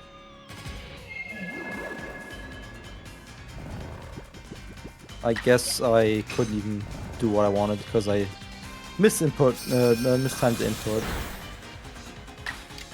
There we go. Oh, yeah, that's fine. If I want to get through it once, I want it to be guaranteed. If you were stuck in sleep again, it would have been a home XA play there. Yeah. Last time I did, this is the second time I'm doing this run on a marathon.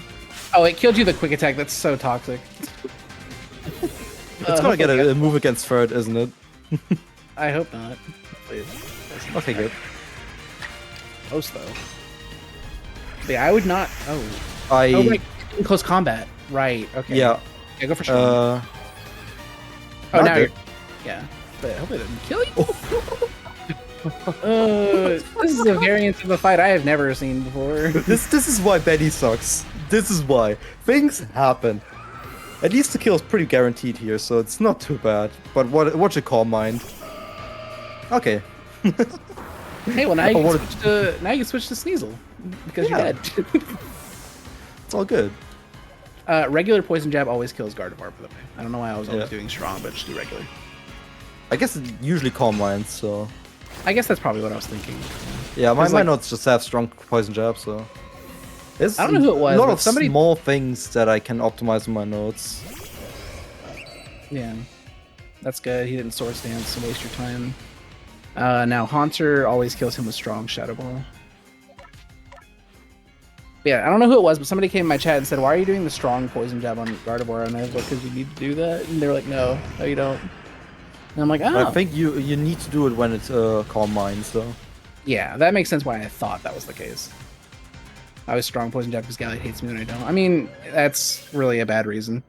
Because he can hate you when you don't do it either. Or he can hate you when you do it too. And so that is the final boss completed? Yeah. Yes. The rest is just procedural stuff. Oh, Palkia isn't really. Well, actually, oh yeah, I forgot we're fighting Palkia. Yeah, so That'll be fine. Whatever your favorite prey emote is from any streamer or Twitch's default emotes, just throw that up because we need that. Chat, send your energy. Chat, send your energy and send your $74 to get us past the 10K mark. Not for Komodo. Komodo's fine, but the Palkia. Yeah. Komodo's literally free.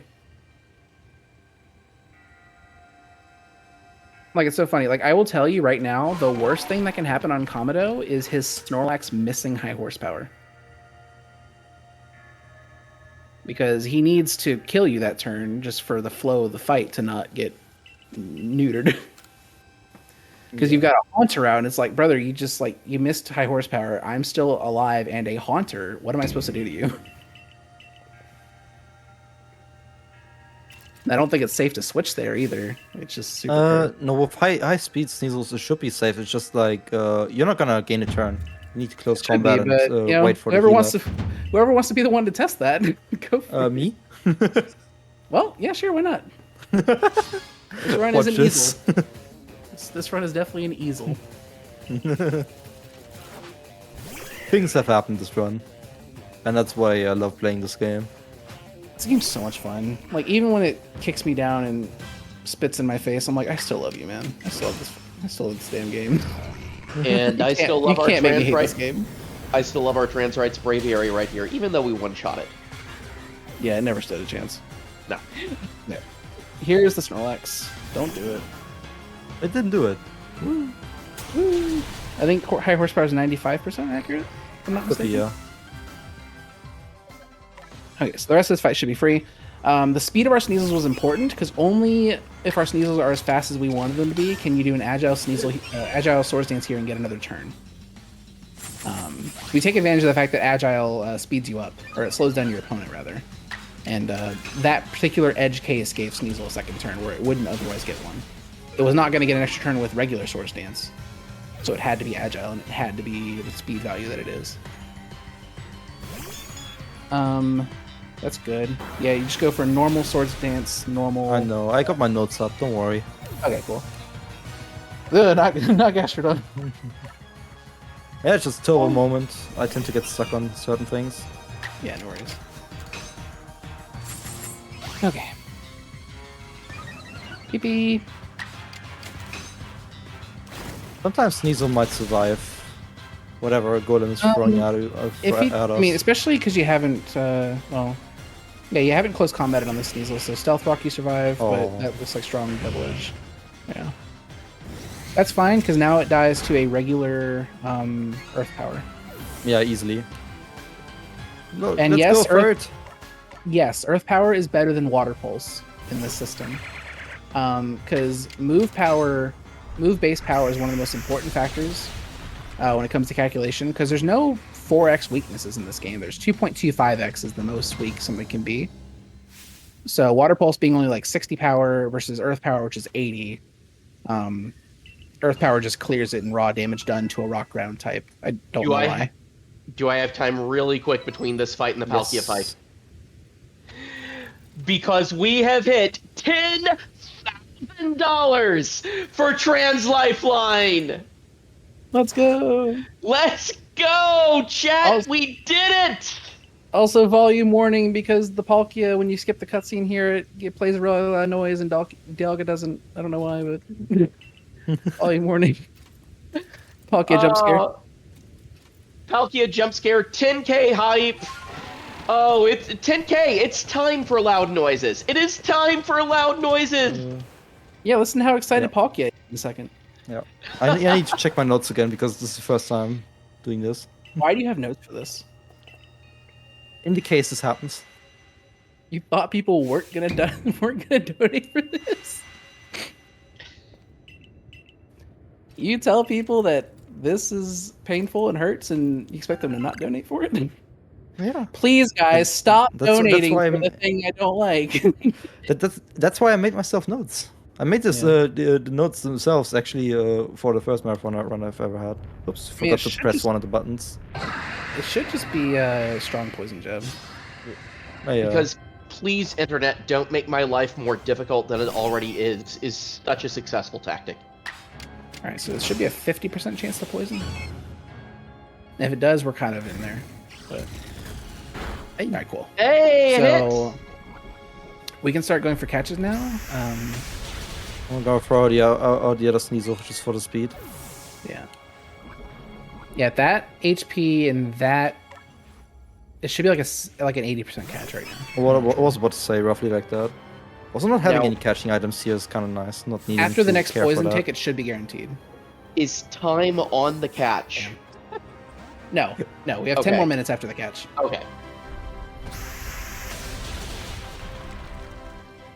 I love my luck with low odds things. Yeah, now it's guaranteed. Or now it's like 99.99% or something. Like somewhere in the 90s. It's still got a turn? It gets It's fast. Gengar might only get one turn. Well, ooh, it's almost dead. Well, now it's guaranteed. You literally cannot fail to catch this. Watch Thank this. God. No. I'm this catch is BloodDerg proof, I promise you. Okay, good. Thank you. Okay. Well, we love when things are BloodDerg proof. All right, first try Palkia. Whoever's betting against me, please stop. You've already won. I mean, all status effects are the same, LD. Yeah. There's all visible, like, tangible status effects, like confusion. Actually, no, confusion's not in this game. What am I talking about? Or, like, the status confusion. Yeah, there's not really any non-volatile status conditions. Or, like, any volatile status conditions, I mean, in this game. Like, there's no attract. There's no confusion. But the thing is, like, the paralysis and the poison do become volatile. Because they wear off after a number of turns. Funny thing is, we have about like 2.5 minutes of gameplay left in like 11 minutes.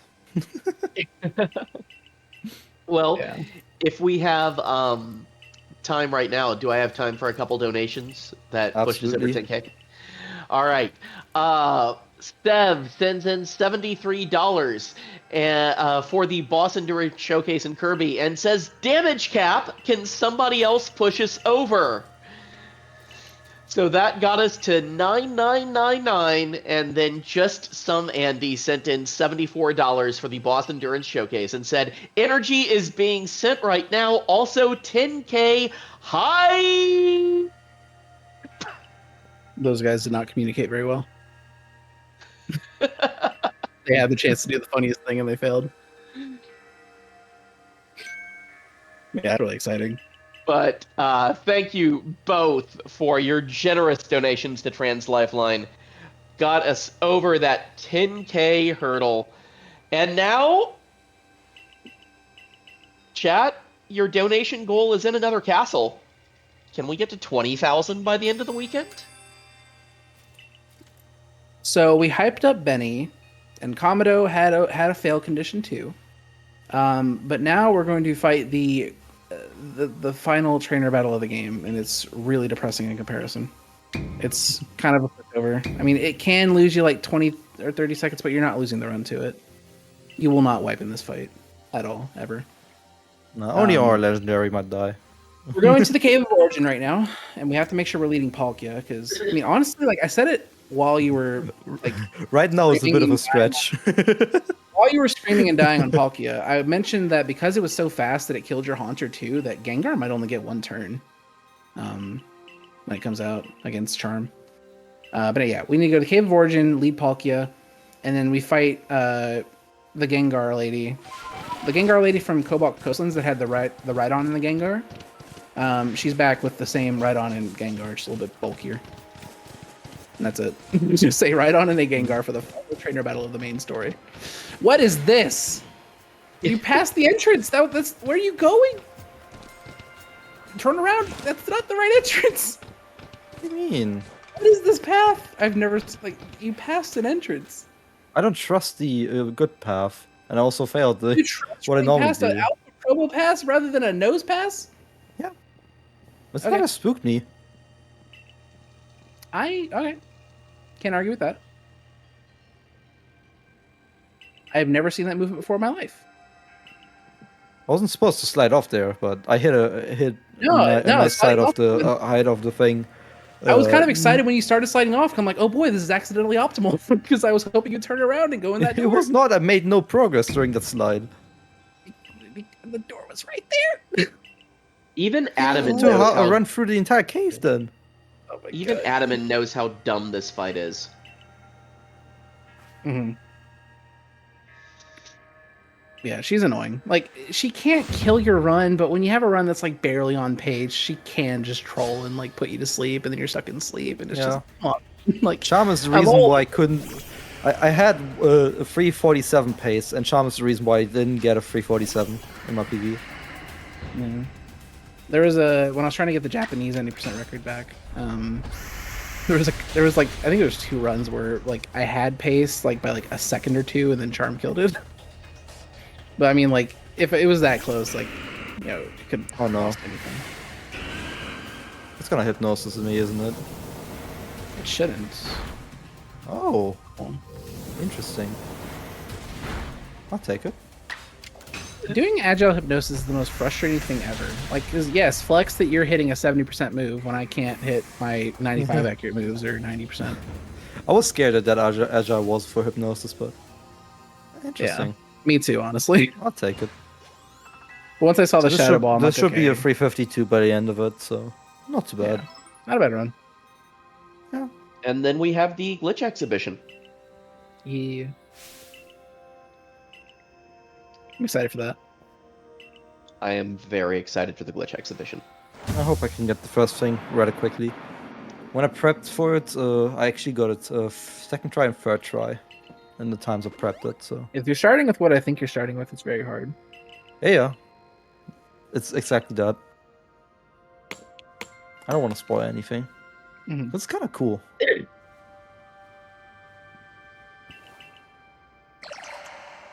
doesn't take very long to try this on your own.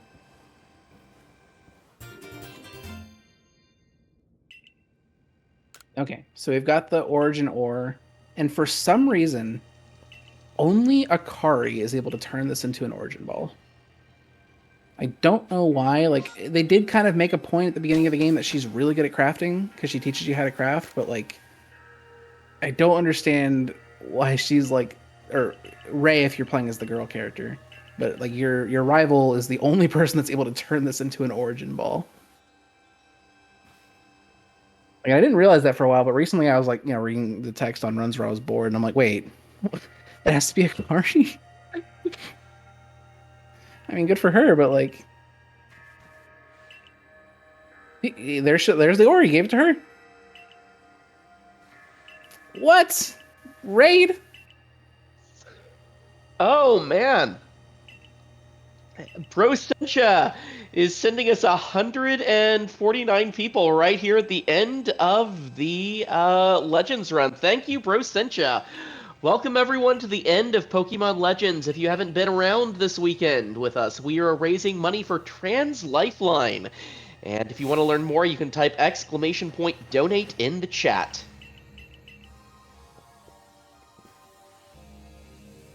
Yeah, we're just at the end of this Pokemon Legends Arceus run. All we have left to do is the legendary battle against Dialga. And it has some really, really banger music. So, we need our prey emotes. Now we need our banger emotes. Oh, yeah, my prep run did the warp and then this kind of like explosion thing.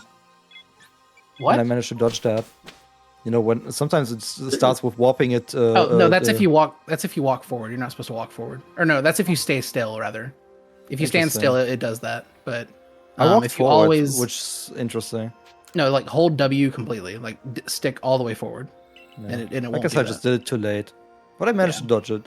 Yeah, but then you I missed start the fight holding up. I missed the damage boost to get the rage skip, so yeah, that's a bit sad. Yeah. Hopefully you can get it. I actually have not gotten rage skip ever on this. It's really hard. You know what? I have the world record, and me neither. It's not worth it in my opinion, at least the ways that I understand how to do it. If you get that start, it might happen because it's a bit easier then. Yeah, but there's a consistent way to get that start. If you don't move, he will warp you towards him.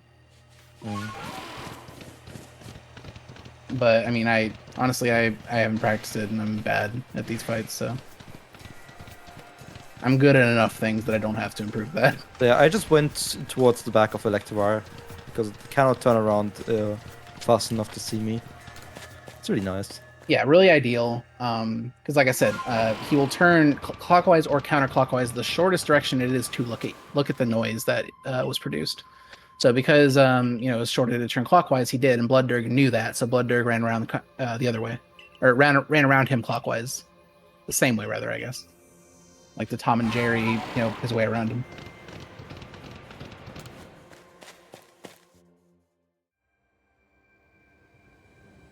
If you walk forward or stand still, one of those things. No, I meant to say if you stand still, because I always just hold W in this fight. Also, weirdly, if you kind of like run into this and keep running, you cannot enter the cutscene. For some reason, you really need to let go of the controls here. Yeah, I always dismount. I always dismount weirdier because it makes you dismount for the cutscene anyway. So as soon as I get in front of them, I dismount. I just let go of the controller. That also works. Well, it's faster to do what I do because it's going to make you dismount anyway. Yeah. But that's just marginal. Skip the cool reveal cutscene and have the cool music start. Yep. And time is on the end of the fight? When it fades out. Fades out.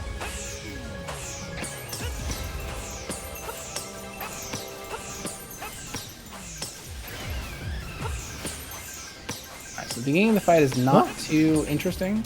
Oh, I hit the rim of the other one that wasn't despawned yet. That's funny. Yeah, the beginning of the fight's not too interesting, but after this fourth meteor falls down, he's going to start spawning these blue waves on the ground. BloodDerg, just like that, he's going to touch the waves that are already on the ground. That's a bit early. I was a bit too close. Yeah, so those blue waves that run on the ground, they do like a full knockdown. As opposed to touching the purple little rings, they only give you like a slight bump back. And time. GG.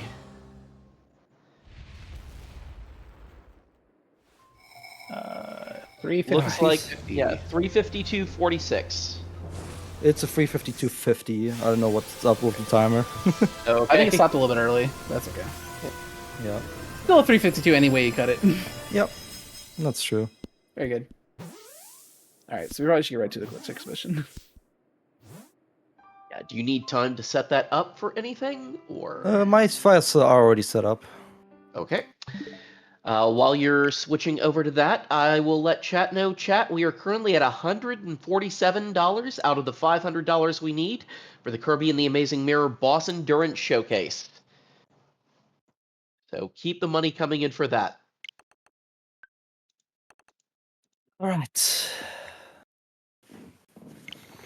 I got this save file prepped for the very first thing. Okay. Yep.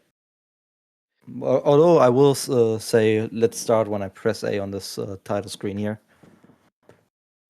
Because, yeah. I would say, let's just get going. In 3, 2, 1, go. Alright. First of all, this is at the very, very, very, very start of the game. I just picked up the phone. This is how early in the game this is. So you got this nice little catching tutorial over there. Look, Lavin is waiting for us. He's fading out of existence. And we can kind of like get over here, climb up a little bit, and move our way along here. This is very, very hard to do. Hakri mentioned it a little bit that it is pretty hard. Yeah, it And took me a couple sometimes tries when I did this for GDQ. Hmm. Yeah, that was like really that. good. Really solid. Normally, you're not supposed to be here. Over there is the cutscene trigger, and The trigger we can is kinda, literally yeah, as wide as you can walk down there. yeah. And we can just So- use this terrain up here to skip past that. You'd think, hey, we can skip the catching stuff. No problem. Sure, the map is like in a state that lets you just enter and like interact with these. And look at this. This is the text when we're walking past here with the cutscene thing. We can interact like they're having text that doesn't match up, like complaining about my dress, and suddenly to catch one of those Pokemon creatures, you need to Yeah, throw a they're Pokeball. talking awful things about you, and as soon as you get close and say hi, they're like, Yeah. "Hey!" They're very How's it nice going? suddenly. And we can kind of run around. There's no cutscene trigger, so I cannot interact with Benny here. Well, I can interact with Benny. He's gonna say something. And we But can not the actually way you enter. interacted with them in the beginning. Yeah. I'm just gonna show off the bed room a little bit. I mean, this You can- isn't your room yet, so you're actually breaking and entering, but that's okay. Yeah, but suddenly, when we're in here, it says this text. This text pops up when we have literally woken up for the first time in this room. So this is kind of like the current map state, and because of certain things being inaccessible, that's how we wouldn't be able to figure this out first. All right, so it said get ready and And- go outside. You went outside, nothing happened. What's wrong with that? Yeah, that too. Because the certain triggers are just missing. And we can actually enter this, but unfortunately, Sunny doesn't want to speak to us. We can like read everything around here. We can even interact with the Abra. And yeah, Sunny doesn't say anything. What about the professor? He doesn't say anything. Well, we can check the billboard. And nothing's relevant to us. That sucks. And yeah, even Kamado is up there. We can not do anything here. Unfortunately, we have to play the tutorial. There's nothing we can skip with it. Look at this. Yeah, when I did this showcase for Just looks at us. when I did the showcase for GDQ, the theme was almost helps but not quite. Yeah. But we can Because go there's on so the many roof, there's so many glitches you can do in this game that are almost helpful, but like literally just barely Yeah. are not. But yeah, And this is one of them because there's we can kind of run around in the map, yeah. But there's unfortunately not much to do. But that's the early village. That is the only thing. Whoops, capture taken. Love it. This is the only thing I needed to a different save file for, because everything else will be on my casual file. And I used a little bit of tactics to climb up slopes. Like I have a Pokemon in the hand to climb up slopes without weird ear and stuff like that.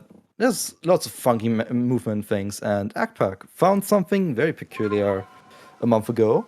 And you can not only use that for going up, but you can also use it for going down. So I've positioned myself here in Coastlands on this nice little, nice little edge. I got Marcus with me, got a nice hairstyle and everything.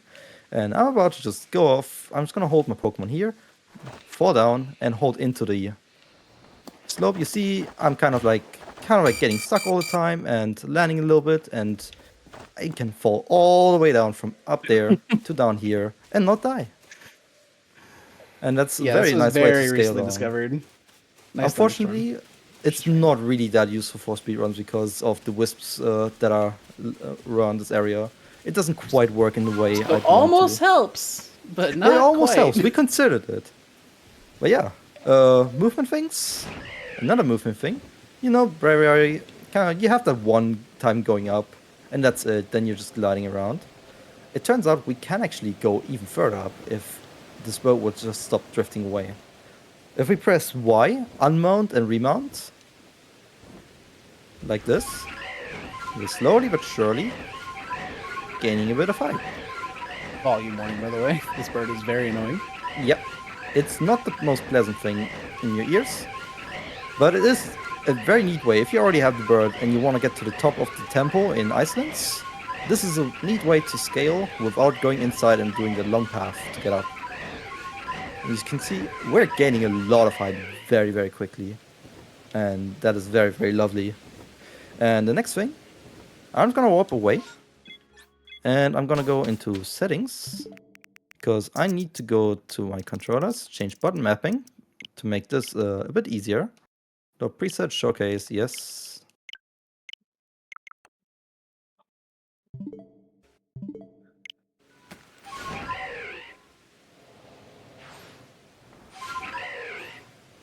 There we go. I have to just make sure that I do this. Because mounts, in terms of mounts, Rusty Luna wasn't really needed in the 90% run, but we can do some funky stuff with it. There's this one island across here that has a wisp on it that you can only get to when you are able to swim. Well, unless you use Ursaluna in a very neat way. Alright, let me travel over This here. actually does help, in my opinion. It does help. It's situational. Very situational. There's a Shanty there. That's nice. But it might take me a few attempts to get it right. There we go. If we mount this mount, you see this little going up thing Ursaluna does? This is a very nice way. If you turbo the mount button, which is why I switched my...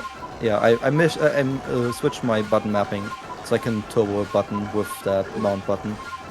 We can kind of like float along and just travel a long way without falling. And this is a nice way. Just get here, take the 4 damage from going all the way up there. And there's a wisp on this island. Yeah. In the speedrun, this is the most far out of the way wisp in this area. Because you have to get Basque Legion first, and Basque Legion, the quest to get Basque Legion takes you through here, but then you have to go back and you have to go to the beach. And then from there, you are as far away from this wisp as you could possibly be, but you have to come back and get it at some point if you want Spiritomb. Mm-hmm. So this is a way to get it early without having to do that with Basque Legion. And it's very fun to do. But there we go. I need to unturbo that in case I'm gonna accidentally press it. That is pretty much all the movement stuff I wanted to show. It's not too much, but the most important thing is still there. This is the most powerful glitch that you can use in this game. You've seen my Arceus, level 100. Nothing too crazy about it, right? Oh, look at this inventory. What is this? Look at my money. Look at. Oh wait, there we go. Look at these stats. How did I get all these stuff, all these things? Well, it turns out you can kind of use a way to duplicate those grid items. And to help us, Ingo over here. He has his own select Pokemon menu, which is just another way to access pastures. Also, this is the shiny I got this morning, actually, in my prep run. Really cool. Which is why I'm on this box. Let's go over here. First of all, I need to find a Pokemon. This EV will do. No hard feelings, just I need to release something. So the item you get, the grid item you get depends on the level of the Pokemon you release. But for this glitch, the one that you release first, you are locking yourself out of that grid for the duplication. So be careful. Yeah. Don't release a level 70 first and lock yourself out of rocks. Those are the most valuable. I'm gonna pick up a bunch of ones that are level 40 above, just to show this off. This will do. Do you have any Shinxes to release?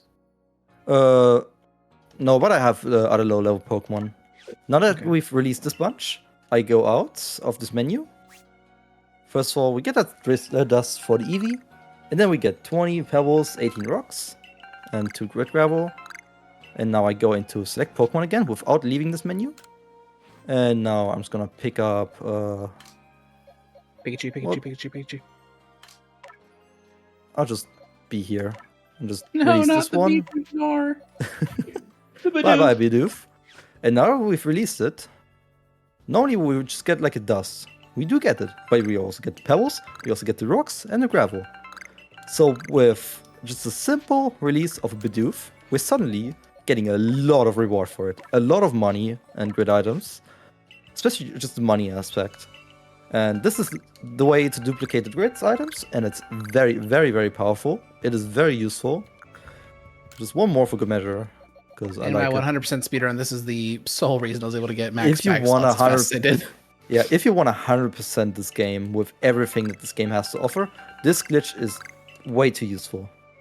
And yeah, I don't have storage, so that's nice. But yeah, that is everything that is there to show. The only And thing also- that's worth noting about that is you have to complete the Daybreak quest to get Ingo Oh to spawn yeah, there. you need the Daybreak quest. Yeah. It's free DLC That's though. pretty much it. To end off our visit to this game, there's one NPC that lets us do one cool thing that we have skipped on the 80% ending, and let's do it here. You know, these buildings don't exist until a bit later. And when you've caught Arceus, you can go into this building, and there's this child to interact with. And this child is asking for a bit of a story time. And if you tell the story, time by the way, you play the credits. And that's a little showcase for this game. Bit of movement things, especially the duplication glitch is very, very powerful, and you should absolutely use it. It's gonna make your time much, much better with this game. Just having more fun, more things to do, more access to balls and items and whatever. It is very, very awesome. And yeah, hope you enjoyed the little showcase. I'm glad I got the village thing very, very quickly. So yeah. Forest and Oh, it's been a long run, Blood. Before you take some well-deserved rest, any shout-outs, you, Halkery, anything you'd like to say real quick? First of all, because right now for me it's already Sunday, and on this specific day, the 24th, my brother has actually his birthday, so that's one thing I just wanted to mention. Yeah, other than shouting out pretty much everyone who's involved in speedrunning this game, specifically Harakri, Albi, those are the only ones who are really active right now. We need more active people. This game fun. Please join us. Yeah, from the JP side, Agpack, Kitamura. we have more names, Kitamura, yeah.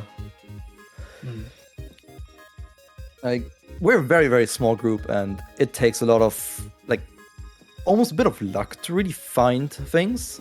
The biggest shout out goes to Anubis for a lot of data mining that has helped us to improve a lot of things with catch rates, with like knowing which items we should pick, with optimizing Ginter usage and things like that. There's lots of little things that the data that has been mined has really helped us to improve. And yeah, I think that's it for all the shoutouts. Other than me wanting to grind any percent more, I don't think I have much more to do at the moment, so yeah. Thanks for having me. All right, thank you, Blood. Thank you, Halkery. Amazing run. Thank you so much. And that's also gonna be it from me as well. I'd like to remind you, this is absolutely not the first time we have done this. This is our Fastest First Fall Fest 2024 is our 12th event as an organization and our 5th consecutive year raising money for Trans Lifeline. If you want to catch up on our past events, the Team Fastest Furs YouTube page contains a playlist from each marathon, and videos from this marathon will be added shortly after the event is concluded. Get subscribed now by using the command !YouTube in chat and following the link. So if you came in part of the way through that run, you can definitely catch the other parts of it on YouTube here in just a couple weeks, maybe. And that's it for me on the hosting mic for this marathon. It has been my honor to host again this year. Thank you so much to Fastest Furs and the volunteer team for having me again. It means more to me than you may know. Trans rights, keep those donations flowing in, and we will be right back after this short break with Kirby Block.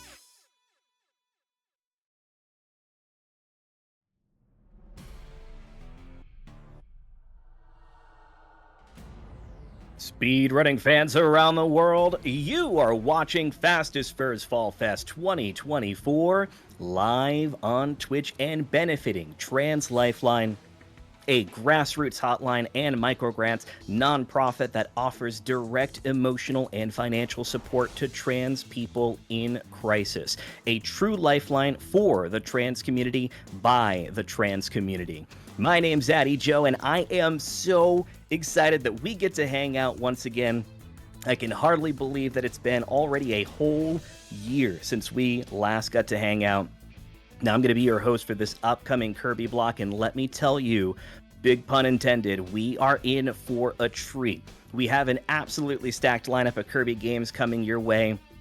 Maybe I'm a little biased because it's the time that we get to hang out together, but believe me when I say that you are not going to want to miss these Kirby runs. And speaking of which, we are currently getting set up for Glitch Aston's Any % run of Kirby's Dream Land 3. While we do that, this is an amazing opportunity to tell you about why we are all here. Fastest Furs Fall Fest is raising money for Trans Lifeline.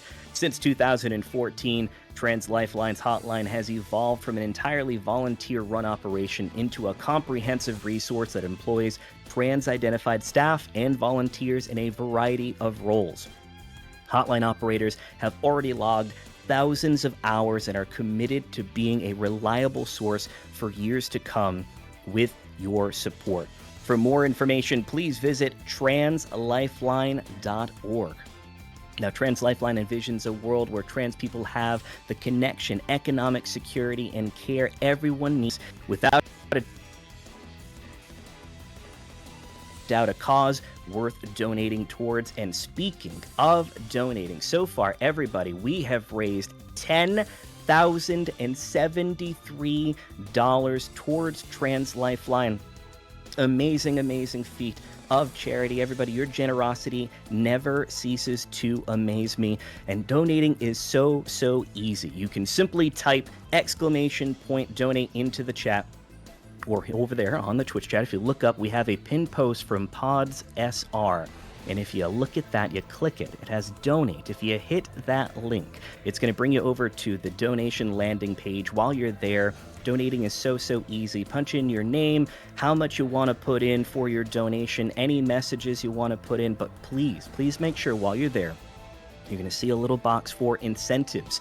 And make sure you put your donation towards an incentive. Make sure that every dollar goes towards unlocking more content here at Fastest Furs. And speaking of which, we do have an open incentive for you to attribute your donation to. And that is the Boss Endurance Showcase. And trust me, gamers, you are not going to want to miss this Boss Endurance Showcase. You're going to get to see Soul take on all of the game's bosses, from Golem to Darkmine, back to back.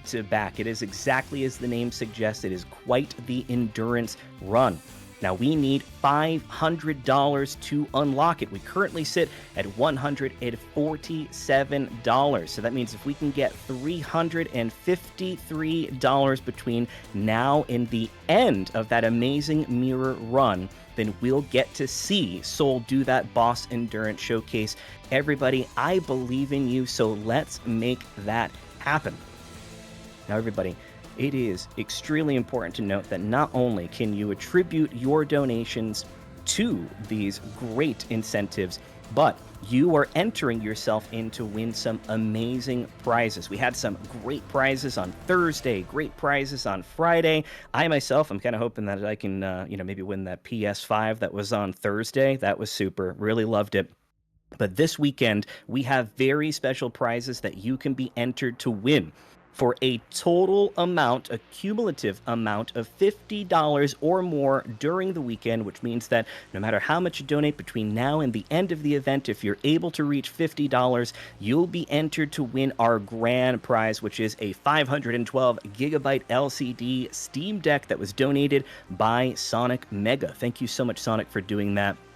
And for those who are able to give a single donation of $25 or more, you'll be entered in to win a variety of prizes. And I see it over there. Thank you so much, JD Puppy, for that. We have a link in the chat for you to go check out all of the amazing prizes that are there. We've got a really cool Perler set. We got Rystar, Tunic, Super Metroid. We have a $100 Amazon gift card that was donated by Firebird Lover. And maybe I'm a little biased because it's my own item that I am put forward in for the prizes here, but we have a set of 4 Fastest Furs Trans Pride coasters. I put a lot of love into to designing, getting it all together, 3D printed. It's super. Definitely go if you have an opportunity. Get your donations in so you can be entered to win these amazing prizes and more. Now, don't worry, if you're not able to reach that amount, I say this every time, every event, any opportunity we have to hang out together.